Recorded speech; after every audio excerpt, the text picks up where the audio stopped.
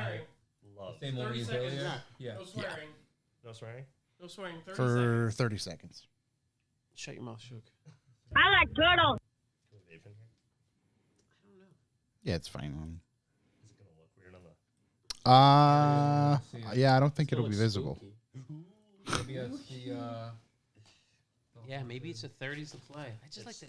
Don't the 20-inch rev higher? Your life. Tim Connor's in the chat already. Jeez. 500 RPM. That's true. You know? I'm trying to run this. I'm trying to run this. 1 2 check check 1 2 1 2. I mean, Okay. Should put a K series. I love this. Stuart just put a K series. This dude Stuart in Texas has a K series in his. Stuart Leask. Yeah, his stuff's pretty wild. I remember I talked to that guy about how he get his temps where it's at. Because he tracks out there in Texas. Yeah. He was down like Arizona tracking it, and he was just like, "Yeah, it's." What up in the chat, Yeah, everybody? Because the most important things like oil cooler, because these things have just oil heaters on them. Yeah. And then everything bigger. You all right over there, mustache? What? I have a full. There's not just a mustache. No, but it's thick, It is thick. You know why? like a milkshake. When I shave You know my what a milkshake face, does? it tastes delicious. Brings all all the boys to boys. yard. Oh, that too. Is that your... When I shaved my whole face, I just forgot to do the mustache. Wow, this is going crazy. Look at this. I know. I have It's a Flip really 4. just that simple. Don't get one. Smartphones are coming. They're just not here yet. No, flip phones are here. Just not treating me right now. Yeah. They're just. Not only do I have a Flip 4, I also have a Pixel 7 at my house now. Yeah. Do you Big. think it has anything to do with the fact that you close it like a crab pinches down on its prey? Yeah, that's probably That's 100%. That's probably the primary issue. As long as you don't plan on owning it more than a month, they're ready. You're like, all right, I'll talk to you later. I peach. Clam it shut. I've had it for a solid month, and it's been pretty solid. It's been, That month's been good, minus a good month. losing it in the well of the Escalade. Oh, wow. Sorry, guys. What is that? What are you watching WWE? That was Kill Tony. Oh, okay. Oh, yeah. The one with David Tell recently. Is that on Skankfest? Yeah, it was Yeah. the Skankfest one. I'm only about half hour, 40 minutes in. It's wonderful. Yeah, it was really nice. Added some Michael new Wolf loves noises. his Flip 4. Michael Wolf, how long have you had your Flip 4? 1 month Because exactly. I can tell you, I got it the day it came out, and like that stock Headphones good? screen protector starting to peel. Yeah. The little bumper popped off. This one looks like, this other bumper's about to pop off, if I'm honest. But this, When- again, this has Oh. nothing to do with how poorly Chuck treats the Boys, phone. other bumper literally Has is now almost off. exited the chat. I just don't understand. I do. Just don't get it. So now, bumper's gone. I'm missing 2 bumpers. Here's the other one. Just came off the brand new month-old Flip 4. It's not meant for everyday use yet. You know what you need? Folds in half. Yeah, that's what counts. Is What do I need? and I You need mean an this Nextel. and I mean I this do in, need the, an Nextel. in the best of ways. How much is the phone? And how much is you hammer fisting? Oh, I don't really. I treat that thing with love and respect. Boys. Okay. Yeah. Love and respect over here. Okay. No, I really have to because it doesn't have any bumpers anymore. How do you even put a case on that fucking thing? I have a case for it. It's like a rubber condom that like wraps Yeah. around it. It's Yeah. a foldable rubber. My Michael, over a month. His must be. He's a month destroyed. and a day. You got his, whenever it came out, I got it. So got his October 1st. It's November 2nd. that Yeah. long. I feel like you've had that phone for like so long though. No, I had another The 3. Flip before. Yeah. Oh, you had the Flip 3. You know what convinced me? P from the drive. Yeah. How many 3s did you have? Did you have 3 2. Flip 3s? 2 My Flip first 3s. Flip 3 broke inside 2 weeks. You know what? This has been a losing. I'm telling you, they're coming. They're just not here. You've been treading water since day one. I like that. I do not have any internet here now. wow. I know Must be that haunted. there was a rough go at it yesterday with the internet here. Was So. it really? Yeah. Okay, I'm gonna go unplug the Wi-Fi and plug it back in. I got full Wi-Fi. Try not to unplug the No, I'm wireless. not gonna unplug the wire, dude. Yeah. You know what would really bump up the wireless here? If you had an IT guy. It's like if you knew one. An extender. We do have one. I gotta have him come over. Was he AFK? AFK? Away from keyboard? Away from keyboard? What do you mean? Like work? Yeah. It's outside of work hours. That's when he comes to work? Yeah, he comes to work during work hours. Oh, right now, yeah, I know. Yeah, he's a part of the business where he could come here and Yeah. look at things. You don't have 24/7 tech support? Yeah, he's currently a few hours outside of working hours, so we'll That's speak crazy. with him in the morning. And to fix it. Yeah. So looking at your IT guy right here, bud. There we go. Not Full a problem. bars. Not Full a problem. I got all bars. the bars That's a- right now. I didn't have an issue. I don't.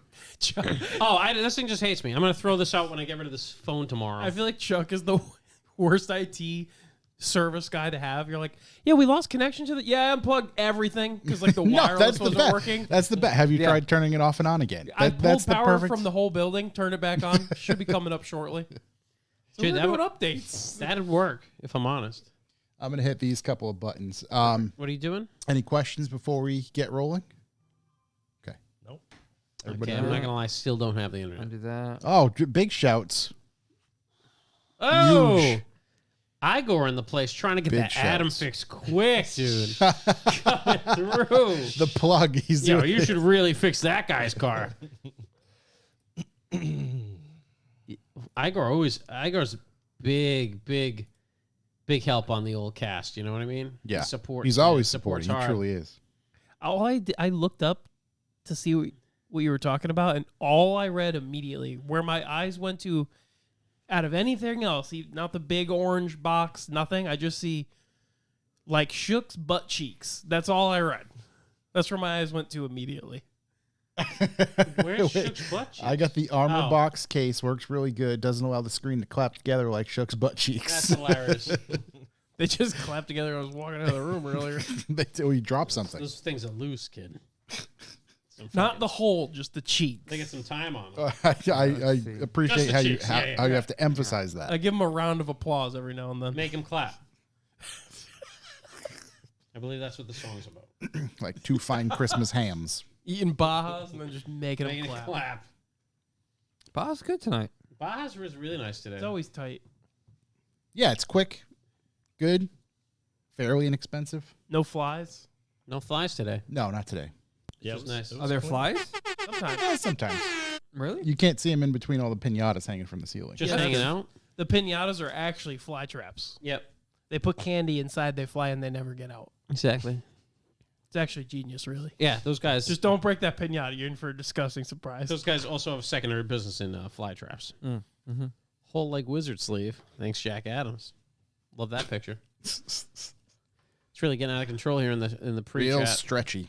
All right. Let's see. I'm ready when everybody else is. I think we're good. Were you going to say when you are, but then you were like, this doesn't address the room. I'm ready when I am. I feel that. I'm ready when I'm ready. I'm ready over here checking in. You Okay. ready? Shook's checking in. That's the. I showed up ready. Corey, you ready? You were ready. Classic, Rolled close in. your mouth when you talk to me. I peed.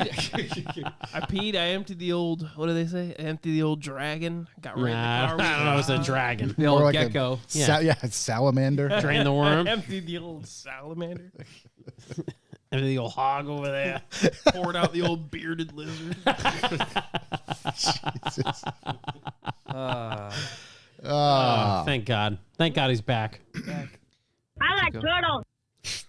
I can't that believe kid it. and Shook are on the same wavelength. I can't believe the bumper just live broke on this fucking podcast, dude. This is flip forward, baby. Let's go. Need to trim this down a little Better bit. not. There we go. Better not next time with the flip 5. Hold on, I got it. There we go. Didn't Pete have the other one, the one that opened up the big way? Who? Didn't Pete from the drive have the one that opened up the big No, way? no. He had No, he this. has that. Oh, really?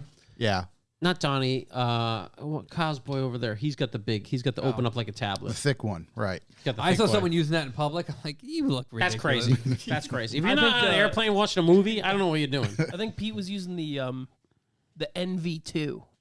Remember that? No. If I was It's a little- it's traveling a little lot, dated. if I was traveling a lot, and like if you were a guy that every single day is on an airplane, Yeah. maybe you could buy that one and be like, oh, this makes sense. I would Otherwise, still just buy an iPad Mini. that's true. iPad Mini's the play right now, honestly. Look, this Best is the, unit. This is the NV2. I had a Oh, I remember that. I had a Can I tell sidekick. you? I had something similar. Pinnacle of texting. Look at the price, my G. You flip that fucking Oh, thing what the open, you're fuck? like, That's like Tell me Miata. it's brand new. it might be. Look at that. So Yeah. cool. I had that phone.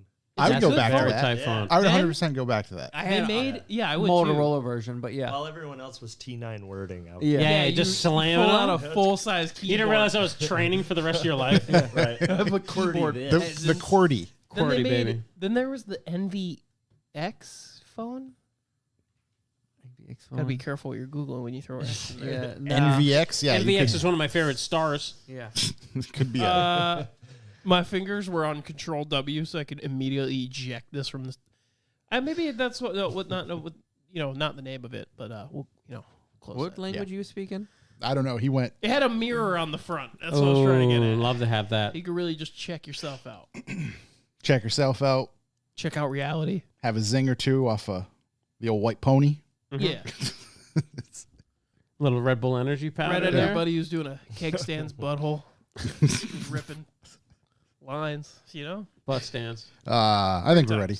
Yeah, I we think should so. go before this gets any further. Yeah. All right. Let's roll.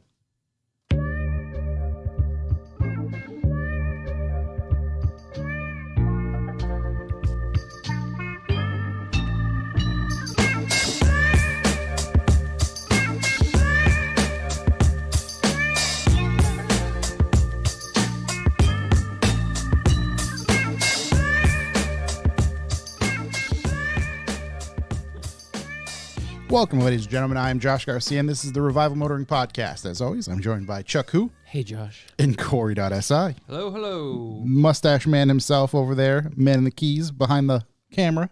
Hola, my friends. And special guest in studio, Mr. Tailored Chassis Solutions himself, Seamus. Thank you very much for joining us. Thanks for having me, guys. Pleasure.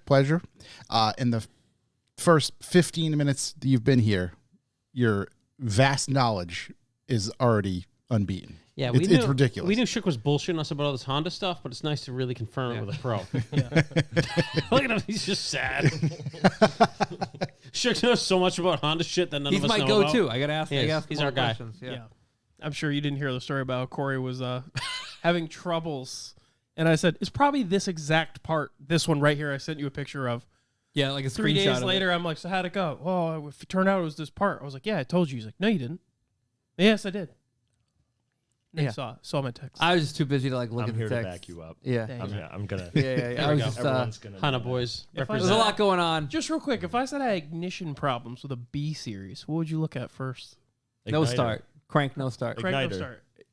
This is Igniter. my guy. Yeah. This is my guy Okay. right here. Yeah. I look for the Chinese numbers on the distributor. TW22. Oh yeah, that's junk. There's your Yeah. problem. Yeah, learned the hard way. I don't want to pull rank, but I get the most Hondas out of the group. So, Doubt it. yeah. Not you. Oh, your group. Otherwise, Yeah. yeah. Other than the pro, mine are all performance oriented though. So Do Yeah. they need to run? Do they in the nope, count? nope, absolutely don't. I have It's how your wife would count them. Okay. I It's a have lot of Hondas. access to a Honda suitcase generator. That's about all I have access Ooh, to. those are nice. Wonderful. It's yeah, quiet. really It's nice good. inverters. Always fires up. Yep. Pure Clean sine wave. power. Clean power. Love the Exactly. clean You need power. a ton of it. It cracks VTEC, really gets the house going. Yeah. On this week's episode, we are going to talk all sorts of automotive news and events. The thing called SAME is currently going on. I'd love to hear your opinion on some of those vehicles there. But before we get rolling, this episode is brought to you by all of you who subscribe to the B4B. So much so, we're going to have a giveaway, I don't know, about a half hour or so, 40 minutes into this episode, and find out who won the skate deck that's sitting on the end of our wonderful table Wow, here. Corey, show him that deck. Show him your deck. Take out your deck, buddy. Wow, look at that deck. Wow, that's a huge strong deck. deck. I've seen some decks. It's a long deck. Take a look there. Other decks, dogs. Yeah. A lot of dogs out there. That deck, huge. Just made that today. Got to make some final touches on there, and if the winner wants, we can sign it and send it off along with some other goodies that we're putting in the B4B giveaway for the month of October. The B4B giveaway basket. The basket Box. for the boys. Basket box. Oh, we got to for the remember to boys. open that envelope. I have it right Oh, here. there's an envelope. I purposely put it on the side of me. Oh, wow. What if somebody make us a deal? Mr. Jingles the Clown. Jangles. He just said, Jingles the Clown handed me this envelope at our last donut meet, We figured if we don't open it, he'll have to listen. which it just says Revival Motoring Posers. I mean, And then on this manila envelope that's 8.5 by 11. It's like a On the serial back, killer it wrote does. 9 It by just 12. says, "I want this opened on the air," and it's sealed. I have no idea what's in here.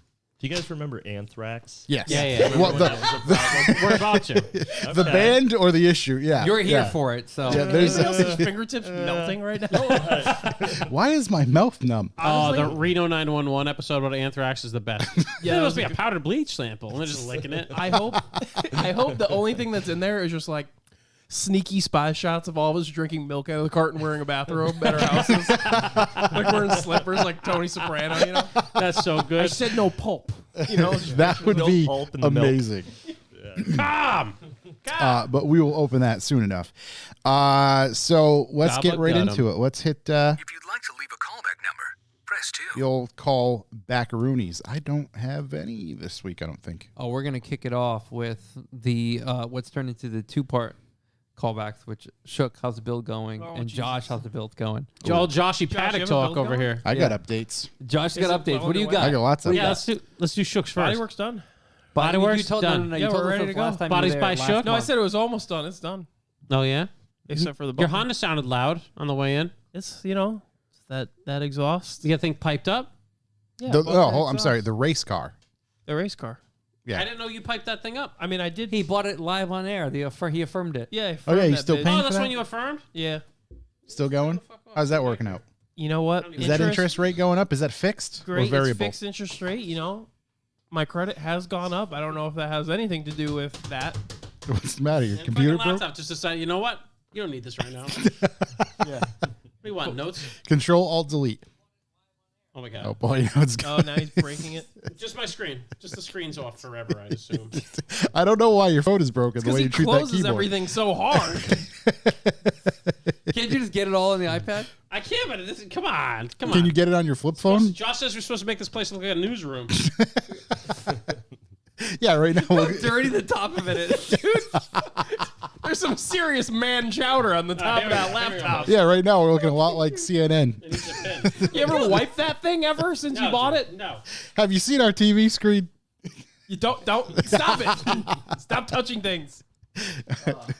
All right, so you you told us the body work was done Hey, you know, like 3 weeks ago. episodes you know how ago. it goes. No, I don't. That's why I asked you. No, there's not really. You know how it be. There's not any major updates. The one big thing is after seeing the car all together with the extended lower control arms that I spoke about last time, it looks fucking ridiculous.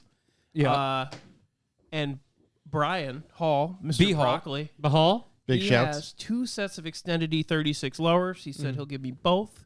I'm going to give him my SLR lowers. I'm going to figure out which ones fit the best.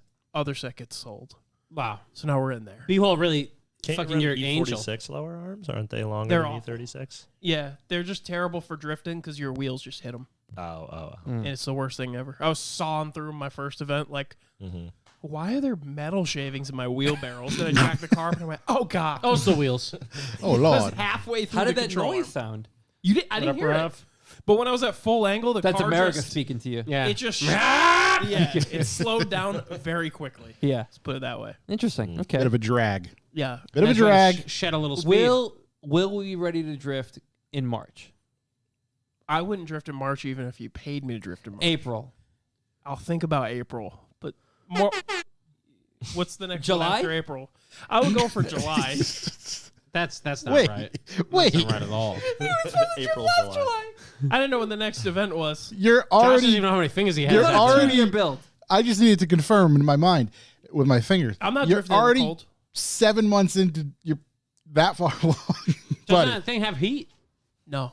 Let's light a fire. Well, that's like the Oh, no. yeah, light a fire in there. I'm gonna do that like No heater core? No heat- heater core? Yeah, no, I'm gonna do Had that to call like it pet aftermarket peeve of heater mine. core, but like that's not Pet number peeve. one on my list right Race now. car, no heater core? Yeah. Come on. It sucks. Come on. I had it. I didn't see you drop kick it live on the internet. I drop kicked that and the fuse box. Yeah, there Get he the is. fuck out of my car, you know. There it is. The fuck That outta went here. well. Yeah, fuck did. yeah. Okay, well, yeah. Look at me now. That's an update from you, Oh. Josh. Oh, let's go. Then we gotta call this the paddock We got talk. suspension in the works. Suspension is in the works. It's happening. You'll actually probably see a video on our YouTube channel within 3-ish weeks. I'd say. Yeah. Do we have a brand selected? We can't talk Can't about divulge? that. Yeah. Can't disclose? Can't divulge. Yeah. We got a couple But bidders. there is There's a couple is. bidders. Is it Vers of the coils? Yes. Nice. Yes. Coyobers. So Can someone sorry to interrupt. Yeah, but I don't know all the background on Oh, all I the love cars this. and all I this love this. stuff and all that stuff. Can you bring me up? I'm assuming that you have an E36 drift car. Yes. Based Oh, on this is induction. incredible. Well, This is what's the unbelievable. No. You want to hear about this? Let's hear how it's Move the powered. microphone from this here stand. This is incredible. Okay. Thank you for interrupting. Yeah, no, I love this so much. it's gonna be Go ahead, wonderful. what was your Ask choice away, my power friend. plant for your Well, E36? first I decided that the stock motor that everybody else uses couldn't do it because it's too good. M52.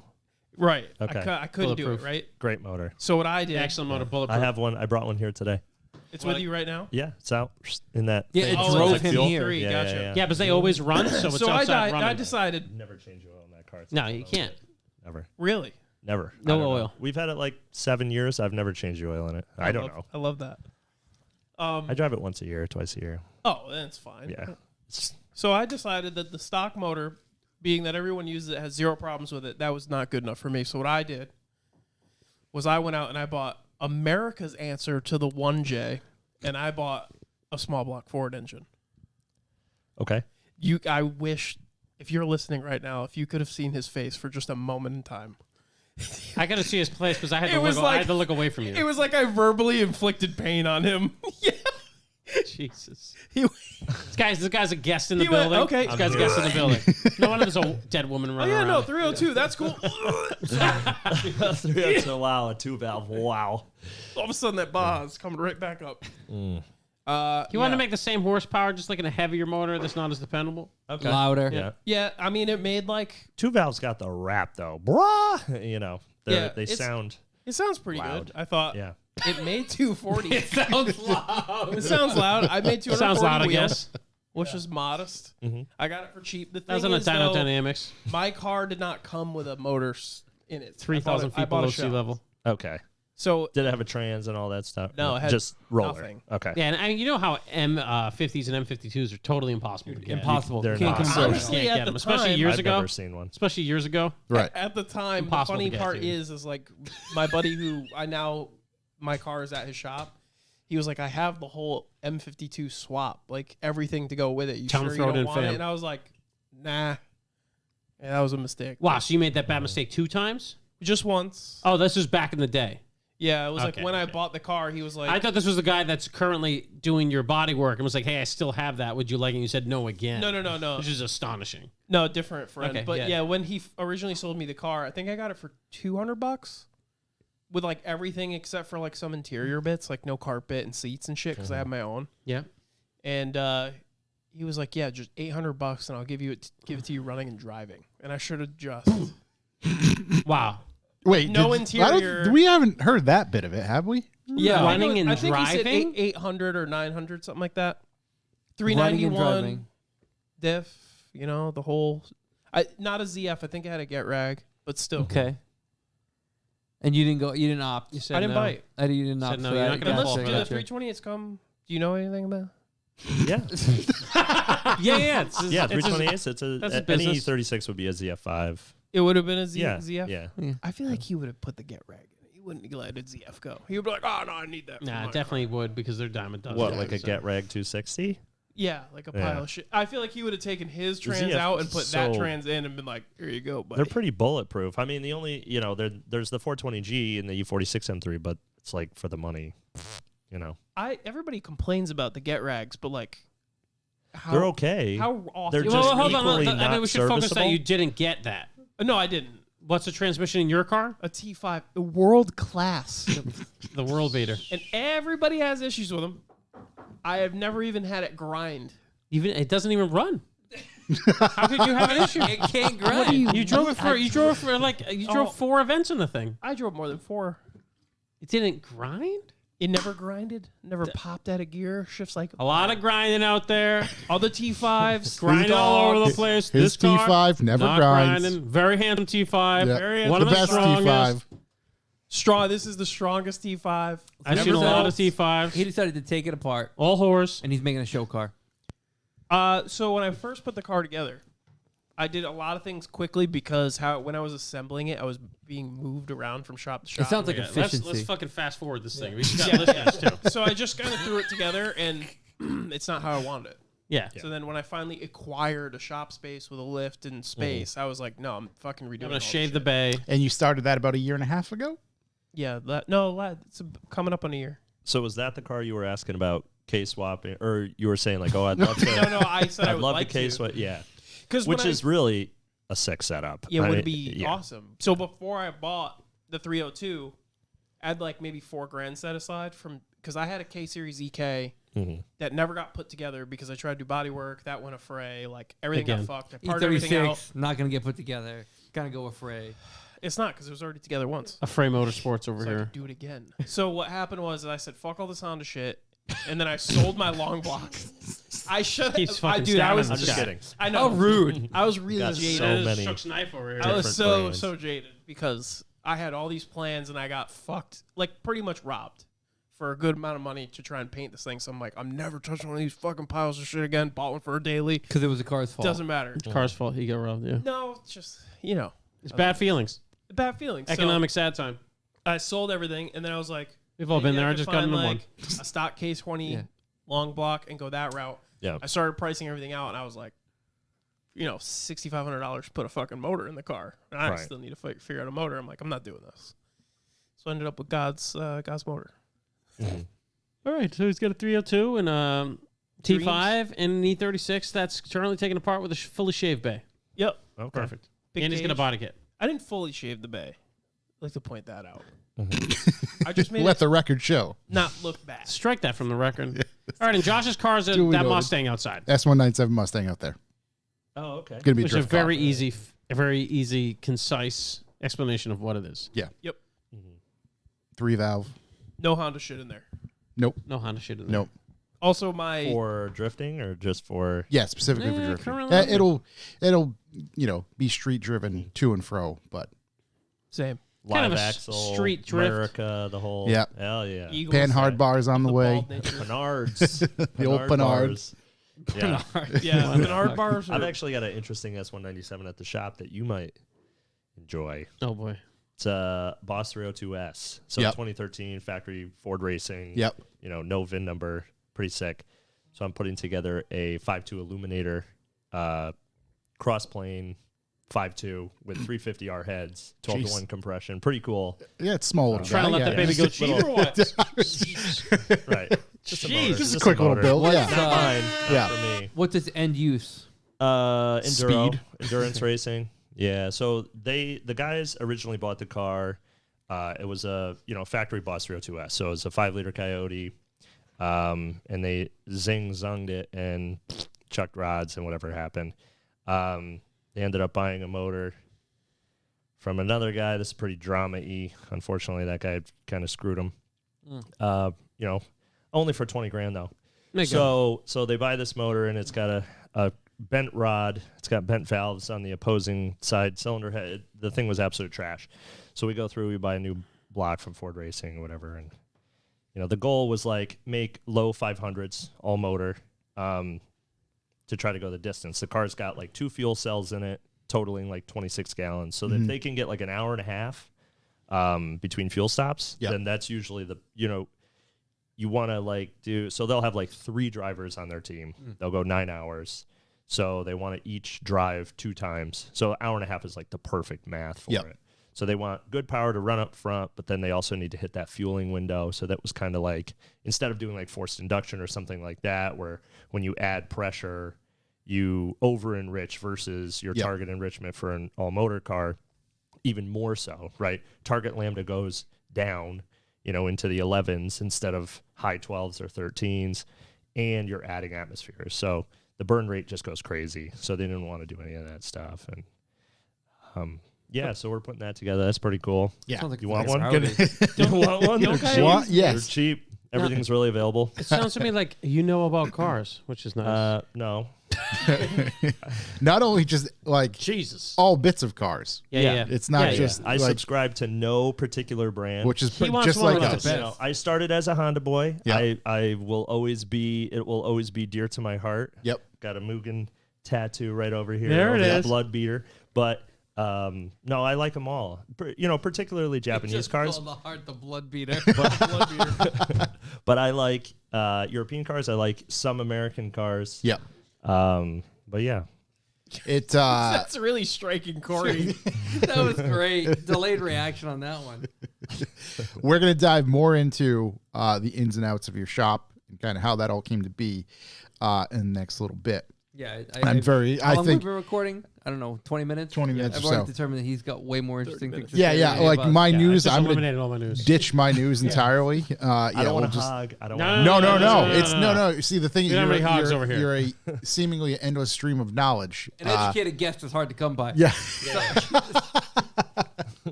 No, we've had We have a lot of great we've guests. had a lot. Wow. But you are Wow. just Gauntlet a new resource. That's Plus, it. Igor needs like multiple answers from you.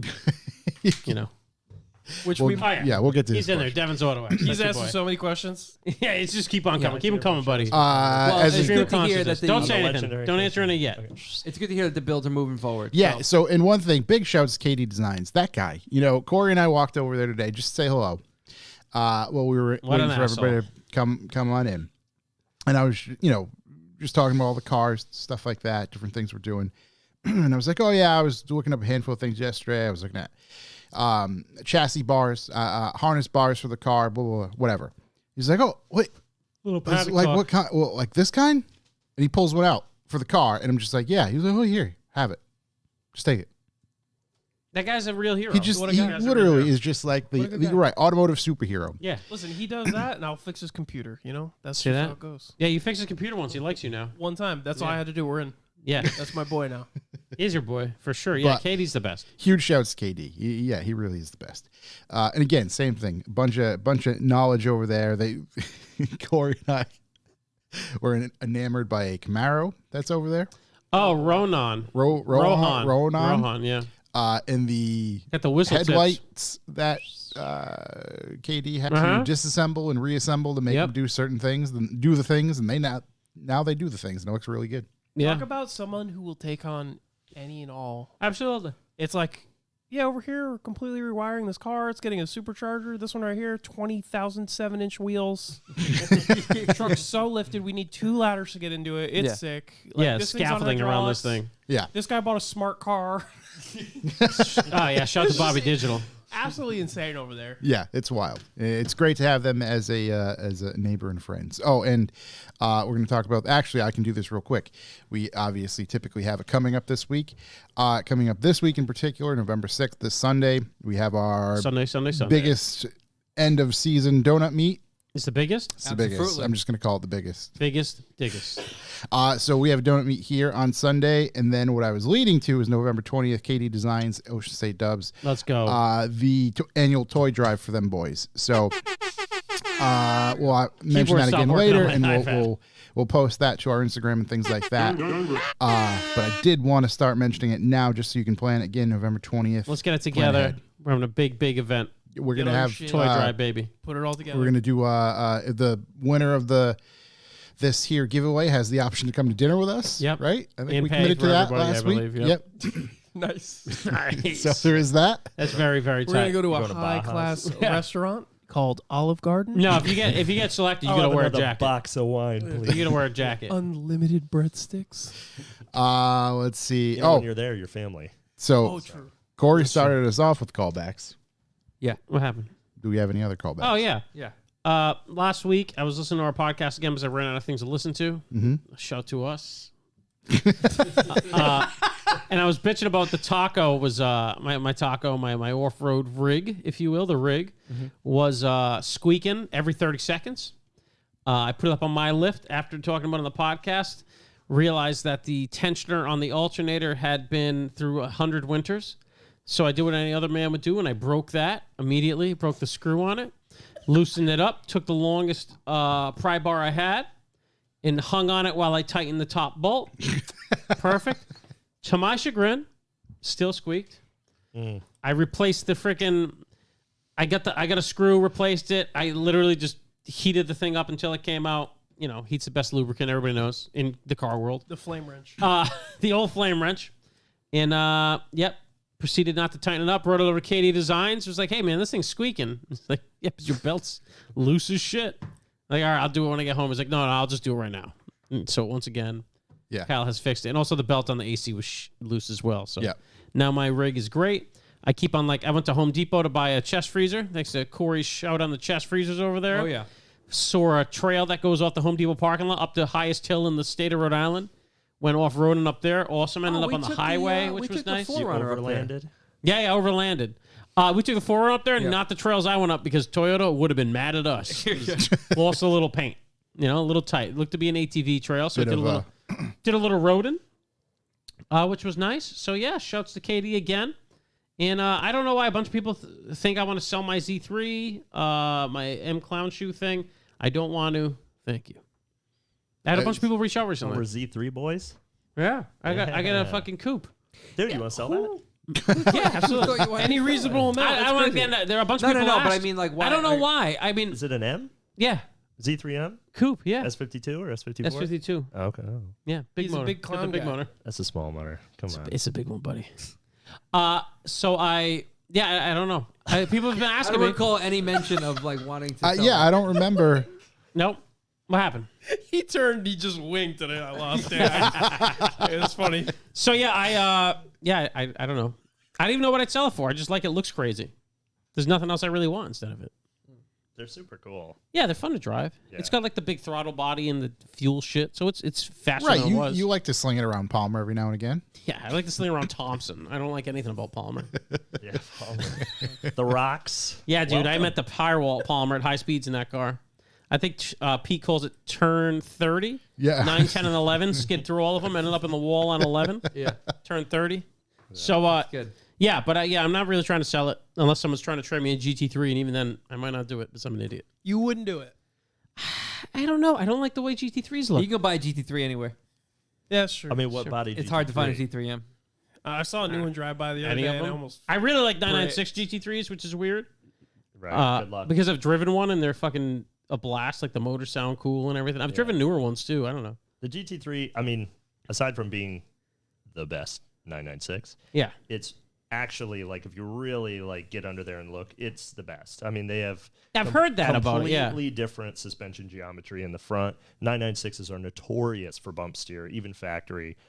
Really, really, really, really bad. The majority of them were turbo, in the performance world, and they were all-wheel drive. And because of the knuckle, they changed, the kingpin location on the shock, and that changed the bump steer. They're shit. They're absolute shit. But you put the GT3 knuckles on them, and they're incredible. But the GT3, I mean, 996 is kind of a, underappreciated I think so. car. But for how I think long? that they're really, really sick. Even a C2, like I just sold a Millennium Edition C2 or C4S, and even stock. I mean, the thing is just so good. Yeah, they're badass cars. Man. They 300 drive horsepower. fucking It's great. not much, but it just feels like a torquey S2000 type pull, but with all the comfort and all the sound and all the Porsche-ness.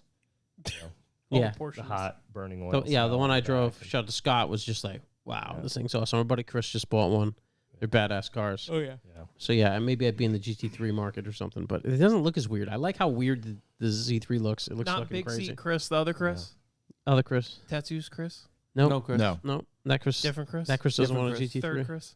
Well, I remember he was talking about buying a car. I thought he was just like, fuck it, and he bought a GT3. I was like, good for him, honestly. No, Different person. All right, different guy. Different A lot of Chris. Chris's. a lot of Chris's out All there. great guys. Great name, great guy. Mm-hmm. So yep, This is other finger tight, Chris. yeah. Other fingertip. He's been on the podcast. Yeah. He's got a lot of great cars, but that Tons. GT3, I bought the best one. you did buy the best one. She sits out there perfect. Yeah. EG6. What else do we have for callbacks? Well, I can get in today's activities. Oh boy, yeah, what a callback this is. Fucking, I realized I didn't have any callbacks, so I decided let me go. All right, Create so a callback. let's just what sparked this? I was driving I drive my Toyota all the time, right? Because it has big suspension and giant tires on it, so it's great for Rhode Island. You can just fucking run people over, bikers, potholes, Plow through whatever you whatever. need. Yeah, it just doesn't feel it. And then I was driving my X3 to work, like just down the shitty road I live on, and they've been building some houses over there, so they've channeled across the road and then patched it. And then in Rhode Island, when you patch it, you just leave a fucking canyon. It's just like a yup. Every other car has. It's sort of like, let me put this Band-Aid here, and I'll come back to it. Yeah. To never come back to it. Every other car I have, and we know I don't have like a collection of like easy to, like, they're all sporty things. I hit these whoops and I'm fine. My X3, I would hit these things and just be like, what the fuck just happened, you know? I took my K car over these last weekend at like 50 miles an hour, just boop, right through, no problem. X3, you go 25, and it's just like, what the fuck? So I was sitting at my desk, you know, and I texted my buddy at BMW. I was like, see, if you get an X5M in, just let me know. That's all I want. Mm-hmm. Yeah, that's it. Small ass. Yeah. He writes me back, oh, we have 2 here. We just got this one in. And he sends me something blue one. Still don't know what blue it is. Yeah, it's kind of like Beautiful Subaru. blue. We'll call it beautiful blue. Beautiful blue. I thought it was Interlagos, but maybe it's not. No, it's like some blue. All right, well, you keep talking. I'm going to get the color. So blue he for sends you. me that thing, and I'm like, I guess I should start with the fact that my best daily drive I've ever had was my X5M back in the day. Corey can attest to it. It was the fastest coach on earth. It towed like Marina Bay Blue Metallic. Bay Blue Metallic. Wait, hold on. Or is it? No, that's what it is. pretty close to Yas Marina. Okay, because I there's think Marina also Bay. Tanzanata Blue 2 Metallic. No, it's Marina Bay. Because I asked him what color it was. Okay. Yeah, So that looks a little- Beyblade blue. I had my X5 and it was awesome. My X5M, the best car ever. It hit like 110,000 miles. The rear air suspension went out, and I'm like, this is just the beginning of all my money being spent on this car. Beginning of the end. So I got rid of it, and I got my M5, which was great, rode great. Got rid of the M5 to get the X3. X3 rode like shit, but was fast. I drove Big Ian, who's in the chat rooms, M5 the other day, and I was like, how's this thing drive so fucking nice when I have the... So anyways... C got one down at BMW, and I was like, all right, I'm going to just bullshit back and forth with them. And I was like, you know, I don't have anything to do for the podcast. Like, I have no fucking callbacks. I got to talk about an alternator belt on a Tacoma. You know what I mean? That's the kind of podcast I'm rolling into. Let me go down there and check out this X5. And my brother went with me, he had an RS5, because my brother makes terrible decisions and wants an Audi. So we went down there to check it out. I get an RS5 too, to be fair. So I mean, if you want it, it's there. I would. RS5. You're all welcome. I don't know. It's under $70,000. What motor? What is even? It's a 2.9 liter turbo. I didn't even know it existed. I don't So know weird. what the fuck I mean, Audi's the been RS5 doing ever. It makes 440 horsepower. It's fast. I drove enough it. to The ones drive with the to Stop and 4.2 V8s were cool. Yes, they You were. know, My wife but had that's- one. I always lose track. Like Audi will have 6 revisions of a chassis by the time I care again. Yeah, You know. that's kind of their thing.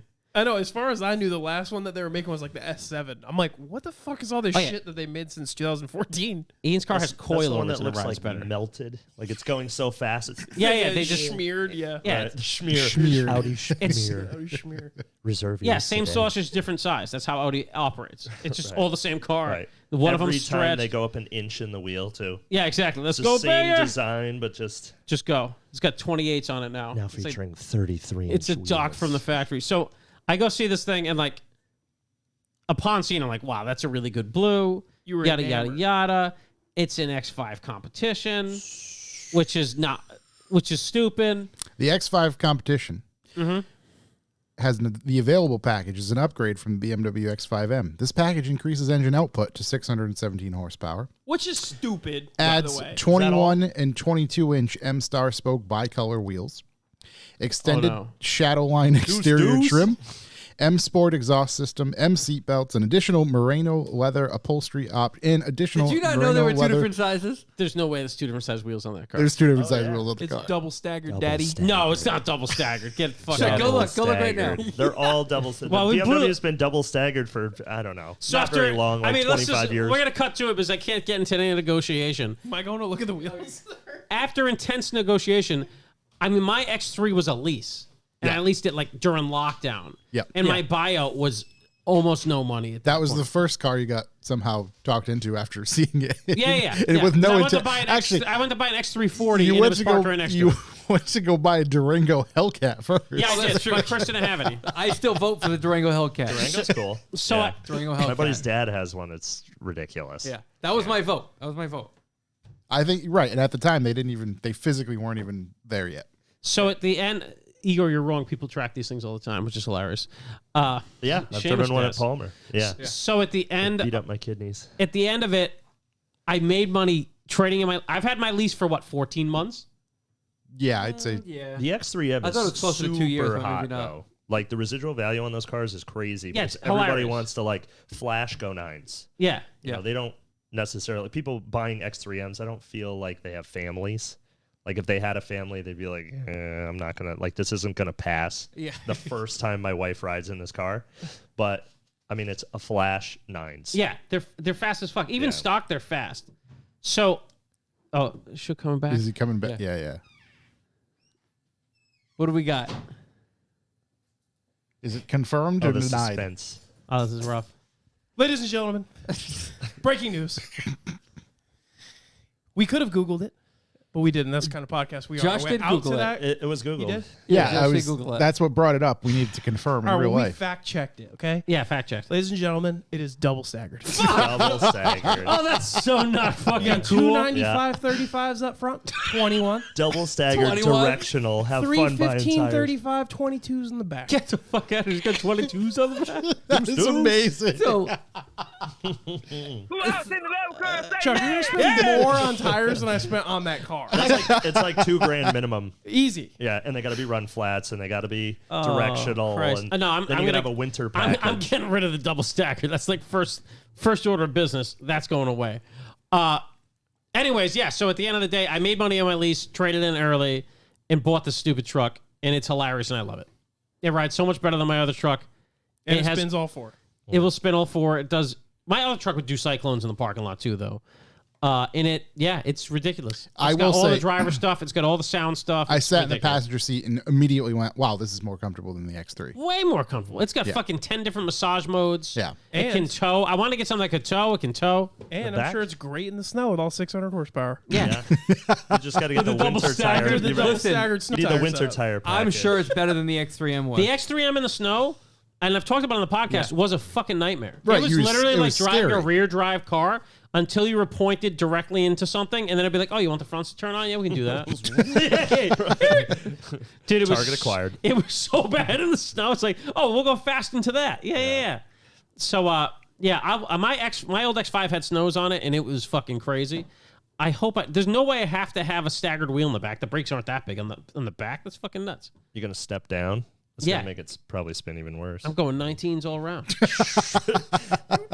Right, Buddy, we're yeah, going tippy we're toe going wheels. 19s with some thick boys on With them. some Lift stretch it. You're tires. going to Lift be it. tiptoeing through the hood in some 19s? 60, I went 19s 60 with fucking series. thin boys, you know, Rubber band, 255s. man. I give less Oh, 295s on the front. That's 60. crazy. There was I wish I had it. There was a photo somebody sent us that said, "Oh, here's a callback," and it was like, "You want these wheels on your car this bad," because it was a Nissan or something that literally had rubber band tires, like anything at all possible. to Can't Make believe these it things has. fit. I didn't think it had 21s and 22s. That's crazy. Ian said carbon tunes, 783 horsepower, I and know. factory match warranty. He's been trying to get me to do that since I texted him a picture of it this morning. Listen, how we left this parking lot, you don't need more power. No, Oh, yeah. that doesn't need more. Four All of us gear- are now thoroughly impressed and Yeah. walking around with the pants full of shit. 4 gears, 4 gear change farts, and it was we were doing 100. Yeah, Yeah. Wait, so how wide do we think those things It was are? like a .9 What's that? 60 foot. the rears you said at 315s, right? 15. I would say it's probably a 10.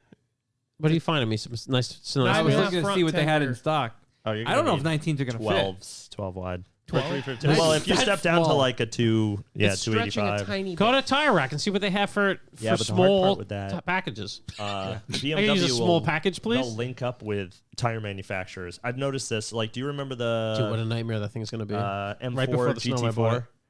It had it was like an M4 with like a slide out splitter and Yeah. some other body kit shit for $140,000. But they had like it was ridiculous. So basically an M4 with like a 20 horsepower flash and a wing that looked too small for the car. And they had teamed up with Conti or Michelin or whoever at the time, and the tire was stated at a certain size, but BMW had it made specifically for that car, and it looked stretched. So you'd go and buy the exact tire, like a PS4 or whatever the heck it was, And it was like square. and it would square up. Yeah, so they were like cheating within the nominal size in order to clear it. Yeah, because most was tire goofy. brands run like different with anyways. Like Right. your 315 is different than Johnny. Right, Philo's right. 315. Just brand to brand, but then you have like, They're you want to custom. buy a Michelin, then you buy the Mercedes Michelin, and that fits, that spec for our wheel, and it has this much stretch, and it's, whatever. And they do that with BMW and Mercedes, and whoever else wants to step up to the table to have a special tire made. That's fucking bizarre. Yeah. Well, the other part is that they can cheat the compound so that they can post certain 0 to 60 times, certain performance times, or whatever with the factory supplied tire.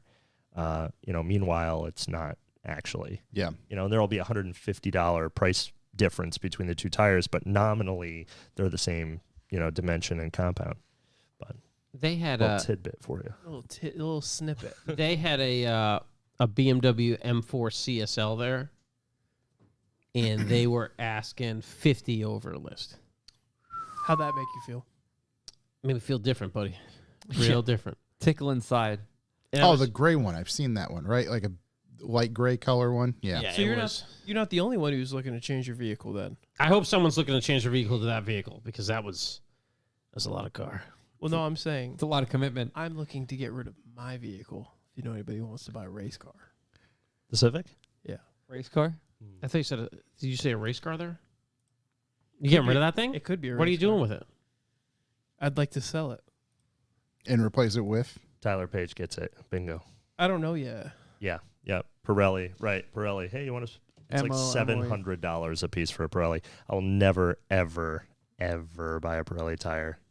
I just can't get down Oh, with boys, it. Rotiform My makes uncle, wheels. every time he Thank buys God. tires for his Porsche, he's like, yeah, I bought Pirelli. Is he a boomer? I mean, that sounds like a boomery thing. A Pirelli.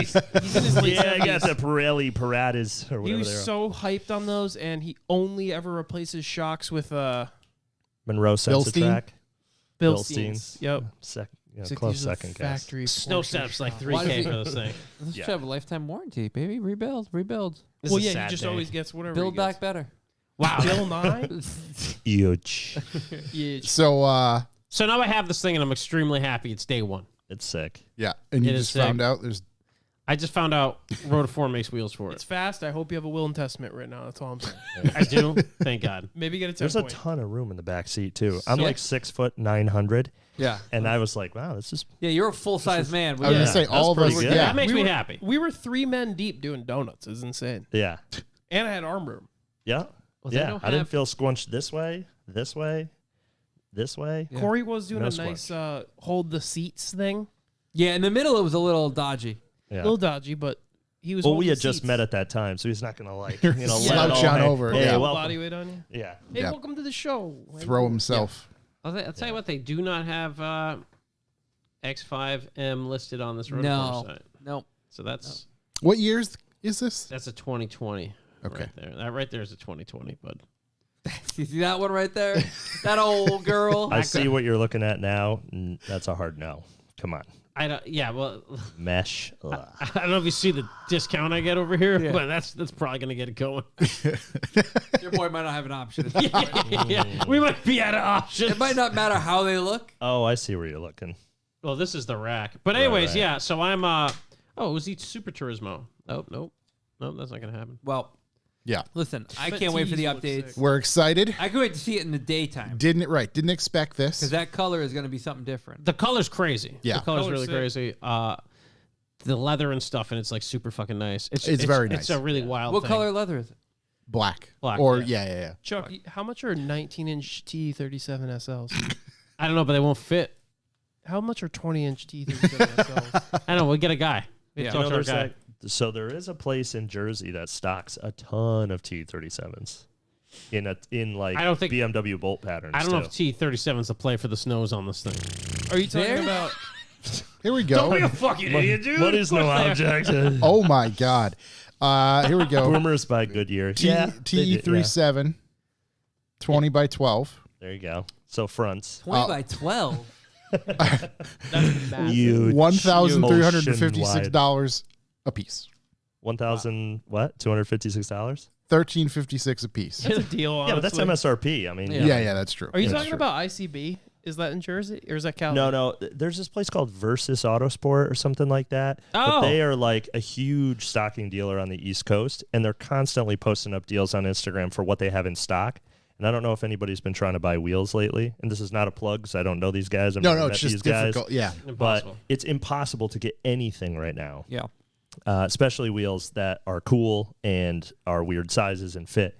So if it's like a 5x120 truck, he has a whole like, you go on Instagram and you look at everything under his, I don't know, pinned stories or whatever the hell is at the top. Yeah. And you go into 5x120 and it's just like everything that's in 5x120 that's in stock. And he has some wildly large it's a hell wheels. Of an idea. And they're a fantastic deal. Like it's all 4 wheels already in stock. They're obviously marking up because, this is business. Supply and demand. But it's not crazy. I mean, they've got some pretty good deals. I've seen, tees in undesirable colors, like they accidentally ordered green, because one guy time wanted the greens or whatever. Mm-hmm. And they'll sell them off for, 18, 9.5 plus 15 for like $3,000 or something, which is very fair. And I'm like, for something that you could take like a few hour trip, go down and get them just on the Jersey East City, Coast, like, we don't have access to any of that stuff. Yeah. That's pretty cool. Shit, they make 21-inch snow tires. That's not good. Not 22s though, right? You get unbelievable traction with Blizzaks when you heat them up. It's incredible. Yeah. Yeah. Great tires to street race on. 285. Yeah, I need as thin as they go. Yeah.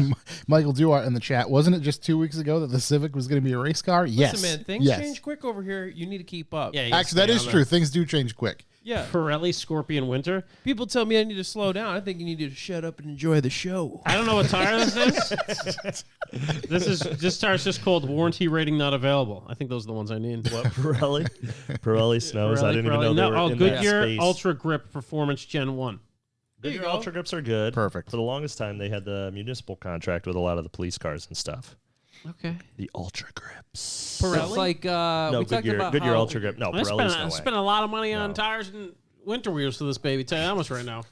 Just say you just saved yourself a bunch of money because you didn't have to put tires on the X3. Yeah, you're right. You made money on the lease. Made money Lost on it. That's gone. right out the window. I might as well put OZ Super Turismos on it at this Just point. get like a beater Subaru, $500. I do. I that's just drive my true, yeah. Tacoma. The thing is there's a plethora of vehicles.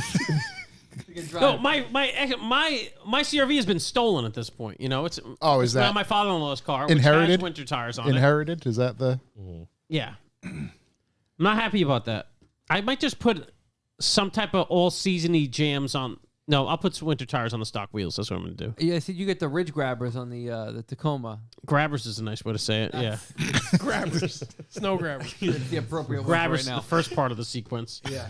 Jake, Josh, you said, what am I going to step into next? Yes. So I posted it for sale on like all these pages, which some magical shit happens on Facebook in the comments that I've seen. Some guy gave me a 5-paragraph essay with screenshots from all these websites telling me that $8,000 was too much money to ask. There you go. First of all, it's OBO. And then somebody commented and was like, you have a lot of time. No one's going to read that. I like that comment. Anyways, a friend of mine texted me. He goes, what's next? I said, I have no idea. He goes, I know you. You don't go into things blindly. I said, buddy, you clearly the only thing you do. Wow, that guy doesn't know you at all. I'm 100% flying in the dark. This car sells, I will have to walk. I Whatever- have no idea what I'm buying. Whatever happened to the potato? The second potato so too. Don't do a now, potato. So my friend who's got it Yep. was moving to Switzerland, Sweden, Germany, No, they weren't. Eastern European. Yeah. He just doesn't want to talk to you anymore. But he's waiting for You want his- to come over? doesn't wanna I'm be moving to friends. Sweden. He applied I wish for a I work could. I'm going to be in visa. Sweden for a little bit. He worked- Anywhere on earth but here. Hey, what are you doing this weekend? Oh, we'll be in Puerto Rico. How about next weekend? I'm actually spending the rest of my life in Sweden. So he Sorry, I died. like travels to repair pharmaceutical equipment, Okay. and so he's everywhere. I don't know if I believe this. Yeah, this week he's in Puerto Rico. Next week he's in like Detroit. I have no idea. Okay. So his He girlfriend, smuggles drugs. he might. Yeah, that guy definitely. His smuggled. girlfriend lives in Sweden, so he applied for a work visa, but it hasn't been approved, and he's applied for it like almost a year ago. So he's like, if it gets denied, then I'm staying. If I go, then I'll give you the car. Okay. Right. So, So there's that's kind of where it's at potential right now. potato in the works, but Yes, if I'll probably buy a Fit first because they're cheap. Yes. okay. It's $5. I found so many. It's for almost like you should have $5. keeping that free Acura. No, that had to go. Did I not tell you guys the drug story about that? No. No. No. So it's all black, and it had like factory dark tints or something on it. That was like a luxury pad. I don't fucking know. And I'm parked at Walmart, factory. and these two kids pull up to me in another Acura, and they nod at me, and I roll the window down. He goes, "You know where I can get some weed around here?" And I went, "No, I don't." And I've never been weed store? solicited We're in for America. weed in any of my other cars. Wait, So I was was it like, TL? "Be the black Acura." But I Black can't on just black drive down on to the black black On TL. black Acura, TL, baby. Yeah. Oh, Can't yeah. just drive down to the fucking weed store. We're in America now. Yeah. I thought they were gonna ask me if I had gray poupon. Pardon me. Yeah. Yeah, that's a. Yeah. I think it's time to give some shit away. Yeah, you want to Yeah, do yeah. that? We'll do that. Yeah, let's give some shit away. Actually, yeah. Let's give away all my If money. you can, please explain to everybody out there what B for B is. Oh, we're getting into that yeah, right now? let's do that. Hey, everybody, it's me again, Chuck, who just made a great financial decision. And you know how you can help us? Give us some cash. Bucks for the boys. Bucks for the boys, how we keep this podcast rolling, keep the lights on and rent flowing to this beautiful studio we're in. That's definitely not haunted. That's definitely not haunted. And the Bucks for the Boys is a value for value way of supplying, hooking up a podcast. We say if this podcast is worth anything to you, anything at all, please hit us up at info@revivalmotoring.com, PayPal. Write yourself a message. Come up with any number you want, even 45 cents. Send it to your boys. 69 cents. 69 cents. $4.20. Kiss your mother. Tell her I said hello. Say hi to your mother for me. Or, of course, you can hop on revivalmotoring.com/B4B, in which case you can find different sustainable donations for the podcast. You can pick how much you want to give us per podcast, per month, per year, whatever you like. Chuck it on there, hit the button, sit back, and receive not only a great podcast, but great swag and other bullshit that we're going to send you throughout, periodically, rather. Also, another way you can donate without donating, you can also hit us up on the Instagrams, on the emails with hot leads, sounds, Hot funny takes. things, hot Reviews. takes. We haven't got any reviews in a while. You can hit us with a review on the YouTubes. Give us 5 stars. You can also force other people to listen to our podcast and get them addicted, which would be great. I've Also, been hearing more and more stories about that happening recently. So I like Have you that. really? Nice thing you can do, obviously, to really interact with us live. It's 7 p.m.-ish Eastern time on Wednesdays. You can hop into the YouTube, watch our live stream, and interact with us in our chat room, which has big time help the whole time. Dare I say, we only have popping. Poppin'. the hottest people in our chat room. They only eat at the greatest restaurants. Very hot. They only hang out with the coolest people. And obviously, yeah, tell other people. Let them know you listen to Revival. We appreciate it. And we'll keep this train rolling. Obviously, we are going to continue to do this either way. So we appreciate any considerations you can make in our honor. No matter what, we're all going to need to get together and talk about all of the bad decisions. Absolutely. So Absolutely. might And as you know well do that it here. I just made the most expensive piece of content that's ever happened on the Revival Motoring podcast. Literally.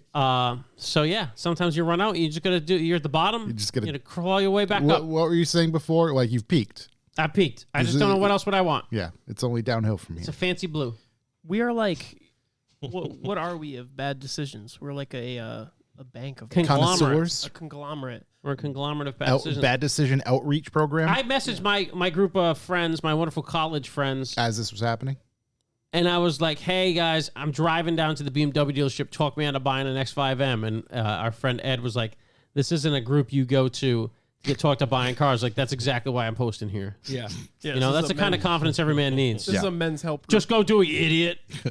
An enablers group. Enablers. If you are an active B4B subscriber, every month from here on out, we're going to have some sort of giveaway, which we're going to give something away in the next few minutes here. But you are automatically entered if so. And as well, in the mail, randomly, you will receive some stuff, whether it be some stickers, air fresheners, different things like that, just for signing up and just for helping support us. No matter what the donation size is, you're all included, and we truly, truly appreciate that. We do have a way to rate each episode with a BPL. That's the bucks per listen. We have, actually, certainly is a before bucks per Corey listen. gives us that BPL, we do have a new sub. That is Paul C. He's from Ireland. Paul C. from Ireland. Let's he just go. writes, love your work, boys. Been listening religiously for a few months and had to help get that BPL up. I'm spreading the good word of Revival to everyone and anyone who will listen. Fuck yeah, keep it up. We appreciate that Yep. massively. More For than sure. you can possibly understand. Yeah, More seriously. than I regret getting a car with double staggered wheels. Do I appreciate that? Virtual hug, brother. It's a hell of a choice. Bold move. Bold move. I didn't know that was a thing. Strong. Here we are. Here Yeah. I am with it. Yeah. So Corey has the BPL. We send some certainly do. info to Brian at NASA, which is the storage facility across the way. Mm-hmm. And he comes back just because there's a space shuttle on the building and provides us with some numbers. We certainly do, and we have jumped back into the double digits this Let's week. go. Ooh. We are at 13 cents Whoa! per listen. The lucky number, Oh, yeah. the lucky number 13 for our haunted facility here. That's insane. It's wild. You talking back over there? Shut your mouth. Yeah, we're at 13 cents per listen. So Strong. we're Is it steadily a- climbing those Is it a flaccid 13 or a strong 13? strong. Ooh, that's a strong 13. Strong. Catching the mirror. It's a veiny bastard. Yeah. Love to see that. No, 13. It's nice to be back on top. No election interference here. No, Okay, so Very no underwear hammer fights. underwear hammer fights. Yeah. Mark me safe from underwear hammer fights. with that said, it is time to pick the B4B subscriber winner. How are you drawing this? Random number generator. Random number I generator. was going to You ask, do throw you it want up me to on just there? do it on the screen? Yeah. I think in all fairness, we can kind of Yeah. you can Make do it- that. And if it's Display. somebody local, they're going to be invited to dinner. If not, we're pulling until we get a local. We can. I don't know how we're going to handle that. We'll Yeah. just No. see who wins. We'll It figure and sounds like then, you're forcing someone into yeah, doing yeah. it. We'll I see mean, who wins honestly, and then most we go. people local, Listen. if they ask, can just come. yeah. Listen, it's an option. All right, If you guys. Where you at? We got to have it up here. This is my favorite one. Put a max of 136. That refers to nothing. That has nothing to do with how many people subscribe to Bucks with the Boys. No, not at all. That number is actually just made up. You Yeah, could we actually have our put, own- yeah. Oh, you forgot a 136. zero. Shook. 1360. Oh, Yeah. right. There we go. Oh my God! That Put really- that back for a second. 1360. The slivers. Wow, Wow. I like it. So No, we it's got- not all represented in 1360. Yeah, it's not. Yeah. Oh, you it's can got a only ma- go. Okay, Yeah, I think 136. there's a max. Okay, who do we want to exclude? Nobody. We can select rate. Do you want to do? Do you? Where's the button? Where's the button? I don't here. even see the button. All right, Spin. the spin. Okay, Oh, the hold on, giant we'll button in say the it. middle of the screen that says spin. Oh wait, we get different result types. What's You that? can either have it result type. What kind of number? Yeah, never mind. Don't worry about it. Any number. Infinite results. All right, are we ready? Let's Yep. do it. We're ready. Spin. Pull that number. That Josh has got his list. will we? Wow. Wait, this is wild. Is anyone Whoa. else Whoa. having an I got a headache. I got a headache. Who else in the bell curve say yeah? 40. Number 40. 40. Let me look at my list here. Number 40 is a Christopher Hammond. Christopher Hammond. No relation to James Hammond.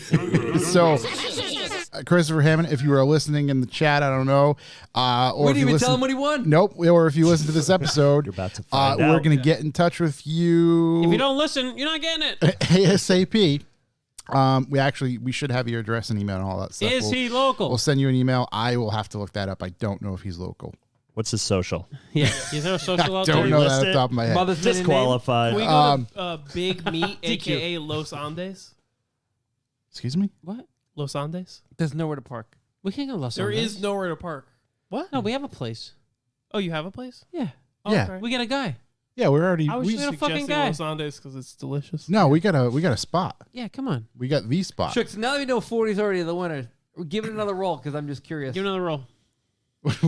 What are you curious about? I want to know where it's going to How rigged. 40. Goes to 40. It's going to be Over, 4 under, over, hours Here we of go. this. 74. 74. I'm guessing 74? Can we get a Can I get a 78? 74. go. 17. 12. Oh, who's 12? Wow. Nice. All right, so 12 will be the first person. If Chris says no, I'm not going to dinner. There we go. We'll ask number 12.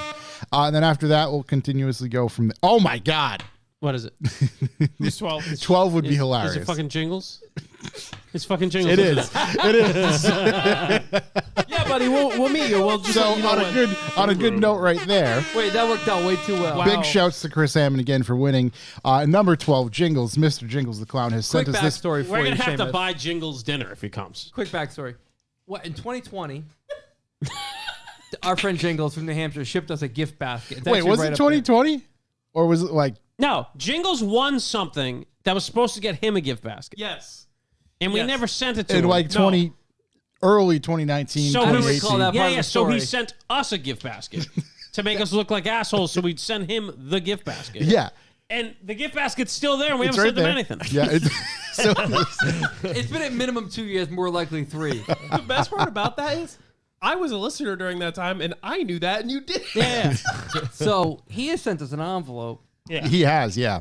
I do not know what's in this I'm envelope. so nervous because I just have a feeling it's going to be He bad called for us. me. So that's the guy. with the with the basket. gift Who's- card. yes. He wow. never got He it. called So us I'm- the pose. He called us posers, which is the best. Oh the yeah, biggest I don't insult he know knows. if I said this on it was in the pre-party, but I'm saying It's this now on the definitely going podcast. to be weird nudes. Yeah. So Jingles the Clown has sent us a 8.5 by 11 manila envelope 9 that by is a 11. bit thick. 9 by 12, actually. 9 by 12. All right. paper All right, guy, paper relax. guy. Sorry, Jeez.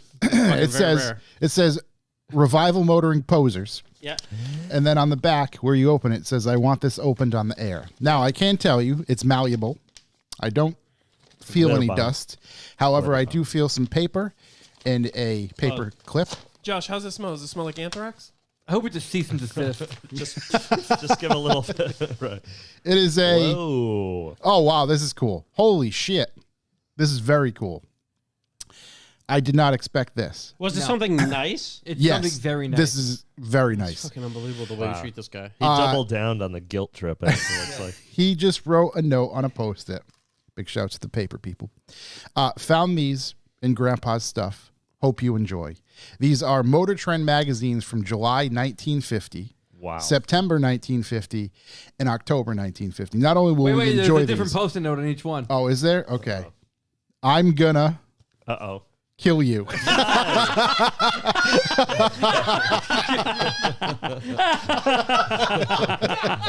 That is amazing. Well, I'll put this on the screen. Motor Trend. Found these in Grandpa's stuff. Hope you enjoy. Motor Trend again. I'm gonna kill you on the post-it notes. Awesome. He gave us like fucking wow. That's Relics from honestly, his grandfather after we've just ditched him for years. The only thing that could have ever made that whole scenario any funnier is if right after you read "kill you," he busted through the fucking ceiling. He's been up there for weeks. Yeah, we just waiting. He's He's shivering. the girl. Now's He's my cue. the dead girl. Yeah, Yeah, he's they the- heard him Give me that whimpering girl. on the roof. Oh, why am I still waiting? I want my basket. It's a long way to go for a joke. This fucking wimp wants a basket. You know that we promised him. What kind of guy is Christopher that? Hammond. Yep, Christopher Ham is the winner. Christopher Hammond. So we will get in touch with you, Chris. We'll send you the skateboard deck, some fragrances for your vehicle or vehicles, some stickers. We'll wonder need if, your shirt size as well. Social.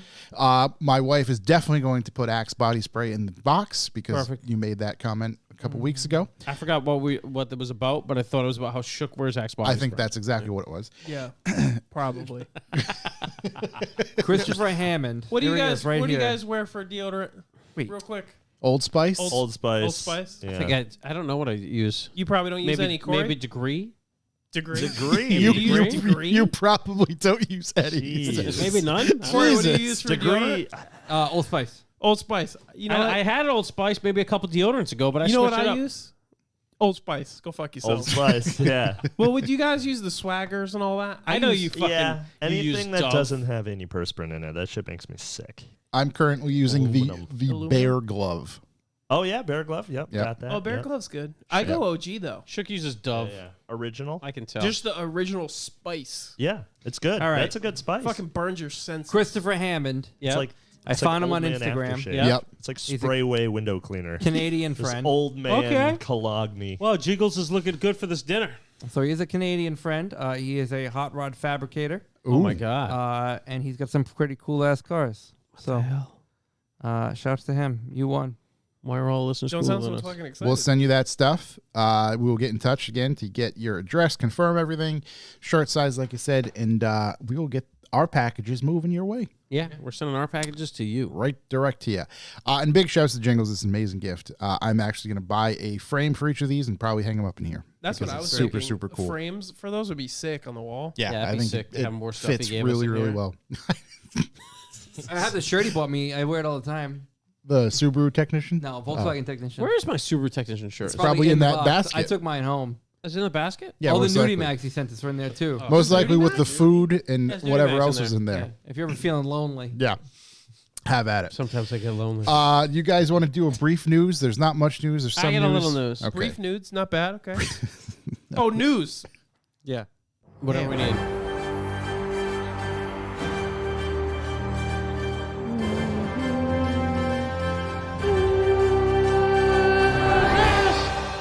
really light on the volume there. Really was- accentuating my vocals. Yeah, I was really bringing it out. Love that. Yeah, really get me going there. Let's see. I got news. Okay. Well, boys, Mm-hmm. Hyundai recalls 44,000 SUVs over fire risk. And I know you may think Chuck has mentioned this before, and you'd be rightish, but this is a brand new recall on top of the previous mentioned recall. So is it a recall for the fix? No, this is a recall for more cars. Oh, okay. Ooh. Hyundai has warned owners to park these babies away from buildings or other cars. This is the 2000 Hold on, wait. Away from buildings or or other cars. This is the 2018 Santa Fe Sport, which may contain, this is a quote from Hyundai, components in the anti-lock brake system that generate electrical currents too great for its fuses. This could cause an electrical short. That's where they end it, but they should put and then set everything on fire. The recall expands on a safety notice the company issued in February that affected more than 350,000 Santa Fe's and Santa Fe Sport and Santa Fe Cell and Tucson's from 2014 to 2019 model years. They also contain components that could cause an electrical short and an engine fire. Hyundai may be the new Jaguar. I'm just going to go park next to every single one I see in a parking lot. Just I was just gonna stand say- outside of one. If there's a couple people that listen, if you could park all around my SI, I Yeah. do have coverage. It'd be massively appreciated. But yeah, there's just more of them catching on fire. They said they accidentally left these out the first time. Oh, okay. Yeah. It's only 40,000. I can only imagine how that meeting went. I could see him right now. The anti-lock brake systems can do what? What? Oh, so they overcurrent the fuses, so the fuses pop. Right. No, yeah, they pop into a ball flame. Yeah, exactly. That will burn a house We put or another 100 car amp near it fuses. down. 100 amp fuses on every circuit. So you Just- don't want those babies popping. Yeah, we're just trying to get a wholesale buy on 100 amp. They did like the Tommy Boy thing where they lit the car on fire and he's like, "Oh my god!" You could stick your head up a butcher's ass. Oh, you're way off, buddy. No, he says that the first time. Oh, he messes it butchers all it. I know up. he butchers it. I think he says he can stick his head up a butcher's ass or whatever. That's yeah. what I just said. To see his Okay, fair face. enough. Yeah, you did. Yeah. Yeah, you did. I was To reading see and his listening face to you. by looking at him. He's just tanking. Oh, Horrific. Let's see. Here's a bit of news. Yes. The new e-muscle cars that are coming out from Dodge. Cali Muscle. From Dodge's CEO, Tim Kuniskis. Ooh, good name. They are going to be limiting you're not going to be able to tune them, at least from what they say. Sure. Let's see. And they're going to, behind the limitations, Dodge wants to make sure that customers will tune their electric muscle cars the right way. Oh, yeah? what? Excuse I mean, me? Dodge has never failed us in power. No. all it's gonna take is one fucking nerd with a Raspberry Pi. So that's the thing is like making I think making a statement like this, Takeovers. being Dodge, exactly. That's exactly what is going to happen. E-muscle bitch. No one's going to hear him coming. Let's see. They're saying it won't be tunable by third party. Again, like Try me. it's going to take a computer. Standalones can do amazing things. Right. Yeah. There's going to And be a there's lot Florida of things. after all, so Yeah. We're totally under the coverage of Florida. Imagine getting hit by the Emissions. most silent murder vehicle. No, ever this isn't created. going to be silent. It's going to be whining like a cat, Those dying. tires are going to be wailing. Yeah, like yeah. you hear that? It's like. Right. Like, and you're just dead. Like, there's no. It's like a silenced sniper rifle, just miles Shook, away. actually, can you bring this thing up? I know we've talked about this a handful of times, but if you go to motor1.com and then I just lost my page here. I don't even hate the look of it. I So hate that's the what idea I of wanted it. to bring up. What is this thing? Motor1.com, just go to Dodge Electric Muscle Cars won't be tunable, and that'll bring it right up. But about halfway down, there are some still images. Now when Chuck, you nailed the Google this time, by the way. There we go. There it is. Scroll about halfway down. I'm trying the mouse. There we go. now that's a full electric drivetrain, or is it that Daimler electric automatic transmission where the IMA is in the trans? No, this has Flash Gordon on the side. It so does. I think it's fast. I mean, the car looks like a Camaro. That's cool. It's got odd shapes. I got a Challenger vibe from it. I mean, it really looks like a Gen 5 Camaro. Whoa, I do see. Ooh, it says stage 2 on the Oh, I think dash. stage 2 already. Direct connection Well, as well, here opposed we to are. direct injection. Oh, that's the Banshee. It's Banshee. a Banshee. Those usually howl, so that makes sense. What does that give us? These are just numbers. No, not to scale. 670 horsepower. The numbers, Mason. Notice. What do they They mean? ran out of page. Yeah, It's just not to imagine scale. that it's crazy. way up. Look at the arrow on the left. Go back. The arrow on the left, it goes up and just says more power. Yeah. More power, baby. What's the right stand for? Don't worry about that. It's just Right. it's just an upgrade. It's not It's to a scale. one Not dimensional. set to scale. Not to, really confuse things, but the 340 model is going to be So the base 340 has 455, 455. and the top trim has 670. This is the stupidest fucking graph I've ever seen in my life. So all the way So to if- the left, because you can't see it, there's an arrow pointing up. This is more power. Yeah. And then as you move to the right, you are clearly seeing models of cars that have more power. But then the 800V SRT Banshee is in its own gray area With a no man power figure. screaming at the top of his lungs next to it. That And it says says not to scale. not It's this to guy. Who scale. else Right. in the level car say yeah? That's the Banshee. No, they really had a good opportunity here with their badging and labeling. They could have just associated those to power levels, numbers, right. right? But why on earth I don't would want to you have wanna- to cross multiply to figure out what my volts equals in horsepowers. So 455 to 340. We literally need to find the slope here. So if somebody could Y equals MXB on this power ratio. Right. Still ain't us really getting it done. Yeah. But again, it's not to scale. That's true, yeah. And it's not to... DCE stage kit concepts upgraded enabled by crystals, obviously. Oh, right. This is the Kyber crystals. crystals. Right, Yeah. I forgot. By Yeah. crystals. So you find crystals. The Kyber crystals from the Star Wars thing in Florida. And then you put them in your these are lightsaber. Different crystals, Josh. These are healing crystals, and you have to make sure you Oh, I swap thought the it was essential meth. oils every Right, 6,000 yeah. miles. No, it's definitely meth. It's I thought it 100% was meth. meth. You get Yeah. it, you put one of those It's waist that straps blue. on. It's that blue good. Each crystal's good for about 2 hours. Listen, I still don't think it looks bad. I No, don't I think it think looks it looks bad. all right. I think this is hilarious. I think it looks like a So look fifth-gen at the Camaro. look at that front. like side profile. Look at the symbol side there. profile. That looks like the current body style SS1 Elite. It I ain't does. mad at actually, it. Yeah. No, I don't hate it, actually. I It's a like good the look. I Banshee mean, the guy. Camaro's a good looking car, but Honestly, It looks like a sticky Mickey's on all four. Those It brakes does, are yeah. hysterically small. you don't, Don't you need don't need big brakes on don't electric. need them. That's true. Do Brakes the for reverse wimps. inertia Didn't charge. even think Yeah. of that. yeah, they Center lock played you. wheels all around. It looks. Will they come with That's center just lock the wheels? cover. Fact? I doubt Come it. on. So Rotoform did Come that. on. Oh, okay, minus right. They're the trying to huge, compete with the Meanwhile, GT3. Hyundai's catching cars on fire that aren't electric.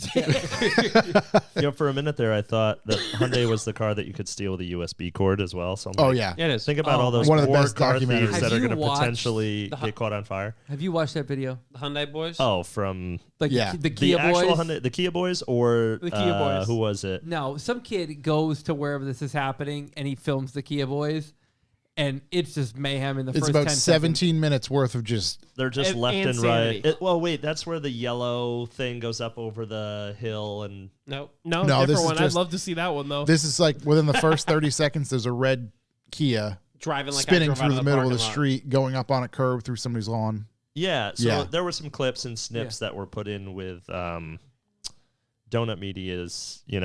Basically they told everybody how to steal the Kias, Yeah. just Yeah. so Yeah, you yeah. could be. But then they said, don't do Don't this. do But here's this. exactly how to do it. Yeah, while you're out Yeah. there, They don't. did some insignificant blur out thing that still showed exactly what to do. Yeah. Yeah, and then all of a sudden, more Kias are being sold. Right. And they're like, what the fuck is happening? Well- Also, can we talk about how the best part about this is? Well, aside from it, if it's going to be blasting a cat noise out of a speaker that's hidden somewhere in it, that the muscle guys can't rev it now at me at stoplights. Oh, no, there's that going to definitely be about modes it. for that. Yeah, yeah. Right. They're going to solve that. neutral mode. I hope that somebody creates a hack that I could download on my phone so I could change the noise. So I can make it sound like a big fart. Like if some dude's like a revving at Tesla? me, I was I gonna just say Tesla Bluetooth already into did it and that, change rev noise to a fart. Like Tesla. Yeah, exactly. Yeah. Say one at Tesla. Let's see. What else we got for Garbage. news? I have a piece of All of motorsport them. news. That's Like- What do you pretty got from funny. Motorsport news? All right, this I don't know if anybody's. Obviously, we have a NASCAR podcast for this, and that's Oh, you're where gonna these start boys. covering their news? You're like, we got That's hot where news these before they boys, I'm record. sure, dove in deep on what happened. But Deep.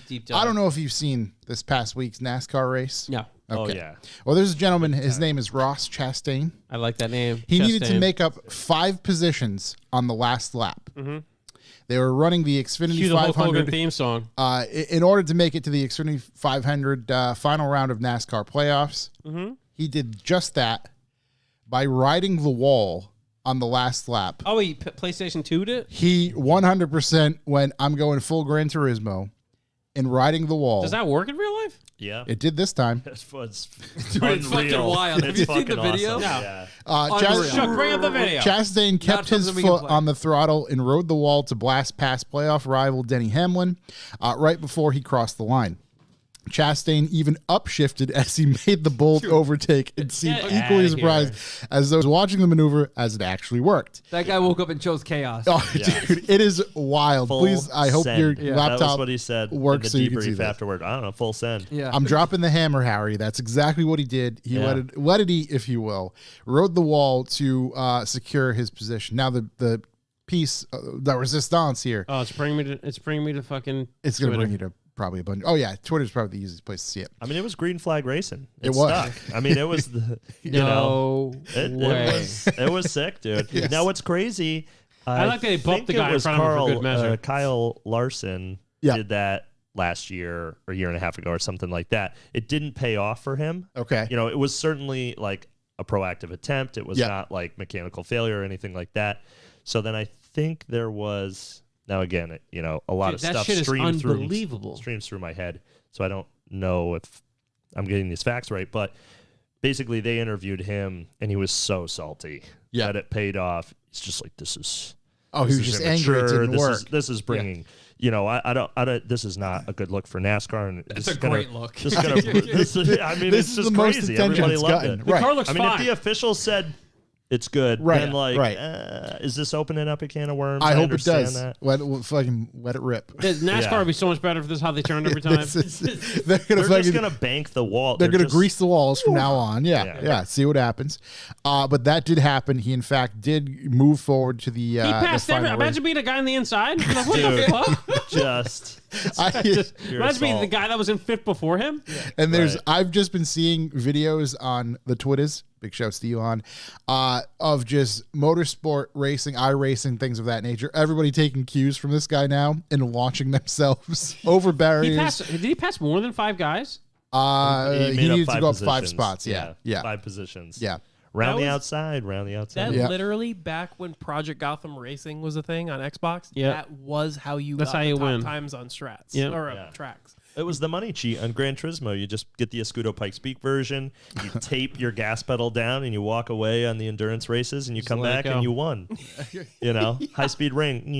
Yeah, just let it do its thing. Yeah, 200,000. It was an 200,000. amazing maneuver. If you want to hear more about that, I'm sure you can listen to the Circle Jerks because they'll dive in and explain exactly more, the before, the after, and the potential ramifications of this gentleman making that move. Will NASCAR say yes? Will NASCAR say no? Obviously, for this race, they can't say Tim shit. Connor said NASCAR said there would be no rule changes. Oh, no. Oh, fuck yeah. Yeah, I mean, we'll see at year end, or you know, Right, no into immediate the rule next year. changes. Right. I mean, the fact is, it's stuck. They gave it to him. Boom. You know, they can't retract that. Boom, let's fucking go. But Because, I mean, there is there has to be see concern. Like, okay, Yeah, if now everybody is starts doing this. just riding the wall. I wouldn't even be concerned. I think that'd be great. Yeah. So that's half-inch plate on must-see the right television. side of the car. So that's what I was going to say is like, okay, there's obviously issues if you ride the wall mid-race. Right. But if you, it's like the PVC last pipe, baby. like the last 30 seconds of a basketball game, everybody's just gonna fucking ball out, and there's gonna right. be cars Just riding the wall mayhem. everywhere. I mean, you know what? I mean, more NASCAR than- kind of wants More than That's- one that's guy what I mean. doing they it. want That's crashes it. to Yeah. checkers and It's and like all that pulling the stuff. goalie the last 2 minutes. Right, Yeah. exactly. Yeah. I mean, Dude. that's why they did all this yellow flag stuff and rebunching the field, and because the people watching love the Wanted restarts more. and they love the crashes, and you know. Yeah. Now I've worked as a crew person in racing for a long time, and I feel for those guys that they have to be swinging hammers and turning those cars around and fixing them, and I mean it's absolute hell for support, you know, staff, but I mean it's crazy. How much damage do we think was A done? win's a win. It didn't look like a lot from the 13-second clip I saw, so I'm assuming it was I mean, fine. you're talking everything on that side of the car is wasted. Every single thing, you know, full body, all the Nerf bars, everything, you know, the door bars that go out into the doors, the rear end is shot. Anything that made contact at that speed, at that G load is suspect. Wheel bearings, uprights, control arms, all of it is getting replaced. Now they have huge budgets and they have backup cars and practice cars, and you know, you're going to 43 races or whatever it is. They have multiple cars. You know, they appear to be the same at the race, but they certainly, you know, a fucked up car goes home and then they get another backup car and whatever. But still, I mean, just the turnaround. That's why it has telling to me. it has to be done in this scenario. Last lap. Sure. This is your last shot. Right, you're not going to go out and qualify and Right. beat that lap.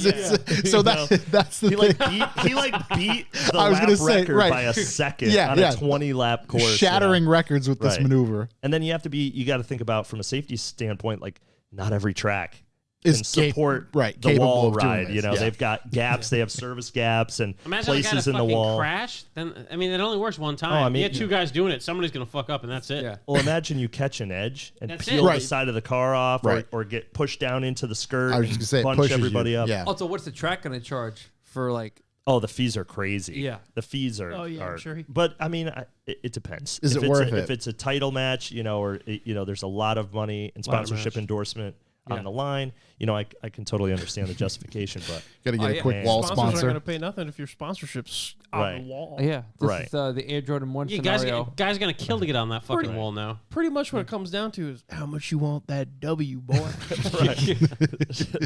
Foot to the floor, ride the wall.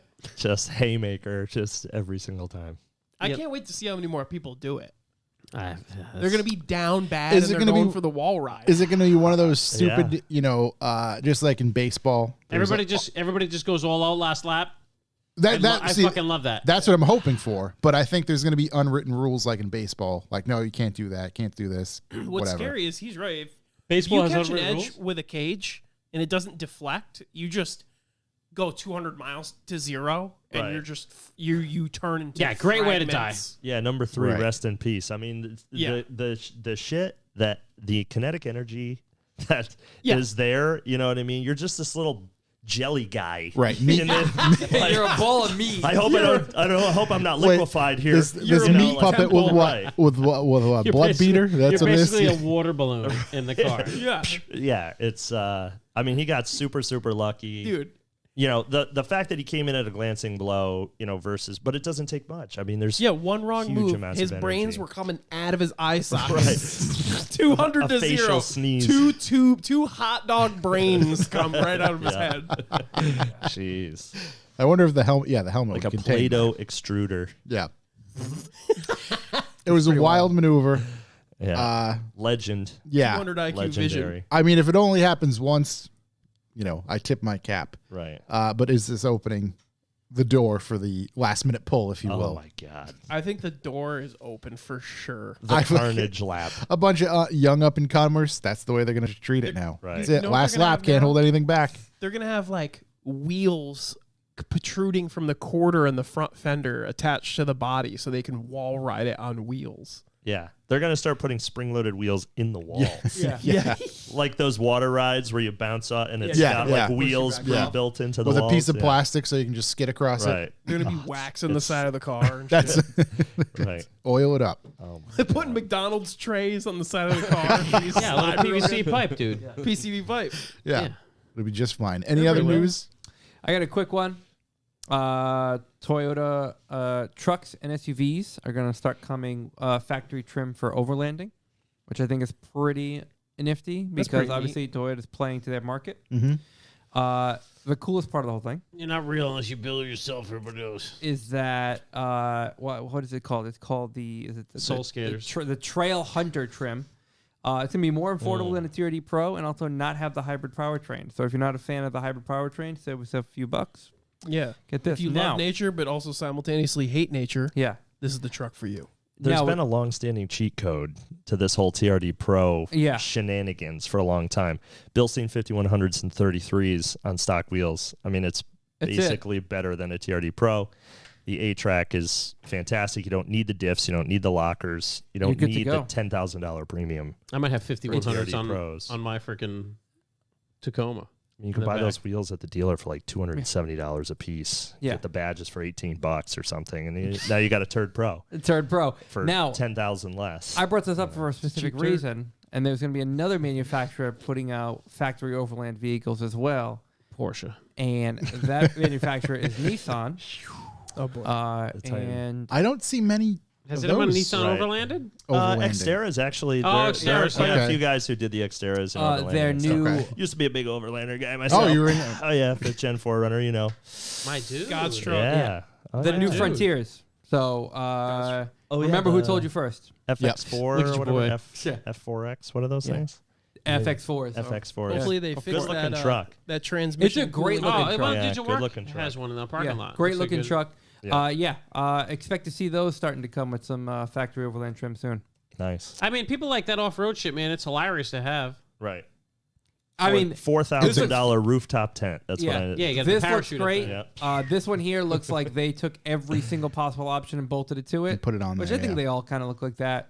But Little it's cool to stick kind on of it. buy some of this stuff straight from the factory. It As a certainly trim seems level. like it seems like it's still growing market. It's smart for Toyota to play to their market. They Yeah. get it. And like the thing is, it's like, hey, if people are gonna buy these things and spend money with someone else for all these parts, why don't not? we just make the money Yeah. instead? I have to say, like, again, Toyota doing what they seem to be doing best these days is, people like that, let's build it. Yeah, let's Yeah. do that. Yeah. So I actually tried to get into that whole, just staged kit, let's call it, market for new trucks. And I have a couple of customers and friends who own Toyota dealerships around the area. And actually one of them that I had approached about doing that ended up opening a business of his own doing that exact same thing. Overland Yeah. something or whatever. His family owns not Westboro Toyota, but Wellesley Toyota. Mm-hmm. Okay. And so he sure. worked out a deal where the cars leave his dealership, they get prepped for overland stuff. They have their line of products, or they're working with, some other Handful of vendors. yeah, right. And then they do the install, and they actually cover the warranty privately on those items under the dealer. So that was kind of the big issue, was warranty stuff. Yep. Okay, if I modify my car, what do I have for a warranty? Now, the benefits of being backed by, the manufacturer, you're willing to even pay a premium on top of Yeah. what you would pay an aftermarket installer, because you're going to get a warranty. Yeah, you're going to know. You know. Installed correctly, correct components, they can prove or somewhat Right. prove. Right. It's all been done right. Right. covering that dealer warranty. Yeah. Yep. Priceless. Isn't that pretty much what Dodge does with like AEV? Because Who? AEV is technically like an aftermarket company, right? But Dodge still. Well, Ford did it with warranties Mountain Tune, and Ford did it with. What? AVE? AEV.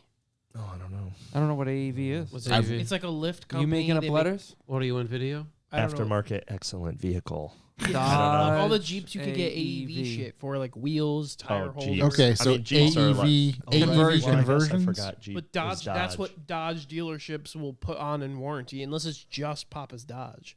Interesting. I don't know. AEV, the Prospector package starts at $16,000. Yeah, I was gonna say it's like $15,000 for a lift and tires. 3-inch comes with a pickaxe on uh, the back, Yeah, it's baby. just- front with their bumper, low prospecting? tube. Yeah. Comes with a Comes with one gold tooth. Yeah.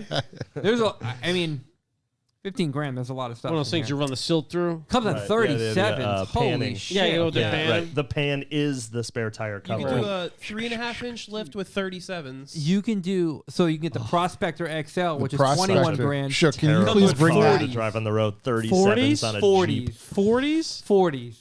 My Uh, God. 40s? Shook, if you just do Prospector I'm just XL talking about them Larry AEV, Birds. please. Yeah. Because 40s. look at the fucking snorkel and mushroom cap that is on this Dude, truck I've right been now. dying to get a fucking snorkel. I don't even know why. Going to Rubicon. This thing, Nah, this prop, never going whatever that this deep. thing's called. Dude, it just ruins your interior. No, just go to the all. But I got a snorkel. I made it. There's a bridge right Let me over get rid of Rubicon. Yeah, make sure you search XL. Fucking go underwater to destroy your entire interior. Right, yeah.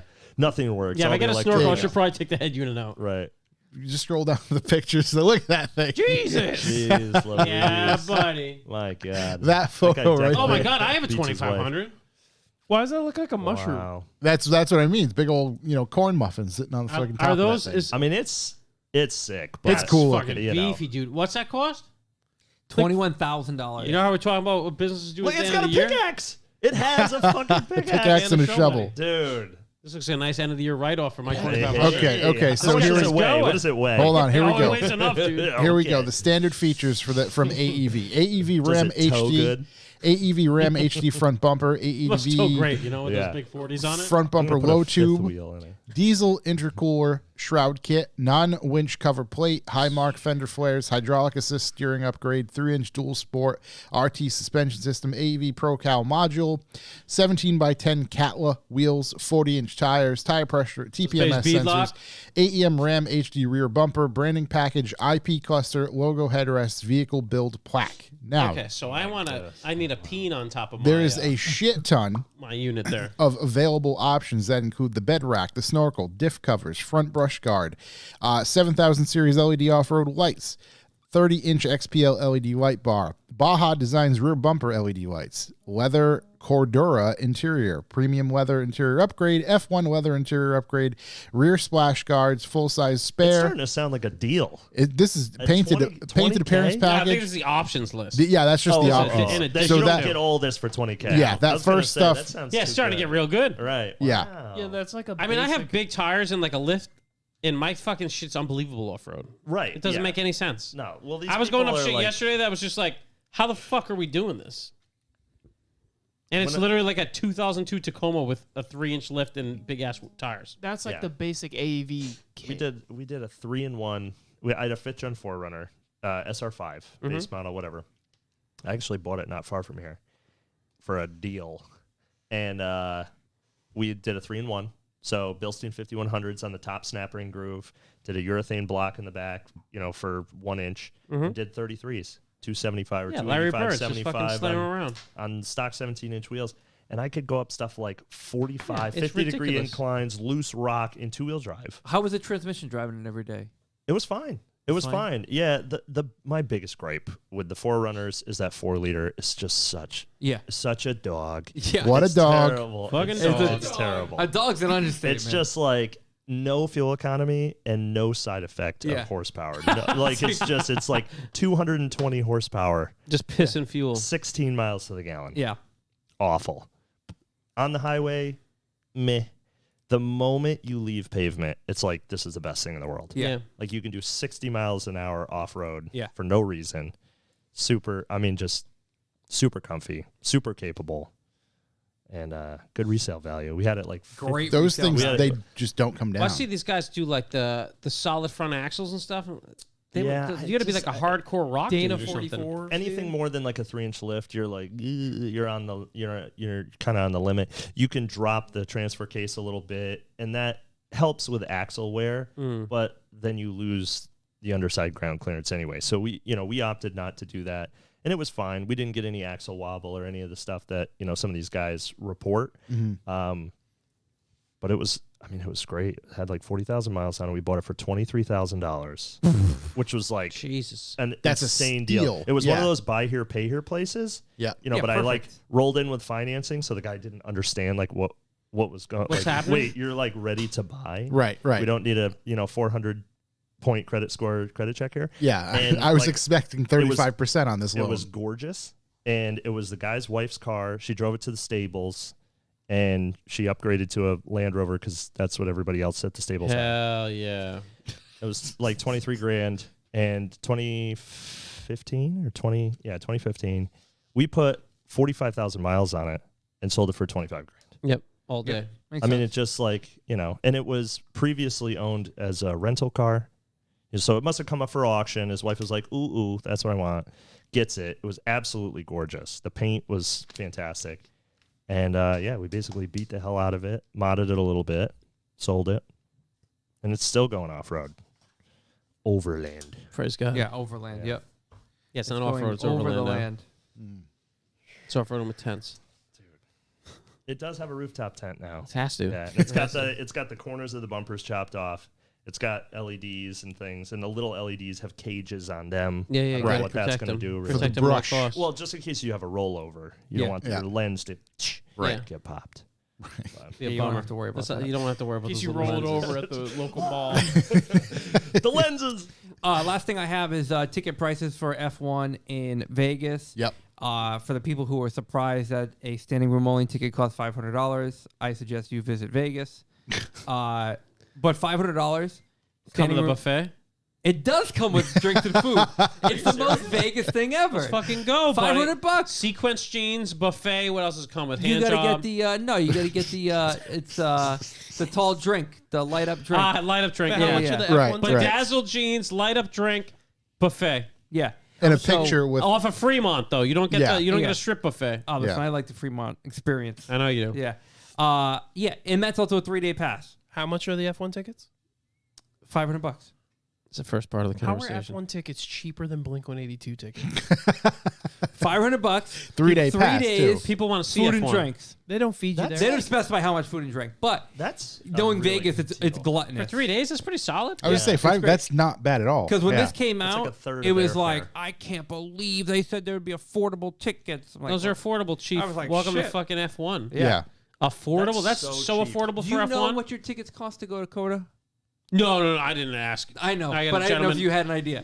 One of the vendors grabbed them. No. I didn't even bother looking. That's Yeah. buffet for I'm sure it 3 was more days. than that. You get food for It doesn't 3 specify days. how much food or drink. It just says it comes with food and drink. I But wouldn't it's just say- like- So let me get days. this straight. You I get can a eat tube there of for 3 days. Smarties and one. Yeah, but it's still food for 3 days. It doesn't no, specify no. if Is it's it 3 food days. for 3 It days? has to be. My guess is it's buffet during the race or race Right. day. Yeah. It's probably pickled eggs during the race. So Yeah. line your pockets with Ziplocs. Yeah. You've been having mac and cheese for 3 days. Carb Now- up, yeah. Now, that being said, yeah, that's the MSG Sphere includes food and non-alcoholic drinks package. So package, I don't know, package. That sounds like it's food for 3 days, Sean. That sounds like it's food for 3 days. Yeah, they can suck my package. They better be giving me fucking food every day. Some of the other tickets prices are about $2,000 to $2,500 depending on what corner. Wow. And then lower tier tickets that cover 4 days of action, which I don't know what happens on the fourth day. That's a lot of action. They cost about $10,000 a piece. Wow. So, Fourth day is really the expensive one. There is what I'm catching from that. $500 is a hell of a deal. Also, having just been in Vegas, I saw they had the signage everywhere, and they kind of had it lined out where the track is going to be. It's gonna be fucking wild. Dude. Yeah.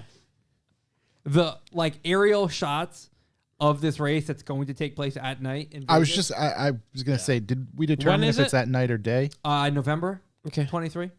That's coming up then.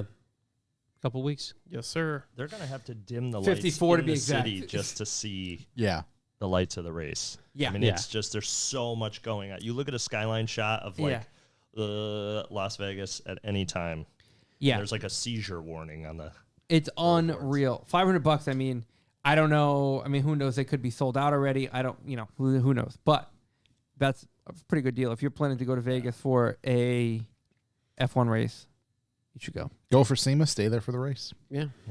That's true.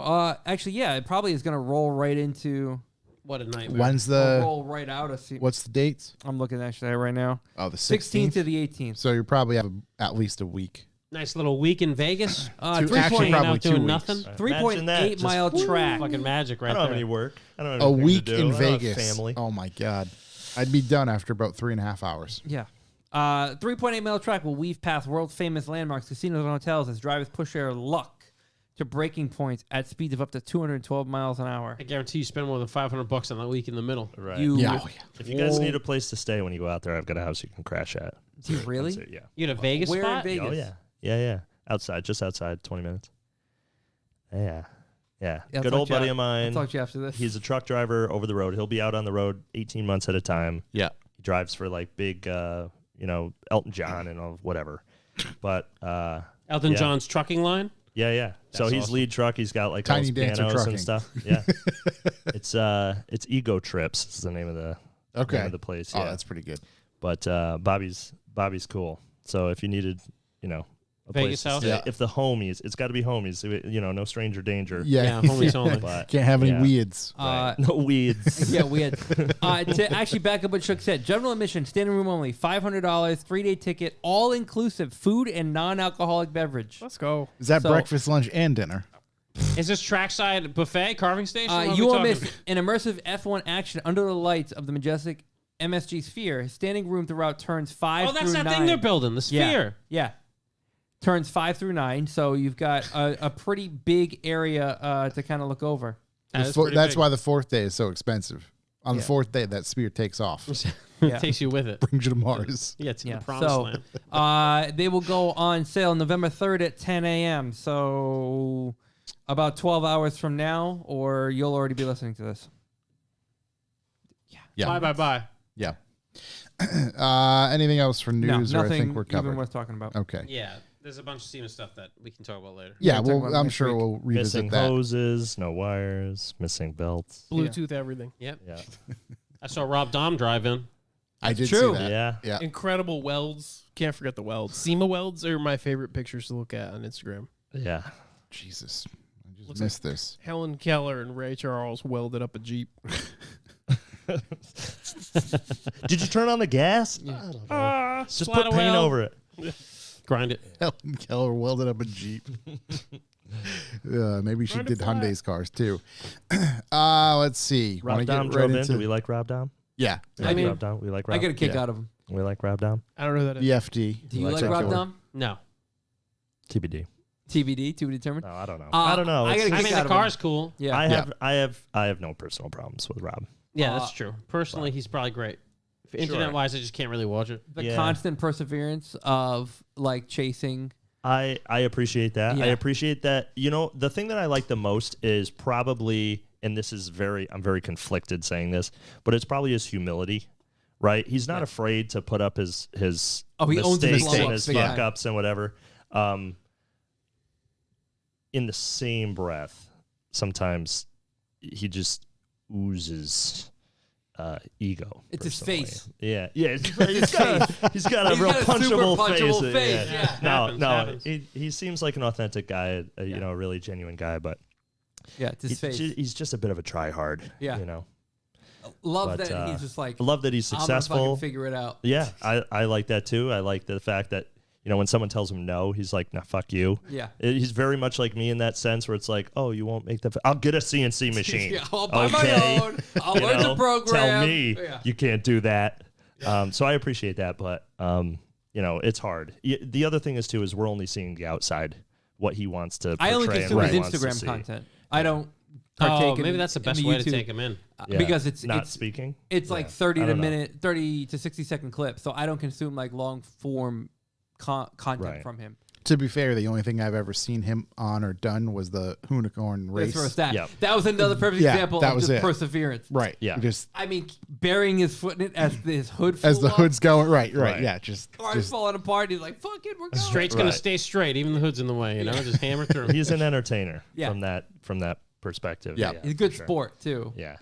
There's just something that seems disingenuous. I don't know. Can somebody be that surprised and bewildered all the time? It just, I don't know. no. I think that's probably. And again, I don't watch his channel, but that's probably just the YouTube thing kicking in. You got to be. You know what I mean? The It sells. over It sells. It's the only thing. I mean, it definitely overzealous. sells, At dude. Grid Life, there was like a ring of 50 people thick around him all the time. He's Yeah. going to start it up. He's going to rev it. He's Yeah. going to get soot on my face. I can't wait.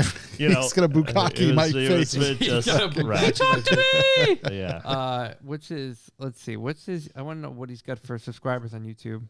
More than A us. bunch. Yeah. Yeah. More than I mean, I mean, speak he's for got- he's yourselves. got a I got almost million. 36. He's got a shit. million, so Yeah. Oh wow. Yeah. That's Jeez. a yeah, decent nothing to amount. slouch at. Yeah. wow. Most We're popular, up to No, I 1.2 probably- thousand. Woo! I probably Yeah, have yeah. 130. Couple guys with I don't know. 1.2. Yeah, I got Here you go, 1.2. 1.300. Yeah. I like that. 0.300. The yeah, I made like I was trying. You know, I'm just trying to do Yeah, the yeah, yeah. YouTube thing. Yeah, At some it's point, I'm like, It's annoying. It's a stream of money. I'm trying to scoop my hand into it. People either think I suck or I'm lame or they want to watch. I don't give a shit. Yeah. Like, let's just put it up here. I did a one-take video. Boop, record, boop, and Yeah. upload. No edits, no Lightroom, no, you know. And then I listened to it, unfortunately, a couple of times and I heard myself speak and I'm just like, God Isn't that the worst? damn it. I hate it. Sound like Kermit the Frog and Chelsea Denofa mixed together. I just couldn't take it. Here you have a Honda Fit with an I hate this. Right. God, I suck. can't No do it. wonder Yeah, I I can't do deserve it. 133 followers or whatever. Shit. Right. Yeah, I suck. Well, on that note, where you may have YouTube shortcomings, you excel in many other things. Yeah. Yeah. So please, what do you do on a day-to-day basis? What is the shop that you own and work at?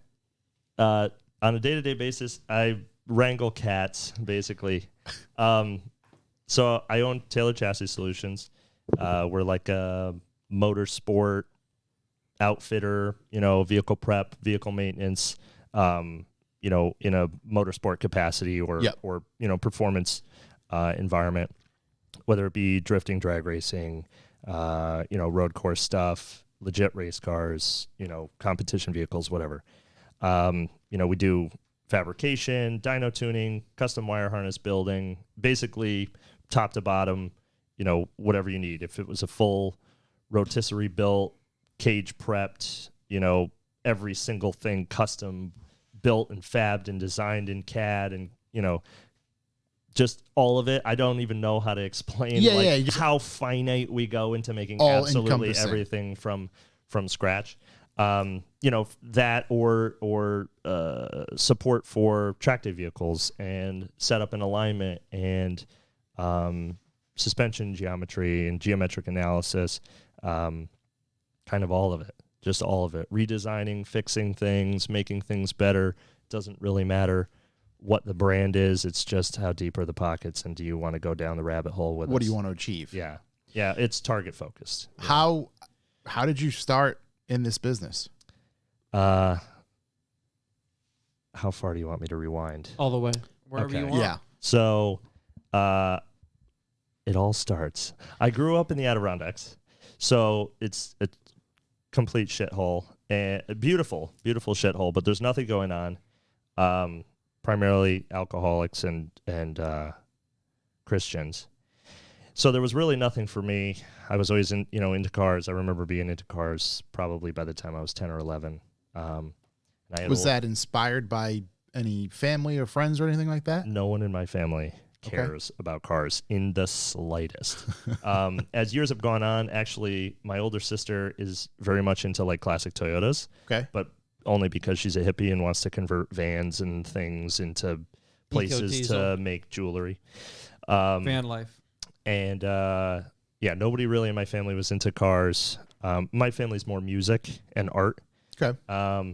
But there were some people in this small area where I grew up that were into cars. I mean, I'm talking 5 or 6 people, and we were separated by many years of age. So my older sister was about 3 years older than me, and the guys that wanted to date her were about 2 or 3 years older than her. So they had cars, and for whatever reason, all the guys that were car guys in this area wanted to be her boyfriend or associate in that way. So they used to come up to the house in the middle of nowhere in the woods with Hondas, Hondas with B16 swaps and all this shit where I'm like, holy shit, how did you get that motor? And blah, blah, blah, blah, by that time, by I think 11 years old, I had a Honda Tech account and I just literally memorized the entire FAQ.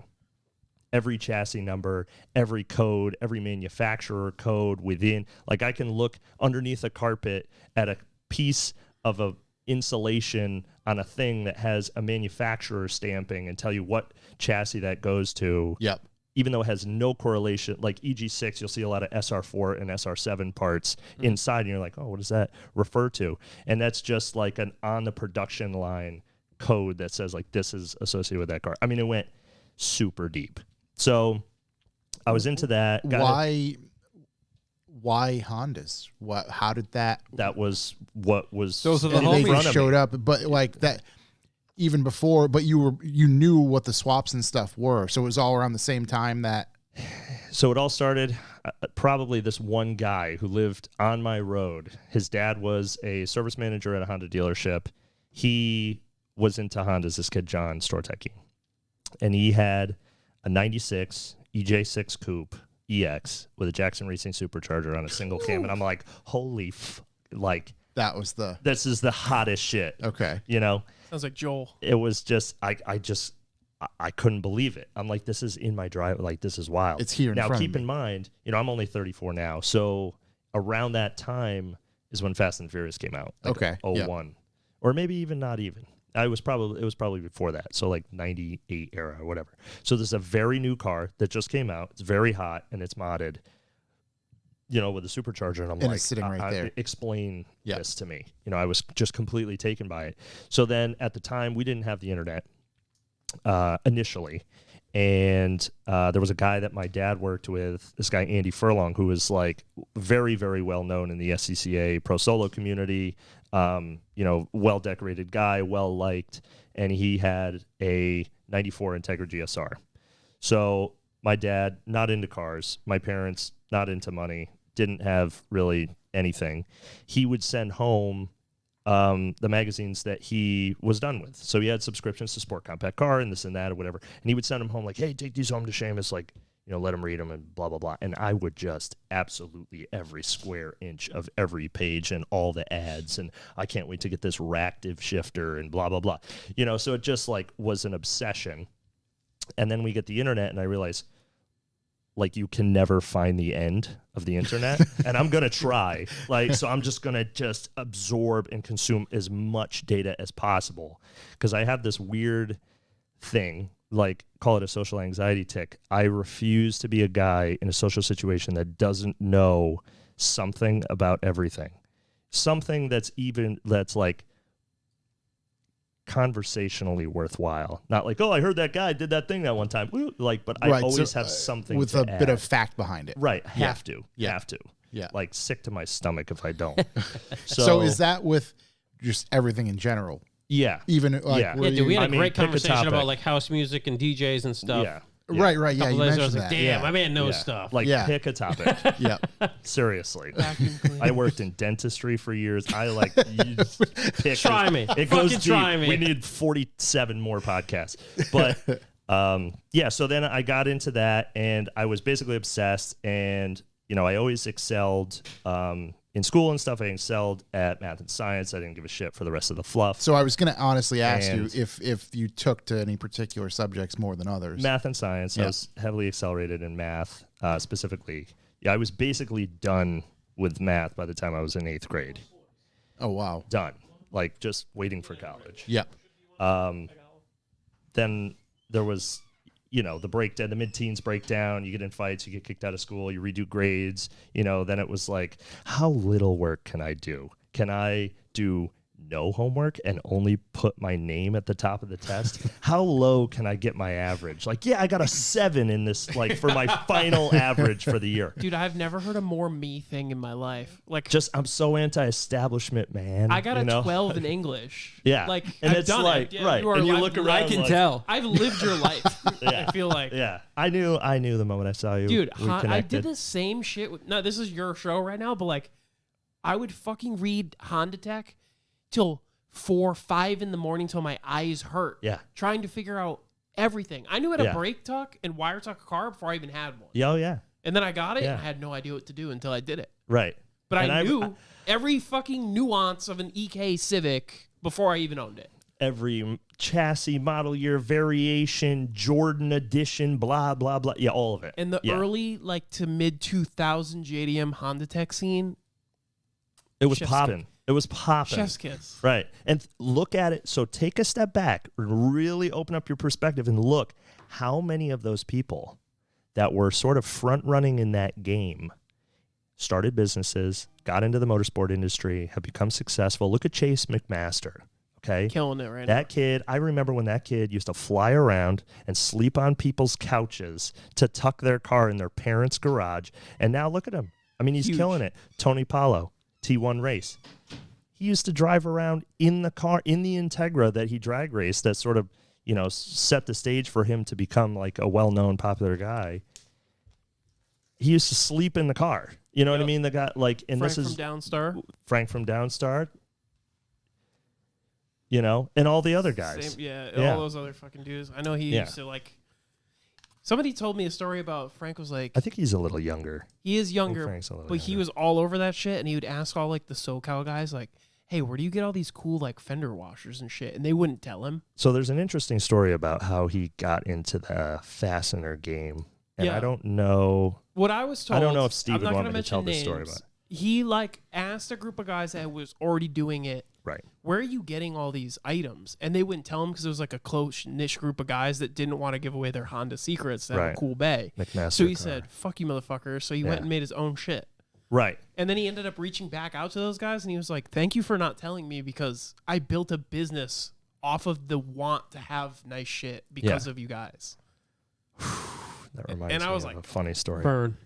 Yeah, that reminds me of a funny story with Yuri at Wiring Specialties a long time ago, and I don't know if I'll get into that right now. But yeah, so then high school started to turn into shit, and I didn't give a fuck, and to be quite honest, and I was in a very, very small town. So like graduating classes were about 50 kids for a whole grade. Yep. So very, very small. Everybody knows everybody. I was going to say everything. I'm just like, I need to get the hell out of here, you know? And so I dropped out of high school in 10th grade, and I went and worked for that guy, John Stortecky's dad, at the Honda dealership for like 6 months. And then they fired me for taking soda out of the customer lounge because I couldn't afford it from the machine. Whatever. So anyway, do what you gotta do. Right. Known this guy like since I was a kid. He used to his wife used to babysit us and stuff. Real sounds like a interesting guy. villain arc so far. Yeah, he interesting guy. He's got alopecia too, so he's got no hair. He looks very like Dr. Evil. Anyway, so then I bounced around a little bit in the food industry, and then got into, and it was for a short time, and then I basically strong-armed my way into working for this company, Synapse Motorsport. And they used to build turbo manifolds. This was back in like 2006. Turbo manifolds, turbo kits, all custom fab stuff.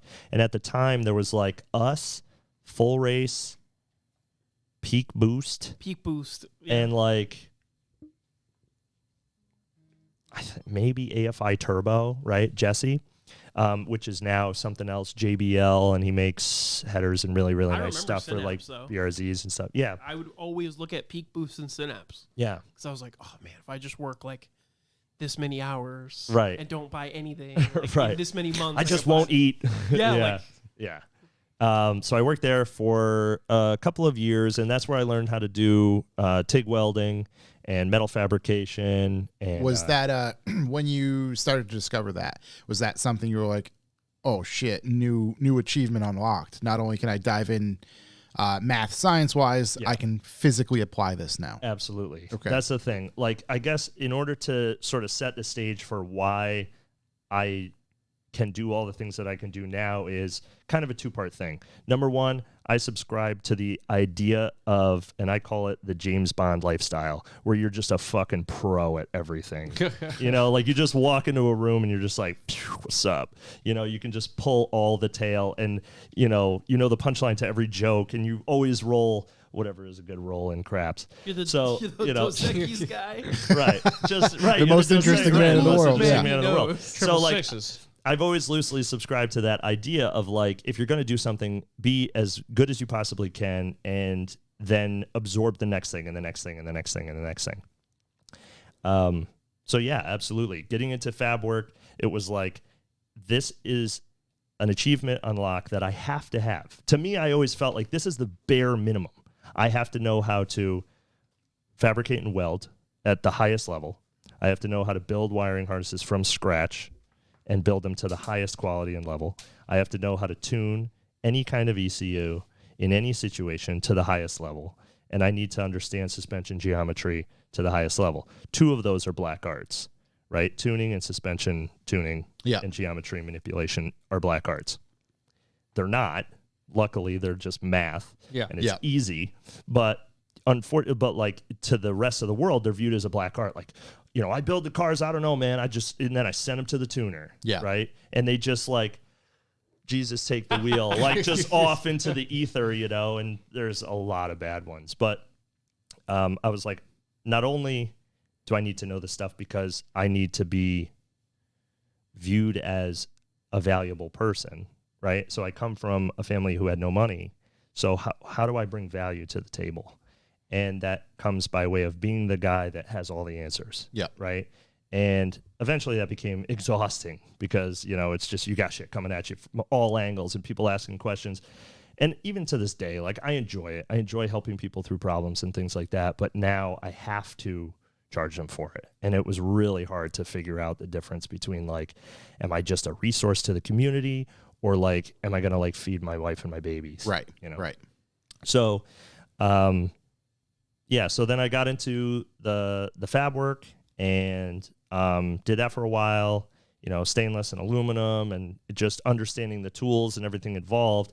And once you start, like, I'm a rabbit hole kind of guy. Once you start going deep, like, you just have to know absolutely every little microscopic, granular detail about every process and sub-process and whatever. So I love to understand and reverse engineer things and understand how they're made down to the most granular piece, from designing in CAD to programming G-code, doing CAD CAM stuff, to fixturing material into CNC machines, to picking tools and understanding offsets and setting.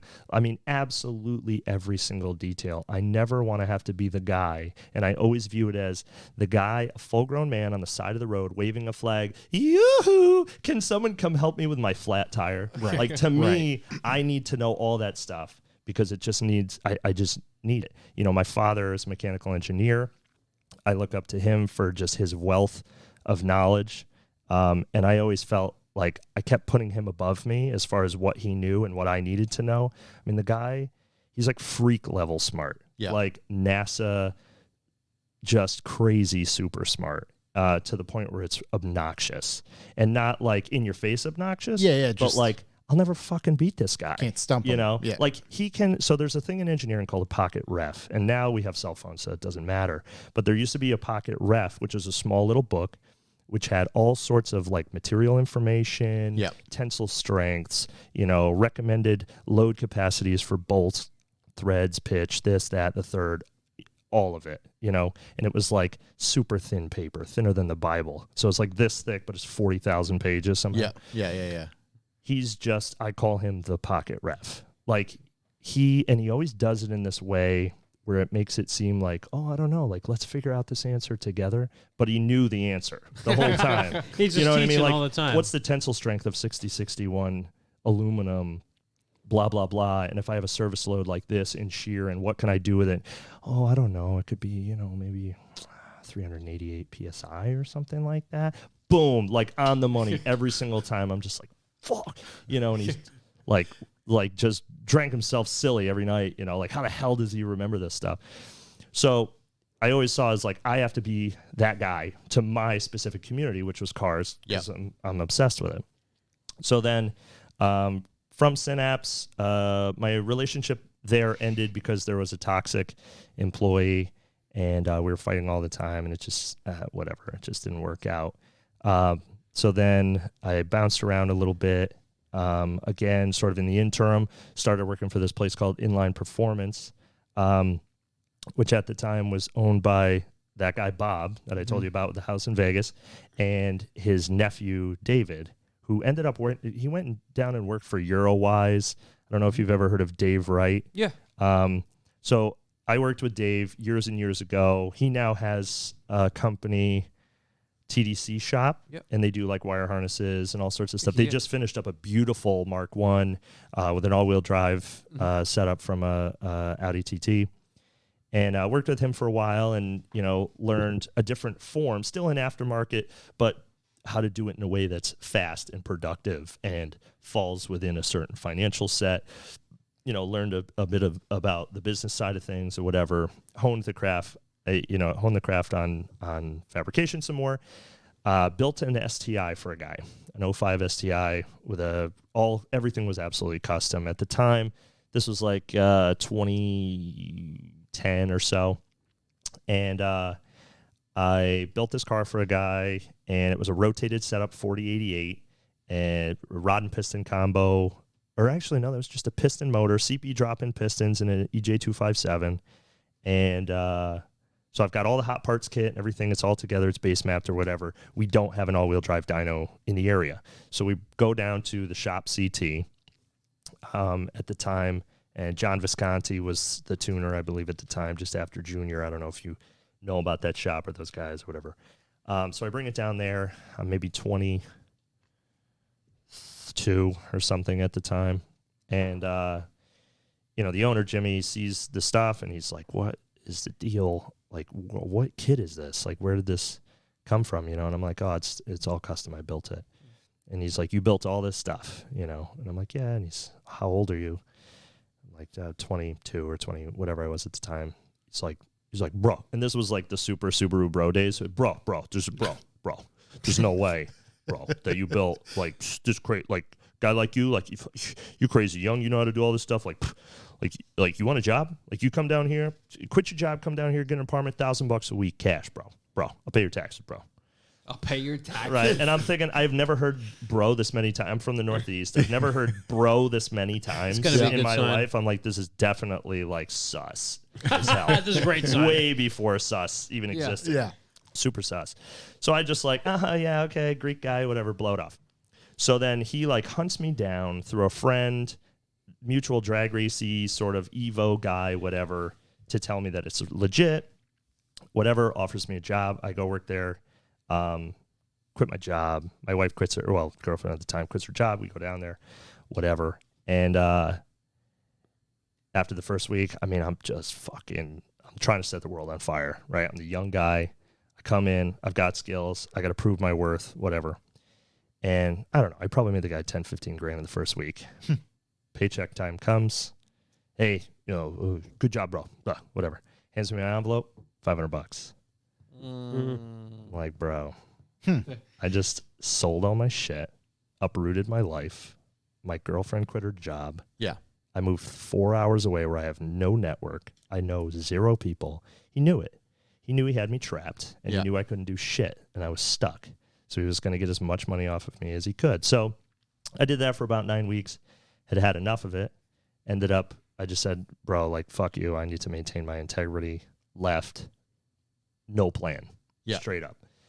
Find this body shop in Bethel, Connecticut. Talk to this guy, sweet old Italian man. I'm like, hey, this is the deal. I need this much money to survive. And I could survive on the $500 a week. Right. But like barely. Yeah. Splitting meals with my girlfriend. And tell him the story. He's like just blown away. He's like, I've never had somebody tell me this is what they need to live to survive. Give me a job. He's like I didn't know body work at all. Yeah. Nothing. I'm like, I will sweep floors. I'll clean the whole shop. I'll do shipping and receiving. I'll do anything you need me to do. I'll work as many hours as required, but I need to make X a week or I will not make it. I'll drown. He's like, yeah, whatever. So I worked there 3.5 years. He taught me light hit and heavy hit collision, framework, the entire body work side of things. I understand it. I absolutely hate it, but at least, I had a thirst for learning it and learned all that. Then worked at Accelerate. After that, I believe, was the jump. I might have sold cars in between that or whatever. And then worked at Accelerate with Josh, where I met Jamie Bracciarelli, which I don't know if you guys, being Volkswagen guys or no Volkswagen guys, know Jamie. Yes. I don't know him personally, but I used to go to Accelerate all the time to Okay. get parts. I know Accelerate. He used to... You worked there when they were on the hill? I worked there, the steel building. Yeah. Yeah, yep. This was before, I believe they bought EPL's side of the building or something like that, or EPL moved in there or whatever. But yeah, Jamie Bracciarelli, I mean, the guy is another dude that I found, just like happened to run into that just knows he's just a fucking wealth of knowledge. Yeah. Right. And I'm like, I have to absorb absolutely everything this guy knows and then some. So I just worked under him for a while and we became really good friends. We still, talk. He works for this company now that does super fast F80 M3s and McLarens and all this stuff. I can't remember the name of it right now. In Florida? No, it's in Connecticut. Okay. Yeah, it's one of those 3-letter acronym things. I whatever. Yeah. I'll get back to you. But he's fantastic. So I learned, a bunch of stuff from him about engine building and transmission building, and all the while back before this, I was already doing engine building and transmission building, and had built some cars for myself and things. Primarily, another reason why I needed to know all that stuff was because I was broke. So I needed to do it absolutely all myself. And I didn't want to have like some ragtag piece of shit. I needed to have something that justified my status, let's say, my intellectual status in the community. Because in Albany, where Synapse was, there was a huge street racing community. Huge. Yep. I mean, we had fucking fast cars. Everything was 500 plus wheel horsepower, all roll racing, all Hondas versus Supras versus, Turbo Boosas. And it was crazy. It was crazy. the cars that we had there. So like, it's pretty advanced. We're sort of on the cutting edge around that whole Synapse time. That was very cool for me, being on the cutting edge and, sort of being visible for the first time ever. And even though I was very much in the background, in terms of still part of something that was pushing the envelope, which is very cool. We developed a new turbo kit when the Turbo Cobalt SS came out, which was very cool, stock placement-ish, 2871R, which was cool. The Hyundai Genesis, actually, we developed a bunch of parts on Jeff Ricka's wife's Genesis, which he owns Gen Racer and 240SX motoring and all that stuff. But yeah, it was cool. And,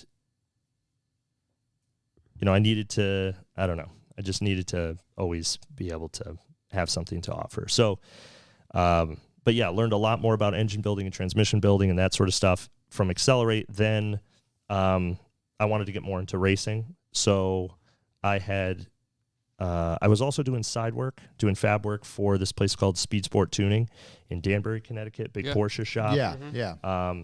And Spencer Cox, who, rest in peace, he recently passed away from cancer. It was funny because he was a tough ass to everybody that worked there. And everybody always used to get pissed because he would take me on the loading dock. We'd smoke cigars and he'd ask me about my life. But some other guy would be like, back to work, he was just real fucking hard ass. But for whatever reason, he liked me and he took me under his wing. And he knew that I was struggling, and he knew that I needed money, and he would throw me these fab work jobs on Ariel Atoms, tons of crashed Ariel Atoms that needed back halves welded back on, and doing custom intercooler setups on.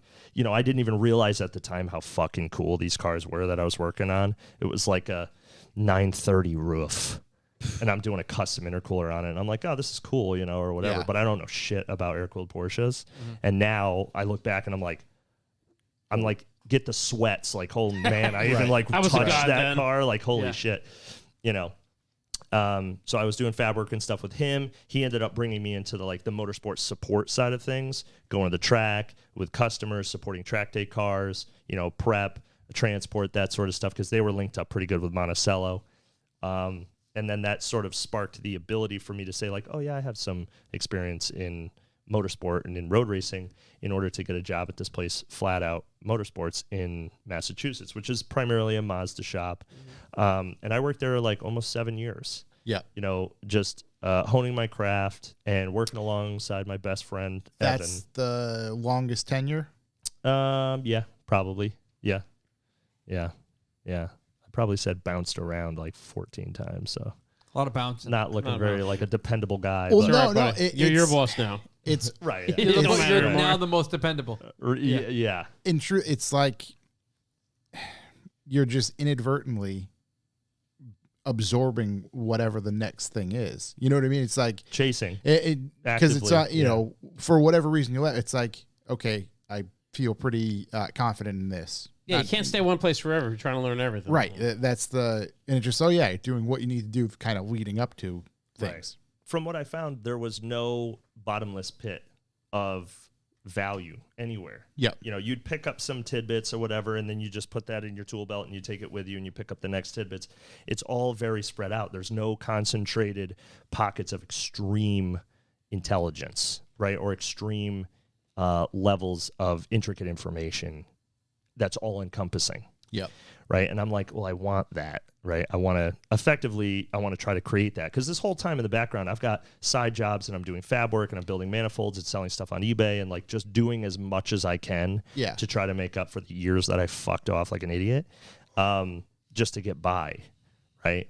And so, yeah, I mean, I was chasing not only the money to survive, but I was chasing the next intellectual stepping stone to get to the point where I felt like I could finally start to be proud of myself. But the hard part is the more you know, the wider your viewfinder gets. Yeah. And the more you realize you don't know. So it's really kind of a dangerous game, because you're constantly chasing, what's the next thing, and you get many steps ahead, and you almost feel like more dejected. Like, oh man, I should have started 10 years ago. There's still so much I need to figure out. Right. Like I just got up on plane. I was gonna say, I now bet I'm like, you feel that way right now. Constantly. Yeah. Yeah. Like overwhelming feelings of inadequacy. Like absolutely. Imposter syndrome. All the time. Yeah. Basically. Yeah. I think so then I worked there for about 7 years, and I worked next to my best friend, Evan Consolazio, who started this group called SHG, So Honda Garage. And they were pretty well known in the Honda community for years and years in terms of being the legit guys that did the legit stuff. Actually, Dan, who I believe somebody reached out to and asked, Dan was part of. Yeah. I've let him cut my hairs. I've known Dan and let him trim my hairs. Joel for 15 plus years because I went to school with Joel. Okay. And we actually had the same. We both had EJ6 silver coupes on black slips. No shit. And then he got Regas and he was he was way cooler. Big ballin'. Right. Those guys go hard, but so they were part of So Honda Garage, kind of. I mean, it's they associated in the window banner and all that stuff. And that's kind of how I met them. And Evan was like, hey, we're looking for people at Flat Out. He worked at Flat Out at the time, and I think he worked there 11 years in total. But now I was able to build up the business enough to the point where I could support the type of income that he's worth, because he's absolutely world class. Yeah. I mean, I've worked alongside guys in motorsport all across the country, in IMSA, in Pirelli World Challenge, in Trans Am, in all of it. And I don't think I've ever met a guy who I can depend on to know. He's really like the closest thing to a clone of me that I know of. Mm-hmm. We have different approaches on certain things, and I kind of like that because then we bounce things off of each other. He has no interest in tuning, so I'm the only guy who does the tuning at the shop. But in terms of like tradecraft on welding and fabrication and wire harness build out and just solid, legit everything, full mechanical understanding of engineering and suspension geometry and all that stuff. So I'm extremely lucky that I was able to find him. We had, similar mental abilities, and we bounced things off each other for about 7 years when I worked there, and really just skyrocketed to a point where, we know some shit, you know? And so when I left about 5 years ago, started the place, and it was always like an aspiration to be like, I can't wait to be able to financially peel Evan out of that place and save him, bring him to the next level, because there were, it's a successful business, and they sell a lot of rentals, a lot of Miata stuff, a lot of car builds and this and that, but it was I fucking hate Miatas, by the way. It was very centered around Miatas. Specialized. Right. Extremely. Yeah. Right. Now, unfortunately, I know absolutely everything there is to know about every Miata. Well, I mean, because you had to, It's just, it's Nightstyle just left the chat. sickening. It's sickening. I mean, ultimate, like NC2 with a 2.5 swap. All right. But, it was just like, they like found their niche and just were like, let's just cruise forever. And I'm like, no. Like, I want all the best things with all the cars I love. Mark IV Supra, FD, Skylines, this, that, the third. Just, I want the most extreme at the best level. Find me the richest guys to build the coolest shit, and I want to have no boundaries. I don't ever want to paint myself into a corner. So, like, I got to leave. The guy who owned the place, nice guy, probably the best boss I ever had. Like, in terms of car stuff, if somehow he hears about this, sorry, buddy, but he's fucking clueless. I mean, it's just, I can't, he's a great guy, and I care for him dearly. That counts for something. I really do care for him dearly. I think that he's a good and honest individual, and I appreciate him more now being a business owner at the stresses that he did not privy us to, that he had to deal with silently, on his own. But man, oh man, I mean, it was just like, there was like 4 times I had to explain how a turbo works. It's just like, I'm in the wrong space. I'm in the right space, but I'm not in the right space. So I'm like, at one point he said like, well, it's my business, so like, I'm going to do it the way that I want. I'm like, fuck, you're absolutely right. God damn it, he's correct. I quit. Yeah. Like, this is we just came to the head. Yeah. The only way for me to excel is to quit. And he was like, oh, okay. So then I left and kind of sort of had no plan or had a plan, but then started the shop. So, yeah. And then it was hence TCS was born. Yeah. Tailored chassis solutions. And the whole idea behind, and everybody asked me like, oh, what do do you just do chassis? Or, it's like, well, no, like that's fucking awesome. The chassis is a metaphor for the entirety. Right. So the entirety is tailored to you. We will solve the problem of tailoring this thing, whatever you want to do with it, whether you want 1,000 horsepower, you want to go sideways or blah, blah, blah. We'll tailor this entire package to what you want. The only trade is dollars. Right. So I wanted to be able to do that with no ceiling. And for the first 2 years, I worked alone in a 10,000 square foot building, completely silent, no music, just that's focused. Awesome. No music. Absurd That's some focus. echoes. 714s. You chuck a wrench, that's an echo in 10,000 square feet. Oh yeah. 7 days a week, 14 hours a day, sometimes 16 hours a day. Sometimes sleep in the back of the 4Runner at the shop to get stuff done. Crazy. Overland. This is before I had kids. Overland. Obviously. Yeah. But yeah, just did absolutely everything that I could. Live slim, Because no this new is what it was clothes, all no about. haircuts, This is it. Yeah. 1 meal a day. Yeah. Committed. I got, basically I had been always trying to start a business throughout the years. I had another, small business that I didn't register, but I was trying to get off the ground called Beyond Factory Performance. I'm a very, very 3-letter acronym guy, super creative. So's the industry. And, so, my wife was like, okay, like it's time to shit or get off the pot, pal. Yeah. And You took a big shit. she's like, if we're going to do it, like do it now. Fucking pussy. Like, let's go. That's why they're good to be around, those women. Dude. Make it work. She drives me nuts sometimes, but I would be dead in the street if I didn't have this one. A driving force. I certainly wouldn't wash driving myself. force yet supportive. The entire time. Absolutely. Yep. Yeah. Super, super powerful chick. But there was a situation where her mother passed away from cancer, and she had a life insurance policy, and there was a little bit of cash flow that came into our life that could basically offset me not working for 1 year ish. Right. So instead of, we paid off some personal debts or whatever, but instead of like, going out and buying this or that, she was just like, of course, or 12. Yeah. Like going out and buying a Miata. She's like, well, like she took a very selfless sort of stance on it and was like, it's now or never, bro. Yeah. So like, you're going to do it. Let's do it. Don't half-ass it. Do it all the way. And, so I started doing that, and I got linked up with a guy who was probably my first client. This guy, Mohan Rao, an older Indian guy, and he had like probably 6 or 7 cars, very eclectic collection. Yep.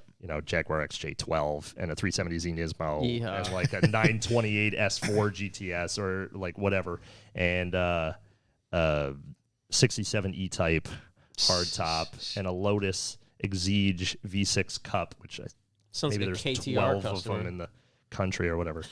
But he was very much into, he needed somebody to support him. He didn't have a garage. Yep. At that time, I was like supporting the cars out of my house. So when you got the shop, Yep. you said 10,000 square feet. Yep. What was the plan was to store these cars and again, like you said, just support the overall Right. Motorsport usage. Yeah, just attempting. There were some other guys, because I do have a business partner. Yep. Who I met through Mohan, which is kind of like a side jut story. But so I was supporting Mohan. This is before I get the shop. I've got a very weird collection of cars in my driveway in the middle of Thompson. Like I lived like 700 feet from Thompson Speedway. Yep. It was just very odd. There's just this house thing. in this neighborhood with like just crazy shit, in the driveway.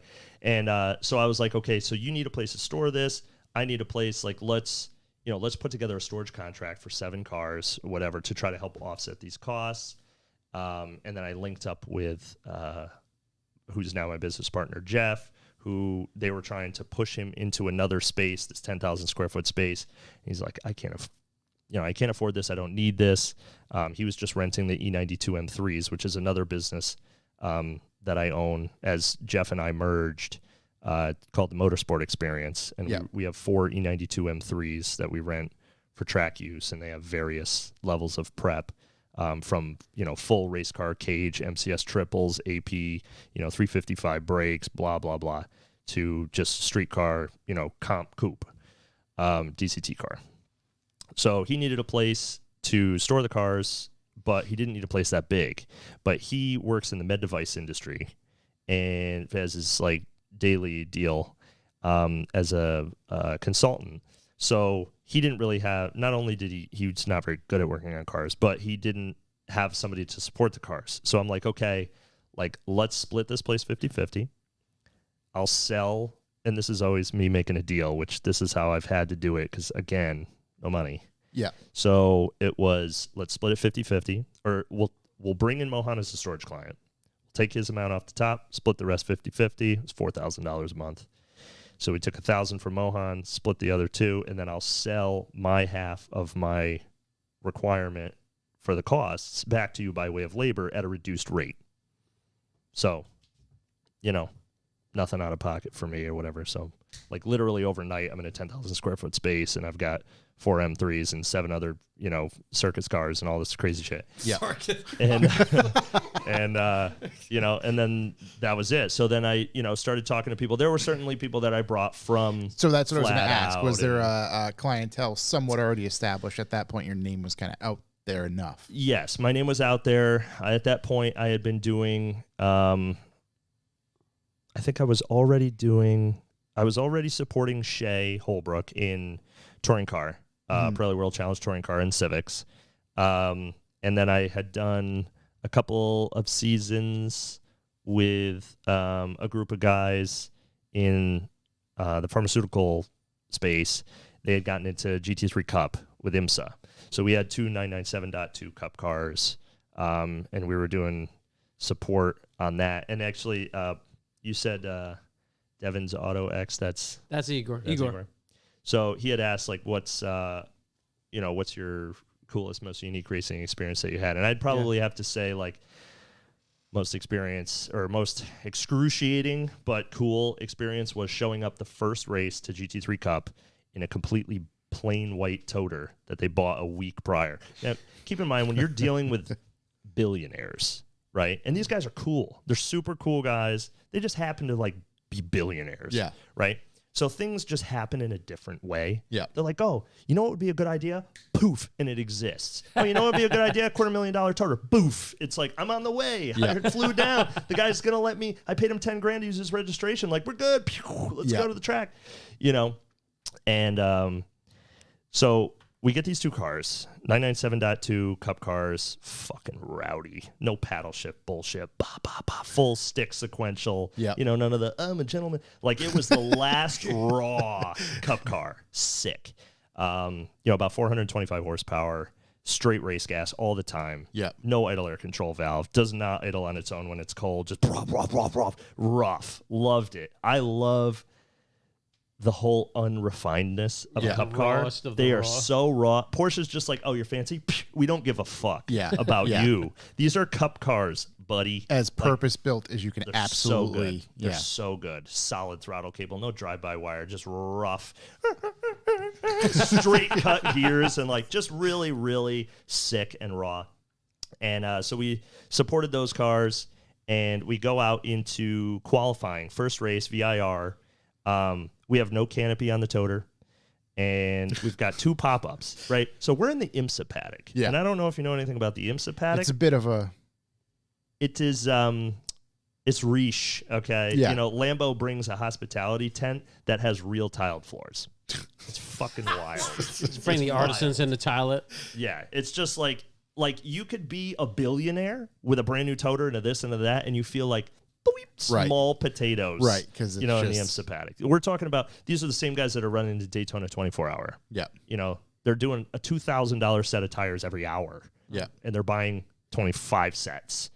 like it's nothing. Oh, 50 grand, nobody cares. Like, we're rich. Not Right. using the brake wins. We arrived on the boat, and then we the with the crosswinds. helicopter. Yeah.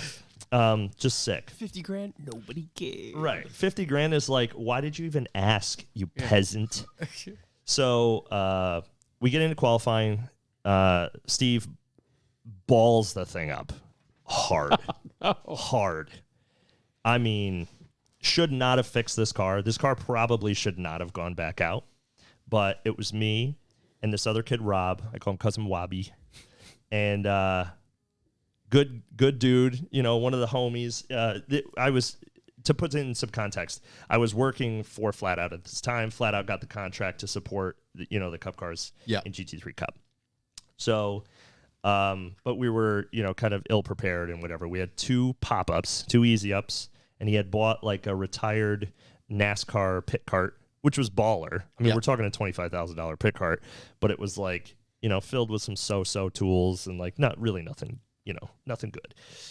And so I'm like, let's go. We've got spare wheels and, whatever else we need. Send it. I mean, that's the beauty with like these these customer racing programs. We had no spares because you don't need spares. So when you get up into GT3, these are customer support cars. So Porsche Motorsport comes to the track with like 5 haulers filled with parts. You literally don't need anything. Like I watched guys sawzall and clip a 991 GT3 Cup car. It's a part number. Yeah. Like to buy a clip, it comes with glue and rivets, and you just like, oh, you got a front end crash. Like you're standing in the car and you're sawzalling the nose off, and then you glue and rivet the new nose back on, put 3 radiators in it, back on track. Yeah. Like Rules amazing. are a bit less stringent. Amazing. Tell Porsche what credit to put it on. Yeah, that's That'll it. be Just ours. whoop, you hand them definitely the heavy metal card. Yeah, boom. And then whatever. And I mean, it's crazy. So, he balls this thing up hard. Turn 3, NASCAR left at VIR. We're unprepared, and the car is fucking squished. I mean, so driver's side quarter panel pushed in flat. Now, you know how wide a 997 tub is. Flat to the window, right? And the B-pillar is against the cage. It broke the steering rack. The left fender is completely wiped off the car. The dry carbon door, $4,500, wiped off the car. Front left knuckle, center lock, $3,600 for an upright, wiped off the car. Steering rack was broken sideways out of the car. Front left headlight, HID, $3,000, blown out of the car. All 3 front radiators. GT3 has 2 sides and a center. Yeah. All busted off. You go in the Porsche support trailer and they've got like 40 radiators because you like boop and it's a bad radiator. Yeah. Like, so you get into when there's these big pileups, you would see this is a little side thing. When you get in a big pileup in GT3 Cup, you see literally people running out of the pits. They don't give a shit about the car. They just, and they're on the thing and they're like, how bad did it hit? Like, what corners, blah, blah, blah. They're racing to get the radiators. Yeah. Because they run out of radiators every single weekend. They run out of radiators. So you go over there, you're like, I'll take all 3. And then you never know what the inventory is because they only needed the front left, and then they've got a center and a right that they intend to return. So then you're going around to Kelly Moss and to all these other teams, and you're like, what radiators do you have that you don't need, and blah, blah, blah. And you're literally gluing shit together with bubble gum, and you do whatever you can do. And so he balls this thing up. It's 50 grand in damage. 50 grand in parts from Porsche Motorsport. And Only a flesh wound. Right. Rear bumper, full exhaust, both catalytic converters on the headers. The exhaust from the engine to the tips is $9,000. Full exhaust, both headers got swayed. I had to pound the runners out of the way with a hammer to get to the bolts to get them off. I still have the bent headers in my garage. It wiped the wall with the ass. Both wing uprights wiped. Wing element, $4,000, wiped, broken off. What was left on this thing? The right door, the right fender, the hood, and the tub. And the person inside. And the person Did inside. said person, how much experience did they have at the time? They had done some track days. Couple track in Americas. Well, I was gonna say. Well, he's a member at New Jersey. He actually owns a portion of New Jersey Motorsport Park, as far as I remember. But NJMP, he had done some. He had probably owned the car a year prior. Okay. Just doing track days, no competition stuff. Right. But he had raced with us in Spec Miatas. They had 4 Spec Miatas as well, so he understood wheel to wheel. He just didn't. He hadn't done it in Porsche. Right. Right. Just So missed a turn. what he should have done. It's a lot of car. It's a lot of car. That is That's What he What should car. have done is rented with Kelly Moss or one of these other companies that are established and got some experience, and then Wrecked a couple of their cars. Yeah. Where's the car? It's coming around. It's on the trailer. Here are the keys. You Right. just send the bill to my. Here you go. right. And the problem is when you get people with that much money, they're like, "Well, I'm so successful. Like I can obviously do it better dive into this. than these dumb old grease monkey mechanics guy." You know what I mean? Like everybody puts mechanics on this super low value, right? And I mean, I don't know roughly how old you guys are, but you probably remember in school, like the kids that went to the vocational programs. Yeah, it was were looked upon definitely negatively. Yeah, absolutely. They Yeah. were made to feel like they were less than That's- BOCs it- and botards and all this, truth- bullshit that they used to say. In truth, I legit wish I would have went to vocational school, but I was Absolutely. pushed in the other direction because of kind of that. Like, Right. not by my parents. There was just that stigma still attached to it. Yeah. I Yeah. just- You want to be a plumber? Pfft, and now have fun truthfully, capping out. It's like, dude, those guys My- make $150,000 a year. That My the oldest IRS son knows about. is Right. in Yeah, that the IRS knows about. They're happy. Yeah. Those were all the guys, and God bless them, man. They pushed through it. They got through their vocational training. They got out. They got jobs. They had no debt. They started families. They Yeah. bought houses. They were established in their 20s. And you have all these fucking eggheads. Oh, I'm going to go to blah, blah, blah. I'm going to be blah, blah, blah. And they're not shit. They're living at home with their parents. And they got a degree. Yeah. They got a degree. And look at that. Like, I can attain debt. Like, the best of them. But they didn't apply it to shit. Yeah. So I've always been a huge stickler about, how I rate people in terms of intellectual status. And I don't fall for or subscribe to any of that bullshit. Yeah. That like the way that I see it is a very high level mechanic or mechanical engineer or something like that that's working in a high stress environment is very much similar to a surgeon, to a doctor, to a person that's required to know It's just a different endless medium. amounts of things. Right. The difference is when you're working on a body, you're in the clinch. You can't just go, I jam my finger, fuck this motor, I'll be here tomorrow. Yeah. It's like, holy shit, you have somebody opened up on There's the a- table. right, And right. I've been, I've assisted oral surgeries and stuff like that where you've got people cut open and like time is of the essence. And that's very small compared to like open heart surgery and all. And Yeah, I totally understand the stress level of that, or a portion of it. But to regard mechanics or tradesmen as less than or lower than Because of- without even taking a moment to think about what is required, not only in knowledge, but in equipment and tools. Yeah. I probably have $500,000 in tools in order to do a job that somebody's going to lowball me on anyway. It's demoralizing. So My guy will do it better. right. Me and my boys in our driveway, we case swapped. It was $2,000, blah, blah, blah. Sure. So, so we get this thing fixed up. It was such a sad sack situation. I mean, the rest of the teams in the paddock realized like, Jesus, these guys are underprepared, like Kelly Moss. So I'm really the only tech that can really do anything because I have experience with heavy hit collision and I know how to use a porta power. Yeah. And I'm literally internally frame machining this fucking thing back straight. Like using the cage as a pushing point and pushing the quarter panels back out and, slide hammering and dialing the quarters back out. And Yeah. like literally like frame machine pulled this car in place, rebuilt it, put all the new parts on it, worked through the night till 5, 6 a.m. And we didn't end up making. Maybe he crashed in a test session, and then he was trying to go out for qualifying or race one, or no, it was qualifying. He qualified, could have gone out for race one, didn't end up making race one, but we made race two. Yeah. Which was later in the afternoon. But yeah, I mean, it was wild. Like, the guys from Kelly Moss, the guys from who were the guys that were running the GT3 R8. The guy who owns, he's like of the Anheuser or the Coors family or something like that. Big money.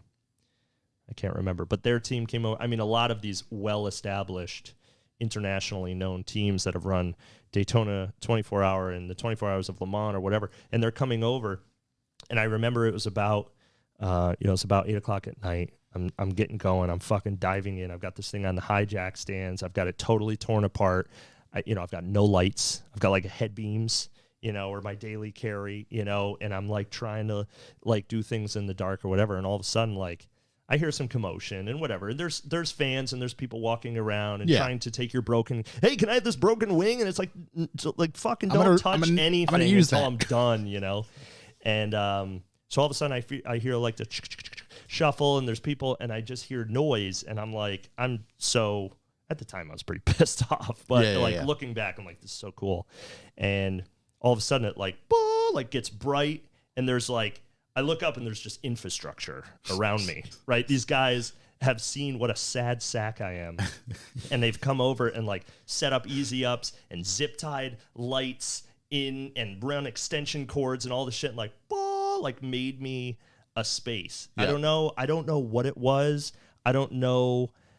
There's just this unspoken thing. And this is why I made the comment about the NASCAR guys and their supporting and all that stuff. And, there's just this unwritten thing in racing where, like, if you see somebody down in the shit, you help them. Yep. It doesn't matter. You're my competition tomorrow, not right now. Yep. And I'm going to help you. I want to beat you on a fair playing field, On the track. Right. And these guys come over. Nobody knew me. Nobody knew this team. We were new. They knew that. But I think what it was they've got this crew guy who is not giving up.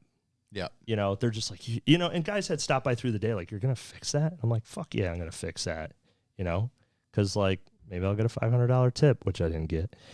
And, but whatever. I'm like, I'm here. I'm in Virginia. I certainly don't want to go to my, Red Roof Inn cockroach motel. I'm just like, let's just work through the night. So, they come over and they set up lights and tables and like these people from the R8 team come over and they're like bringing way more food than I would be able to eat. And they're just like, oh, we have catering and we got this and there's ribs and there's the blah, blah, blah. And like, bringing tools and, I've got specialty this and specialty that. Now, nobody ended up helping wrench because I think that would have probably been bad optics with their employers, right? Because these are the guys that are crew guys. They don't own the they don't own the place. Yeah. So they're like, holy, this guy's in the shit. Like the boss isn't looking like, let's help this sad son of a bitch out of here. Yeah. And they come over and they get me set up and I mean, I needed a lot of what they had. I mean, a lot. Specialty tools and torquing tools and things that I just didn't have, at my disposal. And literally made it possible for me to do that. And it was like, it was crazy. When that car fired up, there was like a crowd. We're nobody. And there's like a crowd. And everybody at that point had known to the point where the announcers on the live stream during the live race 2 on IMSA are like, wow, I can't believe it. Like this car, visually from 270 feet away, you couldn't tell that it was wrecked because we rebuilt the outside with duct tape and filled the back of it with cardboard. And like it looked like anything the car to make it, with a livery. And they were commenting like, that's crazy that this car is back out on track. Like I saw that hit. Like we've never seen a person, fix this up or this and that. And like the guys on the stream are like, I'm pretty sure that's just one crew guy. Like they're new, they're like single man. They're like new, and to be fair, like, Cousin Wabi helped out for sure. And the owner's son, they were super proud. Like he like spray painted the bumper. Like, oh my God, Max spray painted the bumper. That's incredible. And I'm like, whatever. It's the small things. Yeah. But yeah, ultimately, like the majority of the rebuild was done by me, and it was just nice to finally get that recognition for not giving up. And I don't know, that's probably your favorite. Yeah. That's it was awesome. It sucked, but it was awesome. They pull out. Bam! Like, brother, directly in a wall in the pit. That set the stage for every single event. So we had 2 cars. Somehow we crashed 3. At that's a whole nother story. We crashed 3 at Sebring. It's been long enough so I can tell the story. But basically, the son goes out, crashes his car. Dad goes out, crashes the back end of his car. So then what they decide they're going to do is We had matching liveries. Oh my to God. the T. So we closed the sides of the. We had a canopy at this point. We closed the sides of the canopy, take the broken stuff off, move the transponders, swap the doors so that the numbers are swapped. You know, you're not supposed to do this. And bing, we get it. All of a sudden, we've got a car. Somehow we can race. mended it. Right. And then the sun goes out and balls it up. I mean, just fucking balls it up. Turn one, boom, comes down the inside of somebody, sends it off into the grass. It was just terrible. Jesus, that's a wealth. That's incredible. I have what do you even do when you so many stories. after like you this. like? What do they even say to you? Like did it Thanks, again? Oh, they just list, you know, all the people whose fault it was. You know what I mean? It's like, Right. you know, I'm out here. I would have been the fastest car on track if there Minding was my own nobody else there. business. Like, yeah, sure. Right, Okay, right. You know, Like like they're just minding all my own this- business. Guy balls me up. Sounds like me whenever I go to Right. NASCAR. I'd have the fastest time of the day if this fucking idiot was in front of me. Right. Yeah. Sounds like me driving. If none of the other cars started, like I would have won. You I'm know. gonna beat all these guys. Yeah. That's incredible. What your cars in particular? Yeah. You made a comment earlier as we ran and grabbed food. You know, one of your favorite cars is currently a Honda Fit Yep. with 218 horsepower. Yep. Can you elaborate on that a little bit? So how many cars or how many fits? Well, there's more fits. fits I have 3 Okay. Okay. Why? because it's more than 2. I Is like it that. because That's it's God's car? Is that why? They're a good car. I just like them because they're not supposed to be good. Yep. That's Yeah, why I that's like cool. them. You know, it's just like a giant fuck you to everybody who's got like a Porsche. Is that why Yeah. you always liked Honda?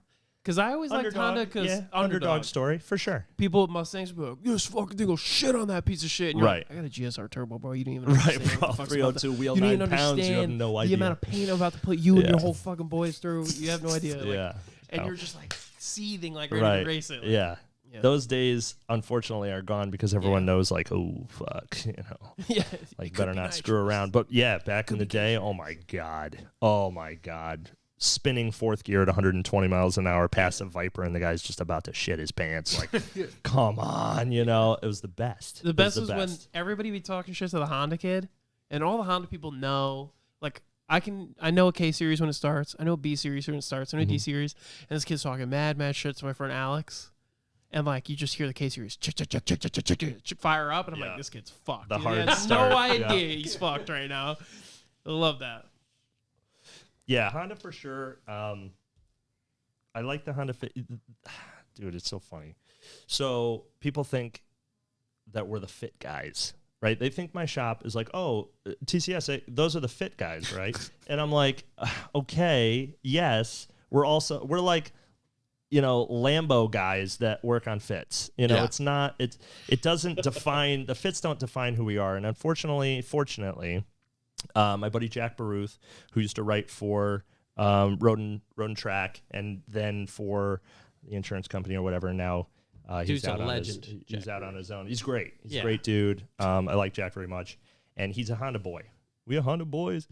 And We done, boys. so I let him drive my K24 Fit at Bowling Green, Kentucky in AER, and he was just like, holy, like this thing is sick, you know? So at the time, him and Matt Farah and a couple other people were driving an NCM X5, and he was like, oh, Honda boy, and this and that. And so I offered it to him to drive, and he was like just totally enamored. He's like, this is everything the Fit should have been. And it's really, that was my goal with the Gen 2, because I have a Gen 1 with a K24. I've got another Gen 1 that's slated for Gen 2 that's slated for a K24 cage car. And then I have another race car. Actually had, so I just recently sold that car. But yeah, it was K24 swap, K24 Z7, single port exhaust, just very, very simple on a Haltech.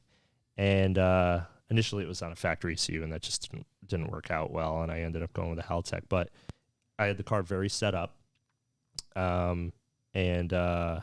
mean, very, very, very set up. Again, like pulling from the motorsport setup, geometric analysis, Just like applying optimization, everything you possibly can. Like, yeah.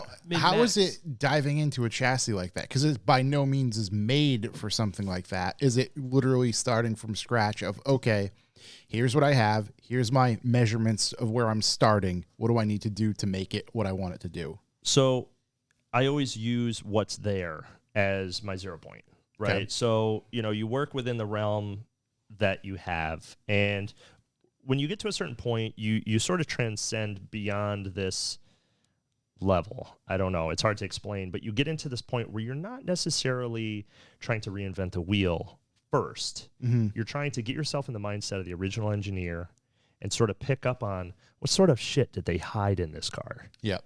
And they hid some shit in the Honda Fit, like some stuff that should not be there. The ability to fit 9.5-inch wide wheels in the front. So There's some that's what I was silly gonna stuff. Ask is what do you mean by hid some stuff, like positive stuff? Positive But when stuff. that can be applied to motorsport. Sure. Yeah. Now there were some drawbacks where they had to sort of round the corners on things and sort of make it a saleable sort of a economy vehicle, right? But there are some weird things in those cars, like the ball joints are bigger and stronger than Civics. The wheel bearings are bigger and stronger than 8th gen Civics, and they have huge wheel bearings, but they're bigger than Civics. Huh. And they're just tough as nails. It's almost like they designed it to go K series at some point, and then they were like, "Nah, put a 1.5. right. We don't have the money to finish the R&D or something." I mean, it could have been like, okay, we're selling this to the cheapest people in the buyer's market, and they're going to bitch. So we got to make this thing so strong. Or it's just going to last, right? Right. It's got to last, or else they're going to bitch, Yeah. and it's all going to fall apart. So, literally and figuratively. So, you get in there, and you start measuring some things, and you realize, like, okay, like, this works, but if I double the factory caster, and that lowers the position of the steering arm, and it just so happens that the steering arm is the appropriate length from the pivot center on the factory ball joint to upper pivot location, that when you drop it, when you double the factory caster and you drop the car 1.5 inches, it goes into, let's call it God mode. I was going to say, where is you there a have perfect? like, it's perfect. Let's call it God mode. It's fucking perfect. Sorry, I don't know if this is a swearing podcast, Oh, no, yeah, but for it just sure. No, we became don't one. swear. Yeah. Yeah, So- fuck and shit, baby. Yeah. Lay it out. Are our parents gonna, whatever. So, you get it into this perfect zero bump geometry where you move the steering arm into an appropriate position at a perfectly appropriate ride height, and there's virtually a zero bump, like a zero bump steer, or very, less than 10 thousandths. And all of a sudden, Is it's like is a number that low not noticeable not noticeable. unless Yeah. on being measured? Right. Yeah. Yeah. Yeah. Yeah. It's a number. Let's put it this way. It's a number worth not telling your driver about Because it's they'll gonna- just, whoa, 10,000s, whoa. That's and why it'll I just- overfueled it was the bump steer. Right. Bingo. Right. Yeah, So give you, them that out. Yeah. you go to the end of the earth and then you draw it back to dum-dum script and you give it to them like, everything's good, man. Yeah. And bump steer, for people who are listening, I'm probably going to explain this wrong, is when you hit a bump and your suspension extends or extends, the wheel where it's relative to the body, the angle of it can change because the control arms are shorter or longer at the angle that the So all the suspension is. data is there. You've got all the right data in there, but it's just in the kind of the wrong order. So it's about the pivot to pivot length on anything that moves in the suspension. So let's say from the center line pivot location of the inside of the lower control arm, meaning the bolt going through the bushing, Yep. to the center line pivot location of the ball joint, not necessarily the taper, but where it physically pivots on center. That's called a pivot center. So from the center line of those 2 points, pivot to pivot, that length needs to be relative to the length between the inner and outer pivot of the entire tie rod assembly, meaning the inner and outer. So they don't need to be the same. One common misconception is that they both need to be flat. That's not necessarily how you rectify bump steer. It just, as they move through their dynamic sweep, the correlation between the two, has to remain relative in compression and extension. Because what happens is when you tip, you've got a pivot center here and a pivot center here, and you tip up. Well, we measure distance in plane. So we measure from here at a vertical plane and from here at a vertical plane. And the distance between those vertical planes becomes shorter as the angle becomes more extreme. So now they're only an inch apart, where here they're 5 inches apart or whatever, right? So you're shrinking and expanding relative to angle through your dynamic sweep. So the gain and loss needs to be the same between your control arm, fixturing arms, and that could be on a double wishbone car, the correlation between the two, because now you have one arm that's shorter and one arm that's longer, and you're gaining compressive camber and all sorts of stuff. But the relative centerline distance of your wheel or the pivot center of your kingpin, you know, where it actually pivots from, that distance to the body needs to remain in spec, let's say, between the lower control arm and the steering arm. As long as they remain the same relative planar length through their sweep, there's no change in toe. Yeah. The moment that the lower control arm compresses faster and the tie rod end's on the back, and the tie rod end's not compressing as fast, well, guess what? It's going to toe in with compression. So you have differences between rear rack cars, front rack cars, right? Like a Civic is a rear rack car, or like an S chassis is a front rack car, or a BMW is a front rack car, because they need space for the oil pans and all that shit. Yeah. So it'd be the opposite effect. But ultimately, it's just the distance between the pivot centers and making sure that dynamically through their sweep, they remain correlative. That's it. So that's bump steer. So you go over a bump, and even in a 1 inch of compression travel, meaning positive travel into the car, or compression, you can have situations where the pivot to pivot center on a lower control arm gets shorter at a rate faster of 5 thousandths per inch of compression travel, or 10 thousandths per inch of compression travel, which would be quite a lot. Porsche 996, like we were talking about with the all-wheel drive chassis, you can have over 3 inches of total negative positive travel. Let's say 1.5 inches positive, 1.5 inches negative, or 1.5 inches droop. 3 inches of travel, 1 inch toe change total. 1 inch. That's crazy. Outrageous. It's outrageous. Yeah, you'll crash a car quick. Just crazy. And Porsche, like, everyone's like, oh my God, it's a motorsport car in the back, blah, blah, blah. Well, what happens is it works well in a very, very finite static 0 point. And the moment you lower, so now you lower the car, and like, oh my God, my toe changed, so I better tow it back out. Well, guess what you just did? In a Porsche, you would extend the steering arm length, pivot to pivot. So now the relative distance between those pivot centers they're not matched anymore. So you have to be really, really careful about all that stuff. And there are ways that you can fix bump steer or make it worse by moving the position of the inner and outer pivot up or down, right? Because if I've already got the lower control arm, let's say this is ball joint side and this is chassis side, if the thing's slammed out like a Honda and the ball joint is going up, well, guess what? The rate at which that's shrinking is already faster starting from a static position. But the tie rod may not necessarily be shrinking at that same rate, and it gets more extreme as you get out toward the extremes of travel. Well, guess what? We just moved the center line down 2 inches, where that used to be my entire compressive travel on a stock spring. So then people arbitrarily change the camber, they change the toe, they're changing the lengths of all these pivot center, these pivot lengths. And then they're going, oh my God, I've got all this bumps. My car drives like shit. I've got all this bump steer. I better go out and get the bump steer kit. There's like 27 bump steer kits for a Porsche 996. They're all wrong. All of them.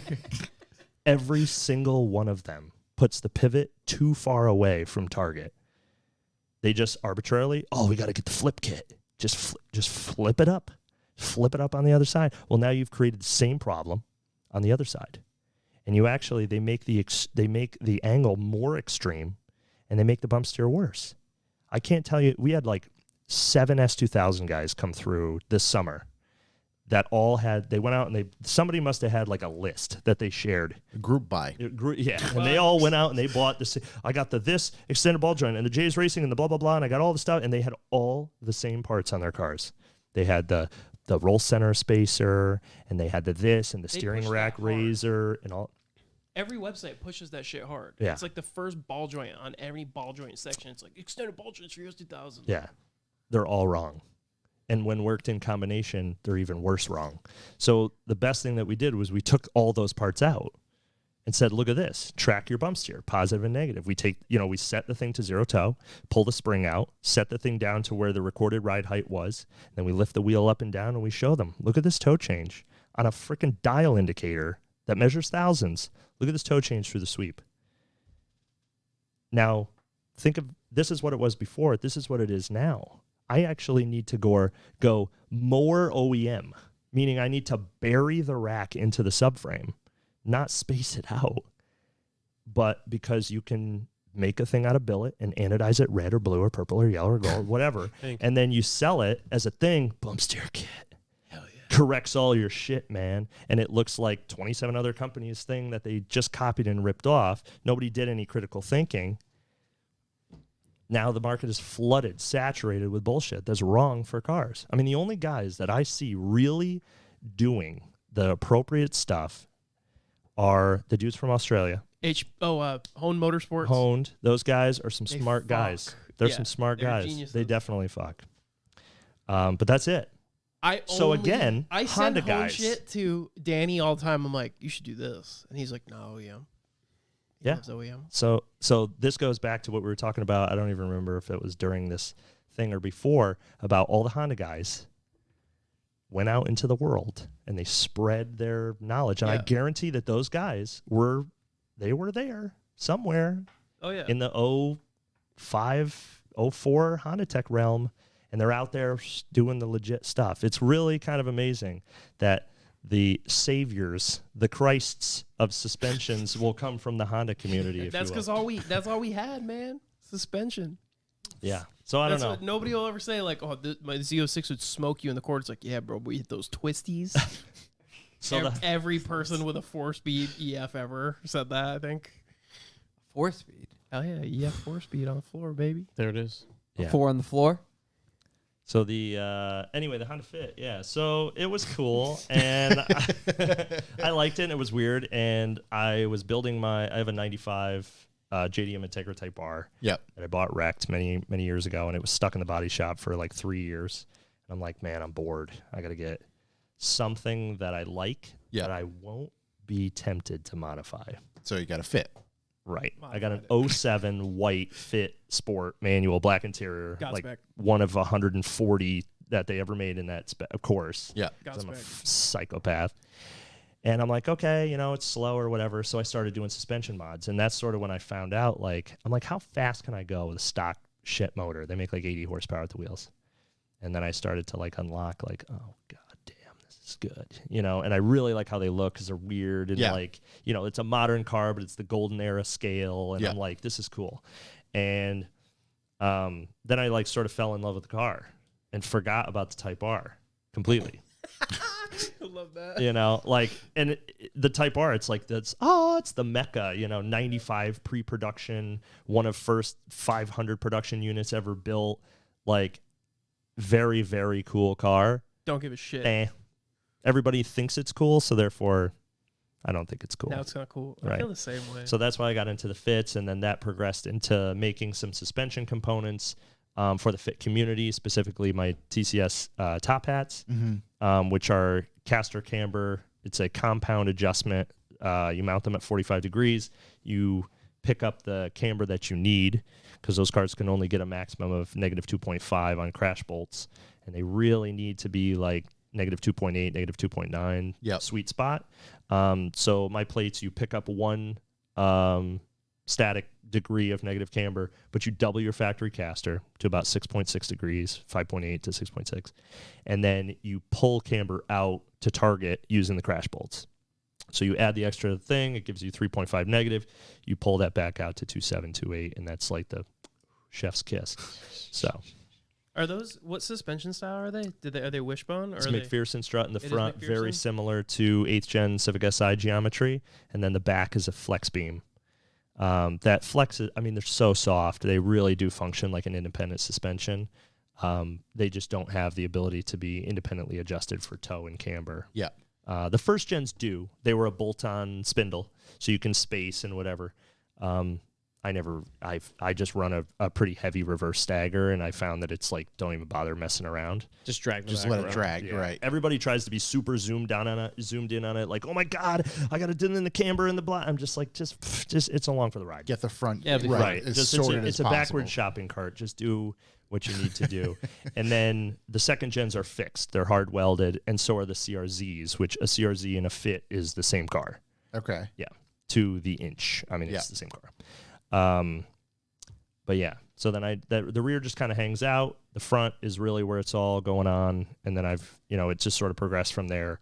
5-lug conversions, big. I have a custom brake setup that I make for them, 320 by 28 millimeter rotor with a 4-piston Brembo, and rear disc conversions, and then we got into the K-swaps. And then Jack Baruth drove the car, wrote an article, and wrote in track.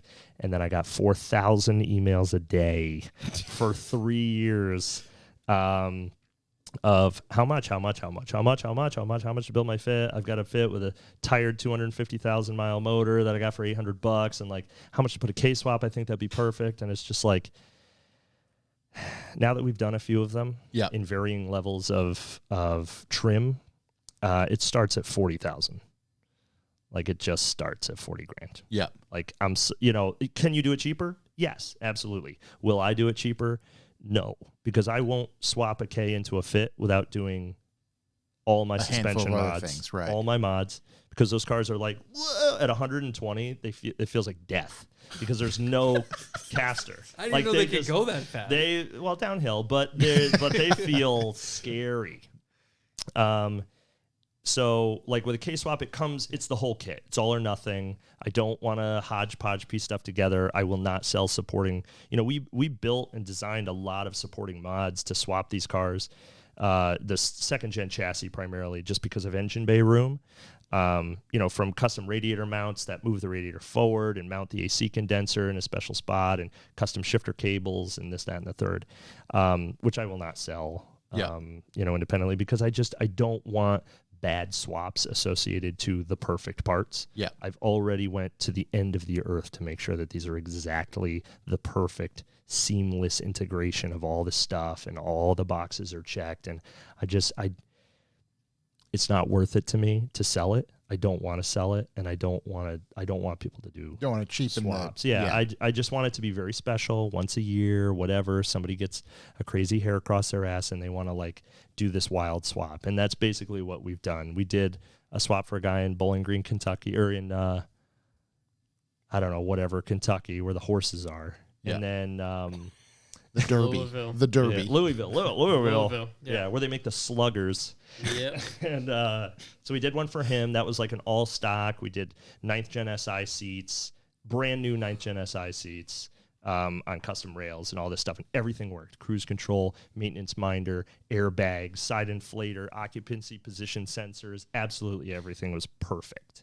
Like Honda built it. Yeah. And that car was really cool. It was 44 grand. Including He provided a 23,000 mile chassis that was That's gorgeous. what I was curious of. Right. Yeah. We bought absolutely everything else, from a motor to motor, transmission, mounts, all the supporting things. Everything is always brand new on all of our swaps. So we have a vapor hone at the shop. Anything that can be unbolted and is aluminum, we vapor hone it and clean it to like new condition. All new water pump, new alternator, new tensioners, new idler bracket, new pulleys, new bearings, new seals, absolutely everything is brand new. With the exception of the inside of the motors, unless somebody wants to pay for that. Yeah. And it's just perfect. It's just, I can't explain how good it is. I'm sure that people are not super jazzed up about fits, pun intended. They're not super jazzed up about it. But like, if you saw this car and you understood what was involved, you'd be like, that's it. Like, I can't beat I bet that. if you drove it would change your mind instantly. They're incredible. And also, my last question, because I'm sure everybody's wondering, because I already know the answer to this. What generation of the Honda Fit is the best generation? Gen 2. Absolutely. This is my motherfucking guy right Without- here. I without told you, question, you it's heard it the here best. first. I never lied to any of you. It's It's the best. Gen 2. 10 cup holders, mic drop. You're Yeah, just it's- so it's- excited to have somebody on your side. It feels good. They're the best. I mean, unarguably, I do like the look of the first gen. There is. Same. You know, There That was is. the whole discussion. Was how does it look? No, Yeah. but- no. I said I still think that the second two? gen like comes Yeah. out on top. the Yeah. Spoon Really? Sport Gen 2 is hot fire. Pretty soon you're going to be saying the TCS Gen 2 because we have some super hot fire at the shop right now. The best of the best. I'm As coming far as by. I'm The best. concerned, I'll the see. best Honda Fit on the planet Earth. I was gonna say we got to come by and Yeah, we gotta film go. some stuff. Yeah, please. I'm gonna leave the Yeah, skyline. 100% would love to do I'll that. quit my job tomorrow and come work for you. Let me know. I'm dead Can you do ass. paperwork? Huh? Can you do paperwork? Do you know how to spell? I can spell. He doesn't. No, you can't spell. We, I'm not we great at literally Googling. watched Do him you- try. Do you eat food and need money to live? I do eat food and I do need money to live. You let me know. I'll put my 2 weeks in tomorrow. But There you go. Big offers all over. Yep. yeah, so the Fit. I mean, I'll finishing up real briefly. I the amount of things that are done to this I can only. newest build, I literally cannot list all the details. And this It's crazy. new one, is it for somebody else? It's for somebody. It's Yeah. actually for one of my oldest clients, both in age and time. But it's for this guy Ron, and he's got a Z3M S54 Mm-hmm. that we did a 6-speed 420G conversion in and stuff. It's just chef's Man kiss. of class. It's got a 10,000 mile 1M, beautiful car. But he's got this Fit. So he had a 993 C2S. Beautiful, that he sold because he wanted to build a Fit. And that is the. I love that so much. It's so good. I mean, this car was gorgeous. And he's just like, nah, like I'm good with it. Like, let's do the Fit. He was really amped up on the Fit after driving the race car and whatever. And he always had a Fiat 500 as a track car. Yeah. I don't know. You've probably been to Thompson. You've seen like a little black Fiat 500 with a red scorpion thing on Yeah, the hood. 100%. That guy. That guy. Ron, sold that car too. I'm like, if you're gonna do hot How long hatch, did like, he get a sell it? Fit. Probably. I think I remember seeing it for sale. year and Maybe a half ago. Yeah, someone tell me this fully raced out Yeah. A-bar Yeah, yeah, thing yeah. was going Yep. for sale. Yeah. Yep. Yeah. I think I know And I've seen him at one track that as is. well. Yeah, And that pretty car sure. was very well set up, but it had hit the ceiling. Yeah. It was done. So we do the Fit. I me dude. No ceiling. You got to just check it out. Yeah, It's yeah. No, we fully absolutely. built motor, 307 wheel horsepower, 12-to-1 compression, Jesus. 220 foot-pounds of torque, 4-piston Pro 156 head, Drag Cartel 3.2 cams. I mean, it is. He's out there. It's the best. Yeah. I was gonna the best. I was gonna ask if it was 4-piston and 3.2s. Yeah, 3 Everybody 2s and a runs 4-piston, 3.2s. 1021s. Degreed? Yeah. 307. We all on pump gas. I mean, come on, bro. The motor that I built, I didn't degree it. I don't know if the Gids that I sold it to degreed it, but it made 391 on nitro, and it was stock bottom, stock head. What blend? I don't know. 20%. It's that 10%. J Marsh shit. Oh, okay. So 48%. Yeah. Was it the hot? Was it the like qualifier fuel? They didn't tell me. I just know it was 390. It was in It's probably J Rock's 40%. car, and I think it went like 9 something off the trailer, and then exploded the transmission. probably 40%. Or Yeah, I know toward the end of that stuff, he was getting into the high mixes, but A series are cool. yeah. They're They so are cool. I got one. But yeah, FK8 Type R seats, just everything. I mean, just the best. The best. the New old Fit? stock Mugen. Yeah, new old stock Mugen front lip from the factory, 2009 Mugen cars. Yep. A few years ago, I had the opportunity to buy all the remaining inventory of those new old stock parts in the country, so I bought them all. So now I control them. You set the market value. Yeah, right. $4 billion. And Yeah, yeah. And it's just got all the best. I mean, it's all the best little cues and touches. It's, of course, white because it's just, Yeah. prime That's time. We're dubbing it the Fit Type R. And it's, reverse stagger, 17-inch wheels, 5-lug conversion, all brand new. Absolutely everything brand new. Yeah, we need to go in Yeah, depth on need to this see thing. this thing. Perfect. Um, I've rambled. no. no, There's that's what I was going to say is we'll probably close this one out You have to do a soon, round two. but you're going to have to come back. Yeah. Because I feel like there's still we haven't even gotten to the tuning side of things and all that sort of stuff you do as well. What else? Current personal cars. Is there something else in your fleet? Is there something else something rear wheel drive? Something not a Honda? So I think I've got I've shifted around some stuff. I think it's either 16 or 19 cars, but the I think right now the thing that I'm like really jonesing to get together is I've got an 02 Lexus IS300 Sport Cross. There it is. There it And is. it's just, I love it. And yeah, I overpaid Sport for cross, it baby. You gotta. big time. You don't overpay. Everybody 3-6 overpays. 3-6 Mafia is gonna lose himself over this episode. He really is. I'm pretty sure that there's a cross follow. I think I might. Okay, I was gonna say he's a Yeah. big fit guy. Has an IS300 Cross Sport. Like Real he's just fit guy. Asian Yeah. guy. He's an Asian guy, right? Yeah. Connecticut? Yeah. Okay. Yeah. Yeah. I'm familiar. Yeah. He's got Regas. He just like Yeah. Regas Yeah, on his sure car. does. Yeah. Best dude. 3-6 Mafia. Yeah. brother. So I've got I'm doing an 86.5 mil Ford rod piston combo 2J VVTi. EFR 7670. Just want like an instant torque, spool monster, tire boiler, but I want AC. I want heated seats. I want to be able to put my kids in the back. Let's go. You know, I wanted a Supra, but like Supras are cool. Everybody thinks they're cool. Yeah. I want the worst, coolest one, which is the wagon. So I'm like, it's got to be rear-wheel drive, Japanese, cool looking, 2J powered. You got one I think car. it's pretty. Yeah. Yeah. So I drove out to Dayton, Ohio to get it. I paid $18,000 That's not for a that. piece. Is it bad? Because It's I've bad. seen it for like 28. It's bad. It's bad. It was I mean, I was gonna say totally Matt. bad. Matt currently has his up for sale for 17. I think. I've Yeah. seen some for over 22. For I sure. mean, it was already a Risto VVT. I swapped it, or he had a big single on it, but just everything was junk. Anywhere that fluid could leak, it leaked. Bad valve seals, vertical scoring in the block. I mean, like everything that I thought was adding value to the car turned out to be junk. It had an R154 in it that was good, that I ended up selling to. Who's the kid with the silver IS300? I should know his name by now. oh, He does videos and stuff. He's really funny. yeah, Carter. Yes, Carter. So I sold him the trans because I went with a brand new OEM Nissan CDO09. And I'm pretty good friends with Brett at Collins. So I'm like, hey, hook it up. Give me what you need, what I need to do, because I want the 6-speed and I want similar to V160 gearing. But I'm not paying $10,000 for a used trans with a bad fourth gear. So That's I'm like, insane. get me a CDO09 or whatever. So yeah, that's on a Haltech Elite 2500, IC7 dash. It's going to have tire pressure monitor system. TPMS will be tied into boost target. So as, tire pressure goes down, boost goes up, vice versa, all kinds of scramble boost. I mean, anything that I can do to sort of flex what we do at the shop. The everything, and right. The everything. It's a business card. Right. It is a business. Yeah. model. Yeah. Yeah. How far along is this project? It's on a lift. That's good. Okay. It's been there for That's 2 pretty years deep. with no motor in it. Okay, Yeah. that's a start. Yeah. But it's got all the Altezza Gita arrow on it and Yeah. stuff, and it does have a black interior. Did you say and what color it was? It's silver. It's Oh, like yeah, that yeah, goldish okay. silver. Yeah. I really wanted to do the solar yellow Yeah. because I think they only made about 50 wagons in that color, and I've been on this yellow, like I gotta have something yellow. Yep.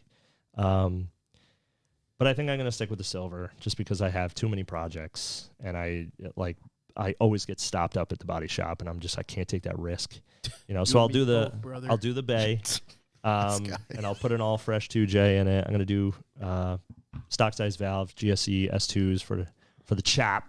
Yep. But yeah, 600 horsepower, target 85 car, try to be flex fuel with all the buttons and switches and cool shit. But still be like a family ripper / slide car / you think your X5M competition is fast / I'm excited for it. that sort of stuff. And there's a slew of other projects. I really want to. I think a shop visit for sure is something we should do, and then obviously have you back. Hell, even at the end of this month. Yeah. Just because there's so much stuff that I think we left on the table. Absolutely. And it'd be fun to hear about the rest of that stuff. Yeah. And I'm sorry if I just Nope. went on. Oh, no. No. No, that's No, why it was we great. kind of again Try to talk talk you fast. talk to you for 5 minutes, and you can quickly understand the vast knowledge in your depth with damn near everything realistically, because whether again, like you said, you have the Mugen tattoo over your blood pumper there. Blood beater. Blood beater. Blood beater. Blood beater. Let's be clear. So Yeah, clearly, blood. it started with that, but Yeah. you have not stopped with that by any means. Giga thick brain. Giga thick. just I mean, you explaining bump steer more than I can even comprehend. You know, I understand. I drive Tacoma. It hit bump. I go left. I don't Yeah, like. Tacoma has Very massive bad bump bump steer. steer. Yeah. But Now you you just know why. right Yeah. there it is. Yeah. You Too got it tall. all set up all fucking. What's weird. that? Turns out I can't fix it. Right. You can. You just need those Camberg Racing long. It's a rabbit. I need long arms Yeah. down Don't do there. it. Long arms. Right. I got top And then arms. you- I need bottom arms. Well, you and need then is custom axles, and then custom body, and the custom. Yeah, we'll and get there. custom just- long arms. You know and what? Deep I'm pockets. just gonna steer out of bumps. There you go. Avoid I'm good the for bumps. one bump. 2 bumps, Yeah. we get issues. That's when it gets any back Gets to a little back. hairy. The whoop section gets the a little whoops, dicey. the washboards. Let's get into some questions. I guess we can ask those real quick. We'll do some kind of rapid fire here There we go. so everybody can feel involved. But again, we will have you back on. Let's see. Ooh, here we go. Yep. Jordan MX5. Jordan MX5. Favorite car related events you've been to this year? God bless. What do you got, Josh? Yeah. Donut meats. I was gonna say I'm biased, but I love our events. Just I kind have, of. to, I have to come out to one of your Please events. I do. want Sunday. to. Sunday's the last one this year. This Sunday? Yeah, this Sunday. Ooh, maybe me and the wife. There we Maybe go. Heal our Perfect. vehicles. We got- out. She's Make a got, we got trip. donuts. We get coffee. she's got a very nice FD2 clone. Oh, All right. perfect. That's All right. Yeah. I mean, I enjoy our events because they're nice and laid back, and obviously anything. I didn't go to any events I didn't like this year, if I'm honest. Yeah, there's nothing For that big stands events, out. like, we just don't go to Hell, big events we Staggered don't wanna was go to. awesome. Yeah. Staggered Wolfscar was super cool. awesome. I know, we had a lot of fun. I really like what Lock City does. I really like Lock how City, they put every on, it's single kinda- weekend, It's like so very cool. family friendly. Oh, Yeah, 100%. like, I love that people come in and watch. I love to see young kids at the Very, track very and, community like, based. I think yeah. last time there was somebody there who didn't even have. I think they had a license, but they were like barely able to drive, and they were allowed. Inebriated. See, The 350. Whoa, Was it? whoa. Yeah. in the Yeah, grand- yeah, There was a Okay. kid in Totally a loves 350 who drove in the comp who was real young. Yeah, Wow. yeah. That's awesome. Very, but super community based. I mean, that's why that Mustang is out there now because I've been going to their events long enough and just like, all right, I Need wanna- to be involved. I want to have fun, Yep. or more so than I already do. Yeah. Details by Doug. Details. by Doug. What are your favorite builds you've seen at SEMA so far? Obviously, Mike's Ferrari is wild. Did you see that? Mike I did. Sandsworks. I did. I Wild like the color car. choice. This is that V10 What'd you E30 say? M3. I like the color choice. You like the color choice? you Yeah, know. yeah. color's White is sick. right. You know. I was a big just Is that leave it yellow dangerous to guy. say? Yeah. I personally thought it looked good yellow with the white overs. Yellow sick. I like yellow cars on white wheels. Yeah. I really do. I think that's a look. And I saw the car during the process, and I thought like yellow, it's definitely cool. But man, oh man, The white is such a the white on sucker white. for white Ferraris. Yeah. Oh, it looks Like so Yeah, good. yeah. pinnacle car for me, white F40. Just Yeah. because like Ferrari said like they should be red and fuck you. Yeah. Like, Yeah, yeah, just yeah. white Ferrari. The white Testarossa. I'm not a big fan of Testarossas, but I've neither. seen white Testarossas, and I'm like, oh, okay, Right. that works. Right. White Ferraris are just Yeah, F40 is the best Ferrari for sure. agreed. It's boxy. Yeah. yeah. Yeah. That's why. There's the 10-cylinder M5 E30 M3 that I've seen on a bunch of Instagram. It looks Yeah. Zemer. Yeah, I think so. It looks pretty Miami, factory they're, done. like, It's nice. Miami-based. Yeah, Miami based. Yeah. Is Yep. it the crazy header one? No, that's the crazy header one. Isn't that the one that? That's a British guy. The black one with the header that comes around the front. It's Yeah, a yeah. V10 single Oh collector no, I was deal. thinking of one that Cali Tune brought a E30 M3 as Oh, okay, well, like the jean colored Green one. with some crazy. I don't even know if it was a BMW motor in the thing. I didn't Yeah. get the good look. I at it. honestly haven't seen many. The Zonda V12 thing, I don't The think Zonda it runs. V12. No, it's got Bluetooth radio Oh, in the hoses FD? and all Yeah. that stuff. Yeah, But It's gonna be cool if it does. it's painted the nice. color on It's that. cool. It's like mint chocolate Yeah. chip ice cream. Yeah. Oh my god, that's so I'm a tight. sucker. So I guess tight. that's probably Tiffany blue. or That whatever, teal. but Well, I'm a big fan. Surf. Isn't the not Zonda surf motor green. just a Mercedes motor? seafoam green. Yeah, the seafoam green. That's Yeah, the and color. the kit I don't that's know if on there's that anything really car. different. They're debuting I'm sure the they make kit it that's on fancier. that car, and it's sick. Yeah. I mean, the fact that an FD can be redone year after year after Oh, yeah, year after we've year, talked and Never it's gets old. sick. Yeah. You know, they're just the perfect blank canvas. Endless. I mean, Rob Dom's car with the bodywork on it looks Yeah. pretty fucking unbelievable. It's Yeah. just like, Now I'm kind of biased. My favorite SEMA build, and we're boys, is Turk's truck. Yeah. I mean that Yep. thing is Yeah, it looks just really Yeah, it's cool. wild. It's sick. And I was glad to see it come together because even like a week or two ago, I was just like, oh man. Yeah. How and far there's still a lot of mechanical stuff that needs to happen. The car's going to come back to the Northeast. Yeah. And I'm going to go up and we're going to, friggin' party on that thing. Do some stuff. Yeah. But they pulled it together. Yeah. I mean, Kibitech gave him the chassis pretty late. I like how over the top it looks, but also subdued.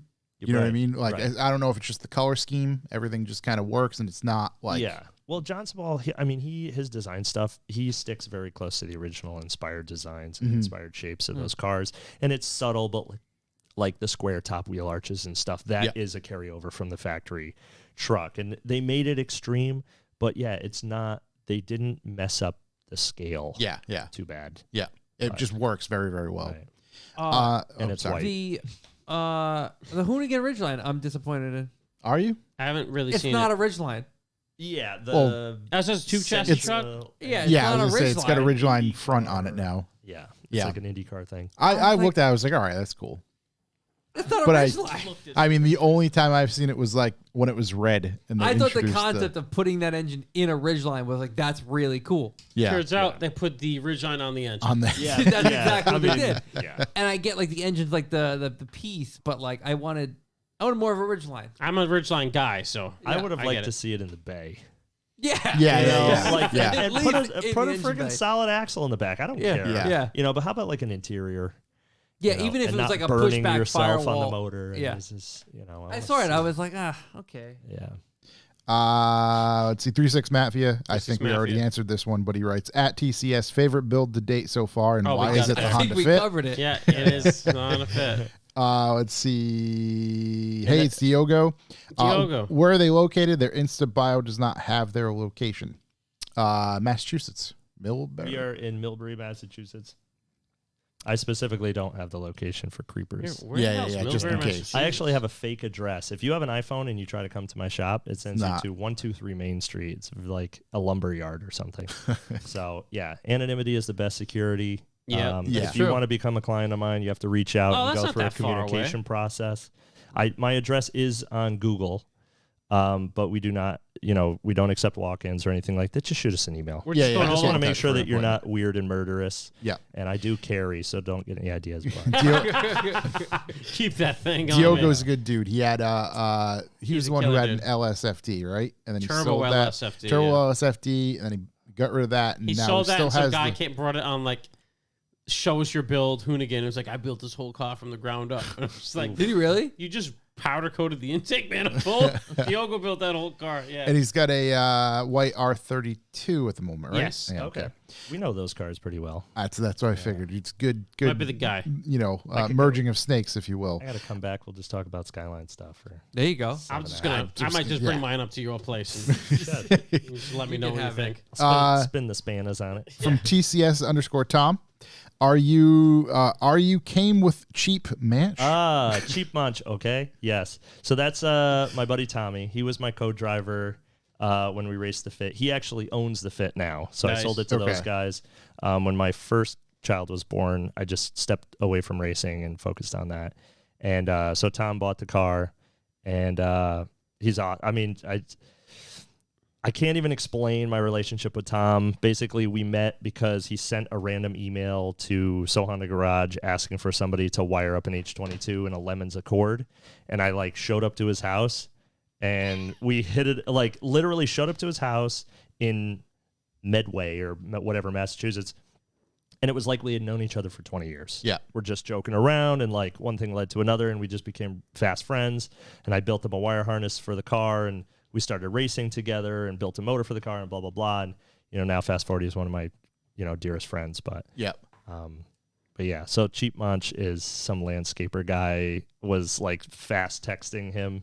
And he said that he was bringing the wood chipper machine, and it just Cheap came out Munch. as Cheap Munch. Okay. And now literally he says It just that all the works. time. Yeah. Joel Boy 13 has a bunch of questions, but I think these are really good for next time. Again, you actually answered one already. What is the best race you've been a part of. He probably kind of went in depth on that. Joel is a customer. He's got a R32. If as long as that's this, is it like BOII? Yeah. Yep. Joel is a customer. He has a R32 GTR that we just did a bunch of work on. He's fantastic, and the car is beautiful. And yeah, sorry we didn't get to those questions. Yeah, no, I was gonna say he's got some good questions. So Joel, next time he's on, definitely shoot us these again, because I'd like to, again, what's your best road trip? What are some of your favorite builds you've been a part of overall? So just good general questions that, again, we could spend a long time on. Yeah. We'll just end with, one of these in proper Revival Motoring fashion. From 5.0 Jeff, big shouts, buddy. Jeff, let's do go. the people from the center of the earth have a take on the automotive climate? They've been MIA on this. Yeah, they're the ones controlling. Yeah, they're trying to turn us all to green energy electric cars that use coal to power. The center of the earth, you mean where the dinosaurs are still roaming? Yep. Yeah, and Illuminati there. and all that stuff. Yeah. They enter from the hole in Antarctica, right? The hole, The one we can't get to. Yeah. It's Yeah, funny. because it's donut Earth. I actually had Hollow Earth. a news article pulled. Inner Earth, I think. Inner is Earth, the theory. yeah. Inner Middle Earth. I had a news article pulled up from Ford saying that like employees gonna have to meet productivity reports or like lose their job Or go to the center of the Earth. because like this quiet quitting thing is bullshit. Right. So So, it's all right. like do your fucking job or get out. or of you here. just, yeah. I was like, wow. I like these guys. I've always been a big Ford guy. Even bigger. Just now. bigger. Just even bigger Ford guy Just now. bigger. Yeah. Ford, you earn your keep here. It's literally what it Get out was. of It was here. like you have a productivity mark you need to meet. Don't meet Right. it. Yeah. Fuck All all that that. It's stuff. just trucks with flannel and dip. Yeah. All that stuff's turning around fast. Yeah. Built Ford tough. Motherfucker. Wow. That's it. That's where it ends. All right. That's going to do it. That's where we're drawing the line. Yep. Usually we drop a cunt here or two. Yep. As always, thank you for listening. Don't forget to visit our YouTube channel where you can like, comment, and subscribe for more content. Big shouts to Chris Hammond. Congratulations on winning that. Yeah. You're in Canada, so I think we're going to have to pony up some extra money to get it to you. Of course, the first winner is, dare I say, international. Nice. At least he's on the Bunch of same continent. hosers up Yeah. Where can people find you or contact you in your preferred method? Preferred method, if you're looking for work or Like to real have work. work done, just go to tailoredchassissolutions.com. There's it's a very, very minimal website. It's almost cryptic and looks like a front on purpose. And you go to the contact and you enter your contact, and I'll get it via email. That's the most professional way. For all the Gen Xers and younger, you're going to go to Instagram, tailored_chassis_solutions. If you want to put it in the I can put it information in the or whatever. Yeah. It's kind of a mouthful. But yeah, you can reach me through there via message, but I'll probably refer you to the email stuff or whatever. That's Just fair. it streamlines how I store customer information Yeah. and stuff. So It's a great starting point. Yeah. Worthy or not to build a file and go from there. yeah, look at the other stuff that's on there first before you reach out with a project that might not necessarily be within the same Makes scope, sense. Yeah. right? Yeah. And that's not to be insulting to anybody's builds or whatever, but without sounding like a snob, we do have kind of a minimum. yeah. There's a level. minimum level of status, and it's about solving problems. For people who value those problems being solved and are willing to trade. What I buy my food with. Yeah. To get it. So. Yeah. Right. It's not just, can I get a bowl of muffler? Right. Yeah. Right. Yeah. I don't want to be a jerk, I'm but trying to cut the cats out of my X5M competition. Right. That I will That's my guy. not do because of the emissions. Yeah, no, I won't call you about that. Right. EPA is everywhere, man. Have you had any issues yet? No. Oh, let's not curse the poor guy. I fly very, very under the radar. Number You one. can make fast cars without really fucking around with that stuff. Yeah, well, we do mostly resto mod stuff. Right. Yeah. Right. So I'm not doing like reflashing cars that are within the 15-year Right. Exactly. rules and any of that stuff. I like old It's all cars. purpose built and right. With new motors. It's about finding the guys who were like, I loved the Skyline or I loved the Supra as a kid, and bringing them up to modern spec. And they fall outside of the realm of EPA regulation. Mm-hmm. Because You're not they're making any classics. big diesel kits? No.